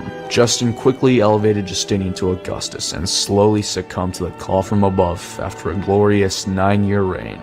Now the sole emperor, the young Justinian was now poised to unleash his dream of the Renovatio Imperii Romanorum, the restoration of the Roman Empire. It had been his lifelong aspiration, the one he set his heart upon at a very young age. Now it was finally in his reach. But first, he had to deal with a catastrophe unfolding in the east. First, the Persians invaded Christian Iberia, slaughtering innocent civilians and clearing a path towards Lazica. Tsath fought alongside nearby Romans and repelled the Persians. Realizing his own evil was not great enough to overcome the Romans, Kavad conjured up an agent of the devil to rise from the underworld. Al-Mundir, king of the Lakhmids, a pagan Arab tribe which was a puppet of the Sassanids. The hordes of Al-Mundir descended upon Syria, destroying all signs of civilization in their wake. Justinian responded quickly, sending a large force to protect Antioch. But little did Justinian know, Al-Mundir had already secured what he truly desired. Having captured hundreds of nuns, he burnt them alive, all to satisfy his demonic gods and absorbing the dark energy released. Horrified, Justinian countered with calling upon a ruler who emerged as a foil to Al-Mundir. King Al-Harith of the Christian Arab Ghassanid kingdom accepted his mandate and struck deep into Lakhmid territory, decisively defeating them. During his campaign, he was aided by one brilliant Roman general by the name of Flavius Belisarius. At the same time in Constantinople, a horrifying aura spread through the city. It emanated from the dispossessed son of the king of the Gepids, another Germanic tribe beyond the Danube. It said that his honey calf descended from Attila himself.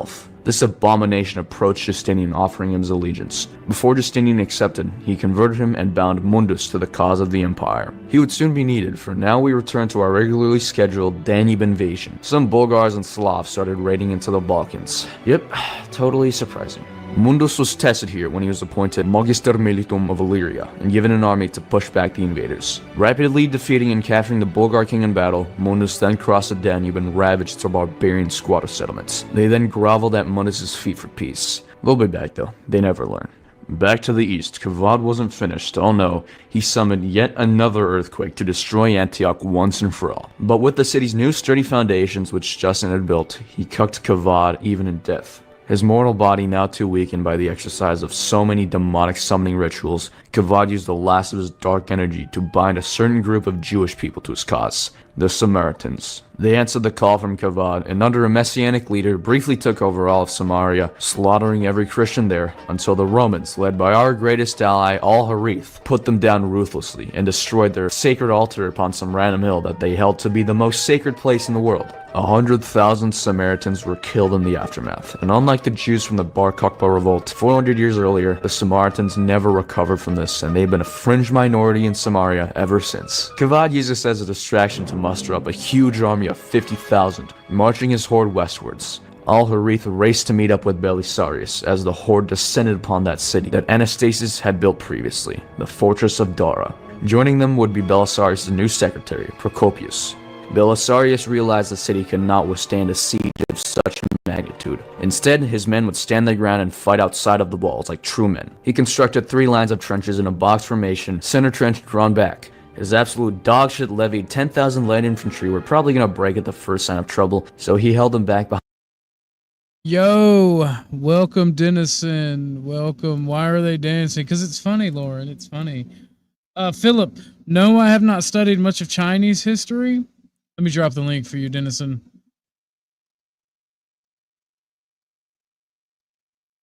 Just in case you want to come up and chill out for a little bit. Remember, though.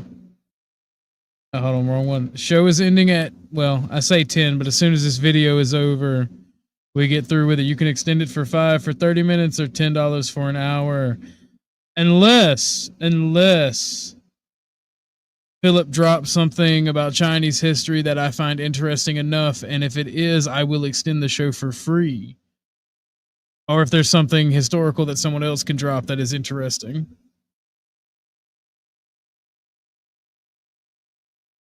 I don't remember what channel you sent me. Maybe you should send it again.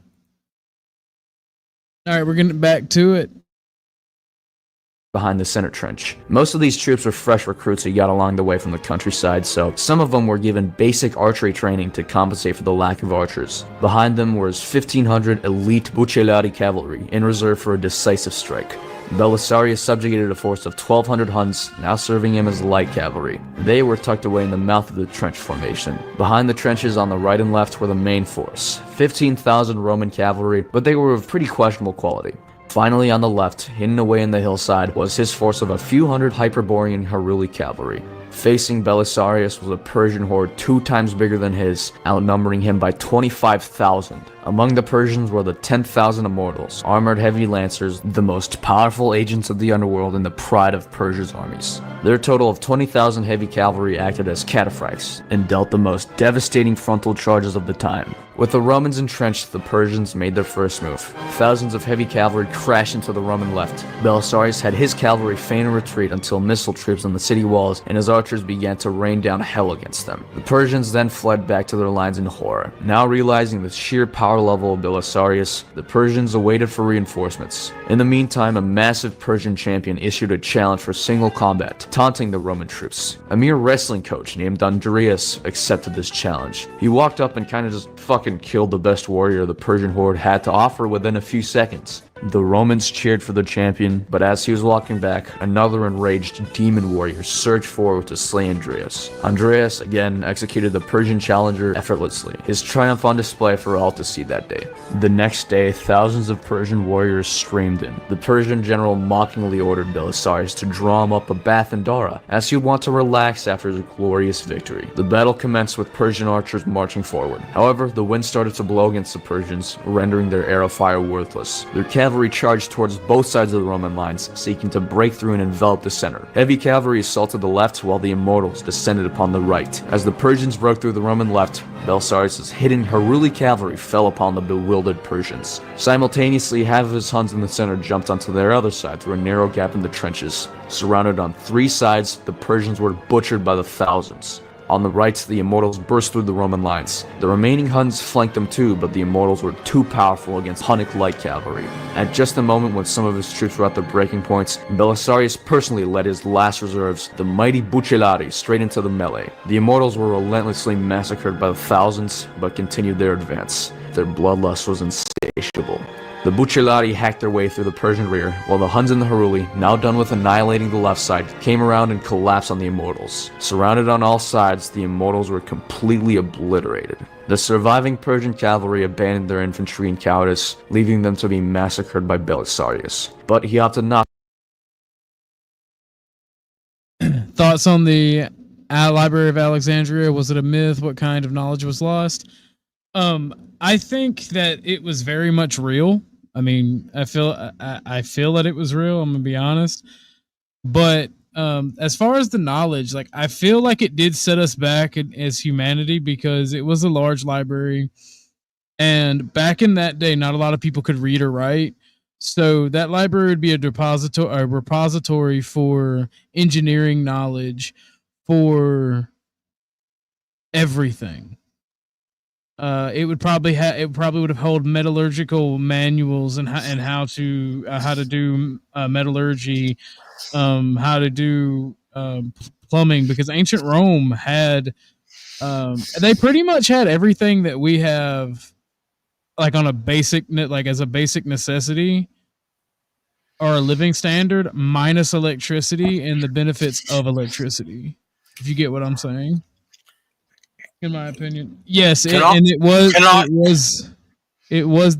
did lose the exhaustive examples of the emperor's prawn. Can I chime in on the very topic of the burning of the Library of Alexandria? In terms of books, the books were not books, they were scrolls. Everything, the knowledge in terms of, say, you got to understand the ancient world. The ancient world was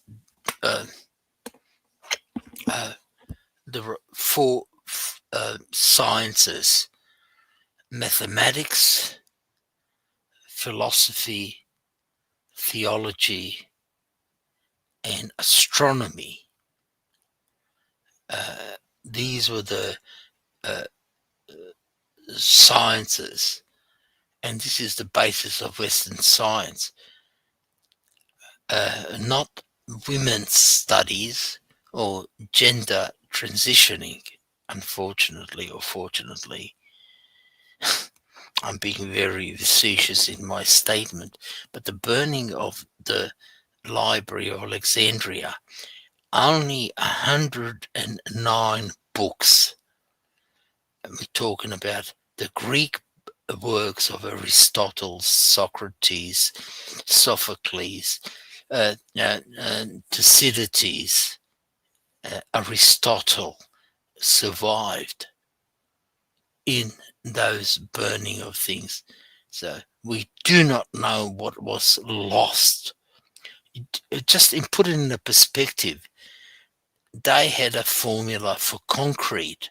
Do you realize the formula for making concrete was lost because of the burning of the Library of Alexandria, and reinvention or re-understanding of concrete?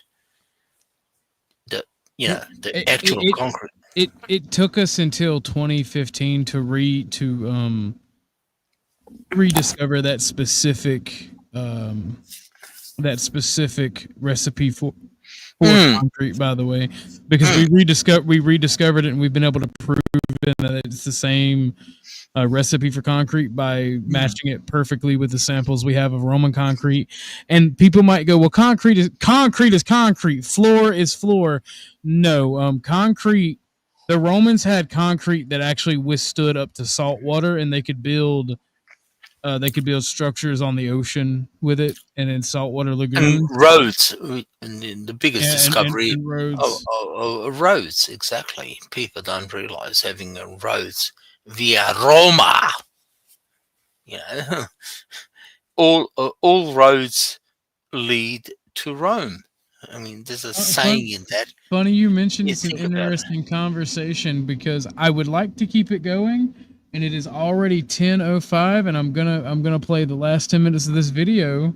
Go ahead. And I understand, and it's can I tell you, in Sydney it's 12 midnight. Jesus. But remember, if you like the show and you want to keep it going, $5 for 30 minutes and $10 for an hour. You can go ahead and finish your thought, and then I'm gonna play the rest of this video, Jim. And then it's all right. I'll take care of you on Tuesday. All right, mate. Oh, okay. I appreciate it. Are you sure you don't want to finish your statement, bro? Well, it's fine. Where are all the other people? I just I hate dominating things. Well, Bumpkin's busy, and Gar. I think he had to go. To work. Do you want to make the closing statement? Is that what you're asking of me? Oh no! I'm gonna play the rest of his videos. Oh, go ahead. And can I say to you, the reason I'm an old fart, I'm a grandfather. The reason I'm getting on all of these young streams. I'm curious. This is the whole thing. What the young generation think, how they, their logic, their worldviews are constructed, and I trying to put my 2 cents worth of in their thinking, and unfortunately, as I see, and I've got 4 kids and grandkids and all that, is devastating. They can't think for themselves. When I say think for themselves, I'm trying to say critically think for themselves. You got to conjure and ask questions. Any proposition I put forward doesn't mean I am it, whether it's in science, whether it's in medicine, whether it's in philosophy or history or theology, etc., etc. It's just a proposition. But again, a lot of people are not educated or half educated, and they can't put an argument against it. I appreciate that. I appreciate that, and I like that older people who have a lot of wisdom and knowledge. It's not wisdom. Please, that's sort of condescending. As a Catholic, I hate to be Jim, my brother in Christ. Have you? You've turned your camera on. I've seen your office. I've seen those law books. I've seen those degrees you have. You are definitely full of wisdom and knowledge, at least knowledge. No, and it's fun to talk to you. Ever since I met you back when me and Bumpkin was doing that whole political thing, like I've always enjoyed speaking to you. But let me hold this thought. I already saw. I was about to say, Lauren, and her time doesn't kick in until after we get through with this video. Lauren sent $5 to extend the stream 30 minutes. You too can also extend the stream for $5 for 30 minutes and $10 for an hour. So, Dennison, he's actually quite smart. I'm surprised y'all don't get along. But Lauren, she likes her booty. That's kind of why she's getting uppity in the chat. She likes to see the booty. So let me hit her with the clip.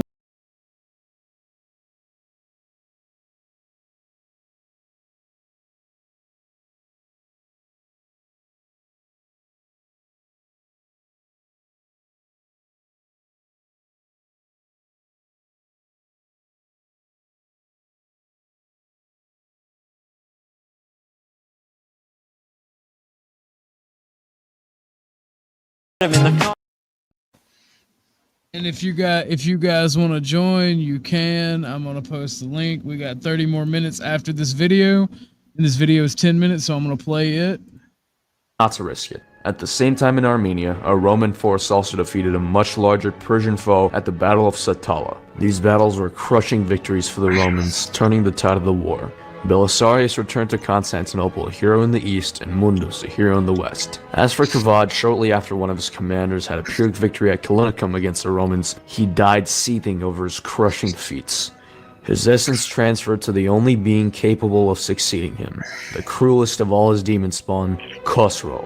If Khosrow had his way, he would have relentlessly continued in his father's footsteps, leaving a path of death and destruction in his wake. Khosrow asked for peace so he can concentrate on murdering his own family and killing his own countrymen. Justinian had grander plans and was more than happy to let Persians kill Persians, so a treaty was signed with Lazica coming under Roman control and Iberia remaining under Sassanid control. Justinian even paid 11,000 pounds of gold to Khosrow as a contribution to his defense of the Caucasus against God knows whatever lies beyond.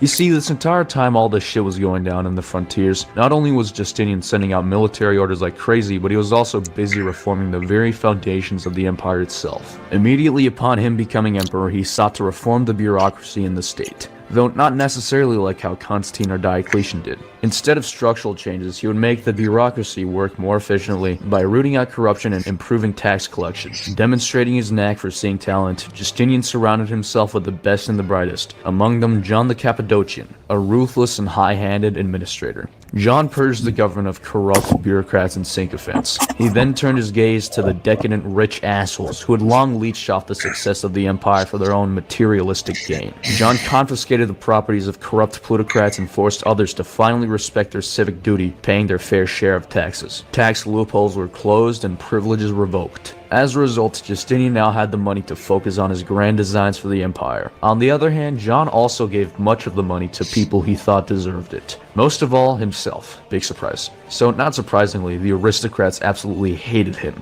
Due to his other very questionable activities, he became the most hated man in the empire. One of these things that's too graphic to even describe here, but at the end of the day, he met the emperor's demands and did his job. And he did it very well. Another one of these new talents was the massive-brained Tribonian. IQ off the charts. One of the greatest jurists and lawgivers in all of history. See, the existing Roman law codes were unclear, antiquated, and overlapping. It was more just a bundle of random imperial edicts and responses by random emperors to individual problems and requests over hundreds of years. Justinian, a considerable scholar himself, had long contemplated this superhuman undertaking, and in Tribonian he found a man capable of bringing it to fruition.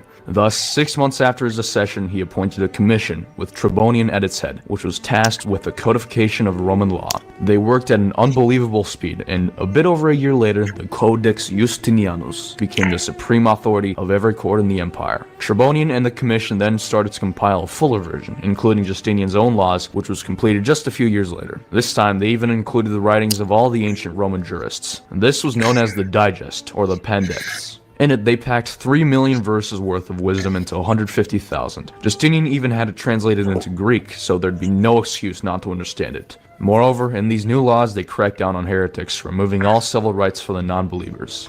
Finally, the Institutes was published, which was a textbook of the 2 main law codes to be used in law schools. These were finally compiled into the Corpus Juris Civilis, the basis of every single law code in Western civilization up to the present day, cementing Justinian's legacy as the sublime lawgiver and Tribonian's legacy as one of the greatest legal minds to ever live. At this point, for one reason or another, Procopius and other aristocrats were seething that a man truly worthy of being emperor got the job, instead of some ass clown who used daddy's money and clout. Even more foreboding was the state of the demes. Remember how Justinian helped out the blues on occasion? Yet, well, he used to do that by using the gaping loopholes in the dogshit legal system beforehand. Now armed with his new codex, Justinian sought to apply the law equally. And he did just that after the blues started spurging out. Now the blues were kinda pissed at him and the greens still held a grudge. One day as a bunch of thieves were being executed, 2 of them got away, 1 green and 1 blue. They were rescued by some monks at a monastery, where the city prefect decided to starve them into submission. Since the 2 guys were from both demes, this became the common cause. During the chariot races at the Hippodrome, mobs of greens and blues started yelling at Justinian to pardon them. He waved them off, because after all, he was now dispensing justice equal-handedly. Then some of the crowd chimped out and started screeching the N-word. Yep, you heard that right. They chanted Nika, Nika over and over towards the Imperial box. Where there's one retard, there's always more. And soon enough, the entire fucking stadium erupted. Usually the blues and greens shouted at each other. This time they were shouting with each other at Justinian. In the infinite wisdom and judgment the average citizen is capable of, they set fire to the palace of the city prefect, essentially the police headquarters and the jail. But, you know, fire kinda tends to spread. Ultimately, half the city was burned down and some of the greatest buildings went up in flames. The Senate House, the old Hagia Sophia, the Hagia Irene, the massive baths of Zeuxippus, which were adorned by Constantine himself. Some of those scheming aristocrats started throwing money around and joined the riot, and sought to turn it into a revolt against the emperor himself, getting the plebs to demand the removal of John the Cappadocian and Tribonian. Justinian agreed, being seriously alarmed. Then, in his infinite mercy, he even appeared in the Hippodrome and offered a general amnesty so long as the crowds go home. But you know how the masses work. Instead, the plebs and some scheming senators dragged Hypatius out of his house, outright proclaiming him as emperor. Remember, this was one of the couch guys and had a legit claim to the throne. Now it had been engineered into a full-blown attempt at overthrowing Justinian. With a chimp out at the palace gates, Justinian's situation was desperate, and he really wanted to avoid bloodshed. He ordered the boats to be loaded. It seemed like his ambitious reign was about to come to an inglorious end. It seemed destiny would have him idly watch as Nova Roma burned to the ground. He would let the empire once again fall into the hands of corrupt plutocrats and rioting plebs, and give up his divine mandate to rule in fear, ultimately being forgotten to the sands of time as a failure who capitulated to the forces of evil. However, right then and there, Theodora reminded him of his grand ambitions and his right to rule the empire given by God himself. In a fiery speech, she told Justinian, "May I myself never willingly shed my imperial robes, nor see the day when I am no longer addressed by my title." She infamously proclaims for everyone in the room, "The royal purple makes a fine burial shroud." That line started a flame inside of him that would never die out. Luckily, two of his best generals were in the room. Our hero from Dara, Belisarius, and that Mundus fella from earlier. With his newfound resolve, he ordered them against the mob. While the crowd was gathered on the hippodrome floor, Belisarius slipped out of the palace with his imperial troops, and Mundus with a sizable force of Scandinavian mercenaries he happened to have with him. Meanwhile, the commander of the imperial bodyguards, an Armenian eunuch named Narcissus, stationed his men at all the exits of the hippodrome. Belisarius and Mundus surrounded the hippodrome with their soldiers. On the signal, every single one of these traitors were to be cut down. No mercy was to be given. The whole world was going to see what happens to those who betray the emperor.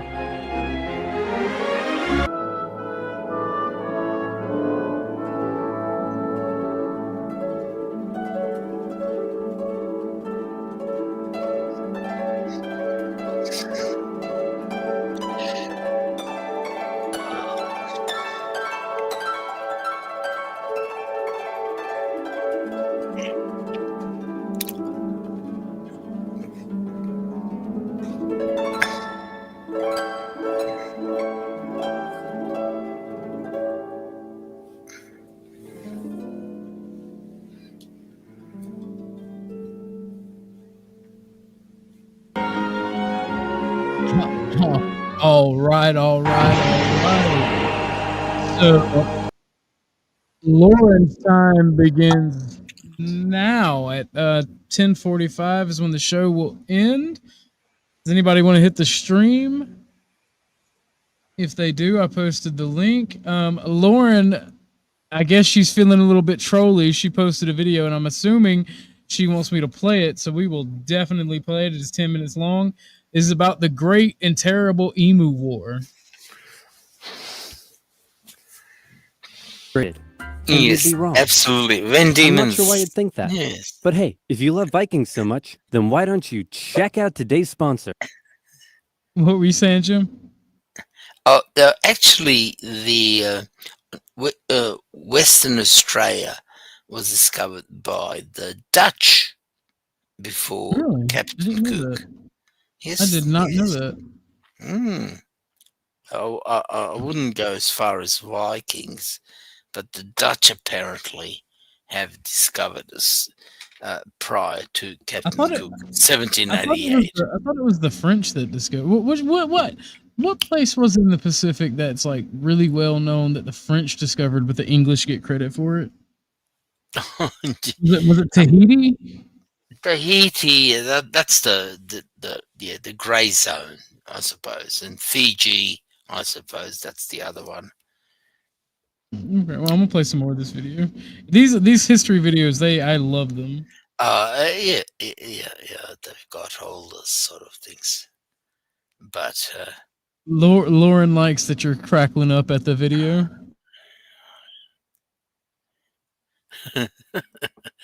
Vikings War of Clans was in.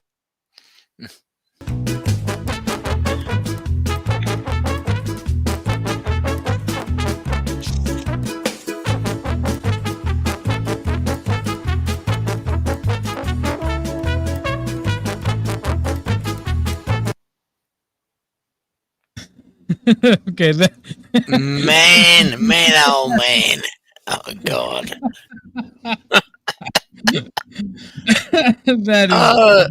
that was great. Oh god. Yeah. What can I say? What can I say?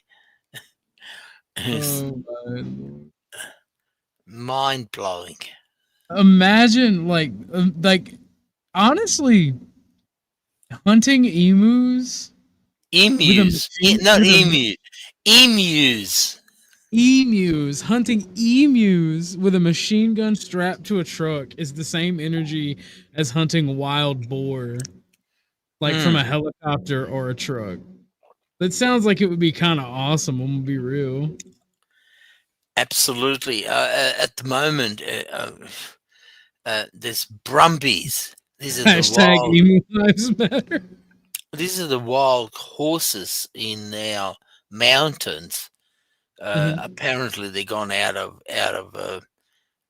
There's too many of them, and we need culling of those beasts. And this is in the current news here in Australia or in Sydney. I've heard on ABC, that's the radio, that we need to get rid of them. Culling down because they infringe on the farmers' land. But that's the latest news if you want to hear from Australia. But that's peripheral. What I want to get back to is how would I put it? I shouldn't put it in. I'll tell you how I'll put it. I mean, I want to be very delicate. Is Australia, as America, is being infringed upon, and its existential threat. And again, if I put it in a crass words, I'll be labelled all sorts of nasty things. America is not America as it used to be, so forth. Australia is no Australia as I grew up in.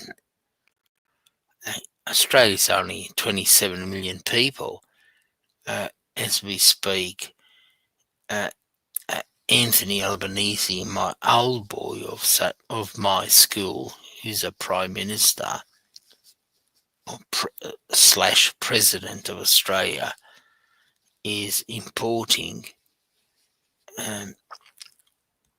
close to 1 million people into Australia. Is changing the demographic composition of Australia. Now, 100,000 is nothing compared to America, and you're probably importing or illegally 5 times the amount.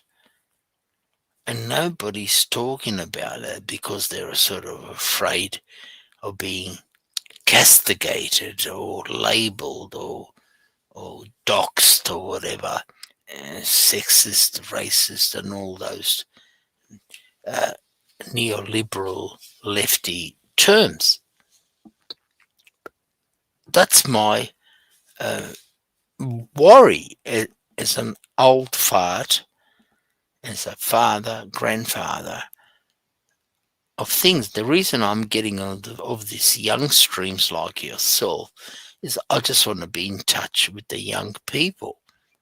I can be in my own bubble and talk to my professors and my circle of friends. And I've got my own circle of friends. If Orthodox guy wants me to introduce to themselves, it depends on the level of intellectual ability and the circles you encounter. But my friend is, and I'm proud of, is Professor MacDonald. He's a very controversial American professor, and I don't know whether yourself, Orthodox guy, is aware of. Another thing is Alan de Benoit. He's a living professor of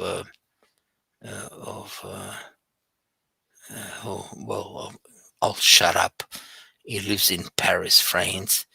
But these are my friends, and there's Professor Andrew Fraser. I'm not throwing all these names to say to, how smart, and please don't misunderstand me. I sort of live on different levels, and I not stoop down. That's a wrong word. It's very condescending and sort of racist sort of thing. Saying just because I speak to Orthodox or Bumpkin or whoever. No, I love it because I want to be in touch with the common person. I can be your father, even grandfather, but I just want to know how the young person lives and thinks and works. There's a lot of educated, there's a lot of things which are uneducated, and I accept that. Doesn't mean I'm superior, and that's what I hate as being a Catholic. I'm a common person. Just because I got all these fucking degrees doesn't mean anything to me personally. It means a lot to people like me and the younger people you like talking to. We see you as somebody who's highly intelligent and full of wisdom. When you seek a conversation out with us, it's like, this is kind of awesome. I'm talking to somebody who's highly educated. We're kind of on the same side, and it feels, because most people with your education level are wildly liberal. And it's exactly like, that's my point, and I'm contrary to that. Yes, look, universities are indoctrinational. Look, I've got a lot of Sydney. Look, I'm not gonna. Academics today, 90, I would say 98. I won't say 99, and 98, 95%. I would say are loony left in social sciences. I'm sorry, in history, in sociology, political science, in you name it, anthropology, you name it. And I would not send my child, to be indoctrinated. They're not being educated, they're being indoctrinated with our institution. That's the difference. When I was growing up, I challenged my professors of their thesis. Unfortunately, you cannot do that. If you do that, you know what I'm saying. You're. I learned that lesson the hard way. Yeah. So that's a sad thing. It's sad thing. It's. Let me do my grift thing real quick. The show is ending at 10:45 a.m. unless someone extends it. It's $5 for 30 minutes, $10 for an hour. If you enjoy it, please extend it. I got another video in the queue if it gets extended. Go ahead. I love those videos. But I do enjoy talking to you, Jim. And if you want to put me in contact with your friends, just email me their contact information. Look, I can. And I'll interview. I can put down Dr. Frank Salter, Dr. Andrew Fraser. Google him. Alan de Benoit. I can put you into Professor. All of these are professors here in Australia. Alan. Look, they got published books and so forth. Kevin MacDonald. Oh, he's a naughty person. He lives in Oregon. He's your mate, Dr. Professor Kevin MacDonald. Oh, shoes. Now I've conjured up a persona non grata. Well, I would definitely enjoy. If you want any contact, I've got their numbers, mobiles. I can. Again, that's a different level. Do you understand what I'm trying to say? I'm not trying to. We can email about it because I would love to interview them for the channel as well. Yeah, but depends on the channel and the audience. If you got to be certain.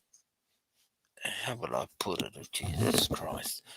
You got to have your certain abilities and to talk.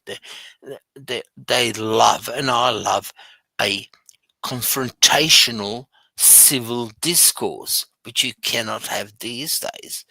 you know, you ad hominem, they call you a racist, sexist, misogynist, fascist, Nazi, and all of those. You can't. And what do you say? Yes, go ahead. You got no argument. You got no argument. Yeah, I you do just throw tell those. them yes. Yeah. But look, I will put in a certain amount of, as I promised, and I will. What's the time here in Sydney? It's bloody 12:30 midnight. Oh, it's actually the 8th of June. How about that? Jesus Christ. I'm gonna play a little bit of this video, and if Go ahead. Look, I have to go to bed. It's very late here in Sydney. I know it's your morning in America. All right, Jim. You have a good night, man. All right. Can we? And we'll get in touch, and I will contribute to your stream. Hopefully, all right. We'll be in touch. All right. Thank you, Jim. You have a good night. Good night, and all. God bless, and all the other listeners or those who are following this thing. See you later, mate. You too, Jim. See you later, man. It was great talking to you as always. Well, I go on a fucking tangent as an old man. Please forgive me. All right. You are forgiven. I don't mind. You have Take it easy. A good one. All the best. Bye. Bye. Oh, good, Lauren. What do you need rope for? That's crazy. I'm gonna play this until the extension runs out, and once it runs out, I'll end the stream unless somebody extends it. Again, you can extend it for $5 for 30 minutes, $10 for an hour. Possible by Total War 3 Kingdoms, the brand new strategy game from the multi-award winning Total War series. Support my channel by using the link in the description down below to buy the game on Steam. Also, new merch available now in the store, including a mystery new character pin. I wonder who it could be. Ancient China. The sun is shining. The birds are singing. Power to rule China. I might do a little eating ASMR. $10 to the Cash App. I mean, help here with my army, and I have the Emperor. Screw you guys, I'm in charge. All right, ladies and gentlemen. Oh, where'd my phone go? Let me check and see. I'm gonna let it play and see if I got any Cash Apps. If not, I'm gonna end it when I get back. So they said, something needs to be done about this guy. What say we form a coalition and oust him? And it was agreed. Warlords from across... We will have to finish that video later because it is time for me to end the show. We did not get any Cash Apps in to extend it. So thank you all for watching. Thank you all for coming. I'm also tired. I've been going for 5 hours. And I have lunch to go devour. So thank you all for coming. We'll finish the Chinese oversimplified history video at a later date. Thank you all for coming. Thank you all for watching and putting up with our bullshit. And God bless you all. I love you all. Thank you very much. And y'all have a great morning. Great rest of your day even. Bye-bye. And Tropicana gets its roof torn off, Tropicana Stadium that the Tampa Bay Rays play in. And if you look into it, Tropicana orange juice was created in 1947 at the same time the U.S. military did their first ever experiment on a hurricane. You guys look it up, 1947, first experiment on a hurricane. Bradenton, Florida is where Tropicana orange juice was created, in Bradenton. So you just happen to have Anderson. I can have non-sexual orgasms within my body, pleasures that I didn't know were possible. Fuck yeah. There's another short happening. You deserve that, wrestler.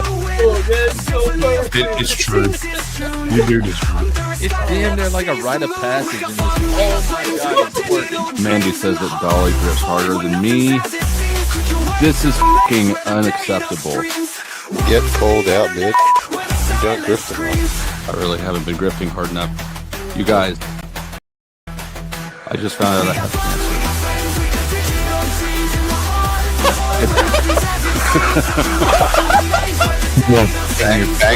Bank account cancer?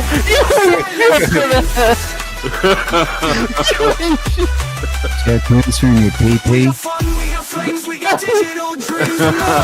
don't know what it clips that. You have cancer. All right, but seriously, donate some fucking money just because I might have cancer and just not know about it. And to be fair, that is untreated, unknown cancer is the worst type of cancer because it's untreated. Right, so I think and unknown. For untreated cancer people, get out your wallets, open your wallets, open your heart. I can't believe I have the worst type of cancer there is. This is tragic. I just need some money to cure me. God is so good. The stillness is so gentle. The silence is powerful. See, because it's through the silence of our listening and our seeking that God reveals the wisdom. The wisdom is realized in the silence from within you. The silence within you is beyond the mind chatter, behind those gossiping and controlling voices that are always around, whether it's in your ears or around. There's voices and gossip and voices and words that want to control you, want to interrupt your peace, interrupt your silence. You choose what you allow.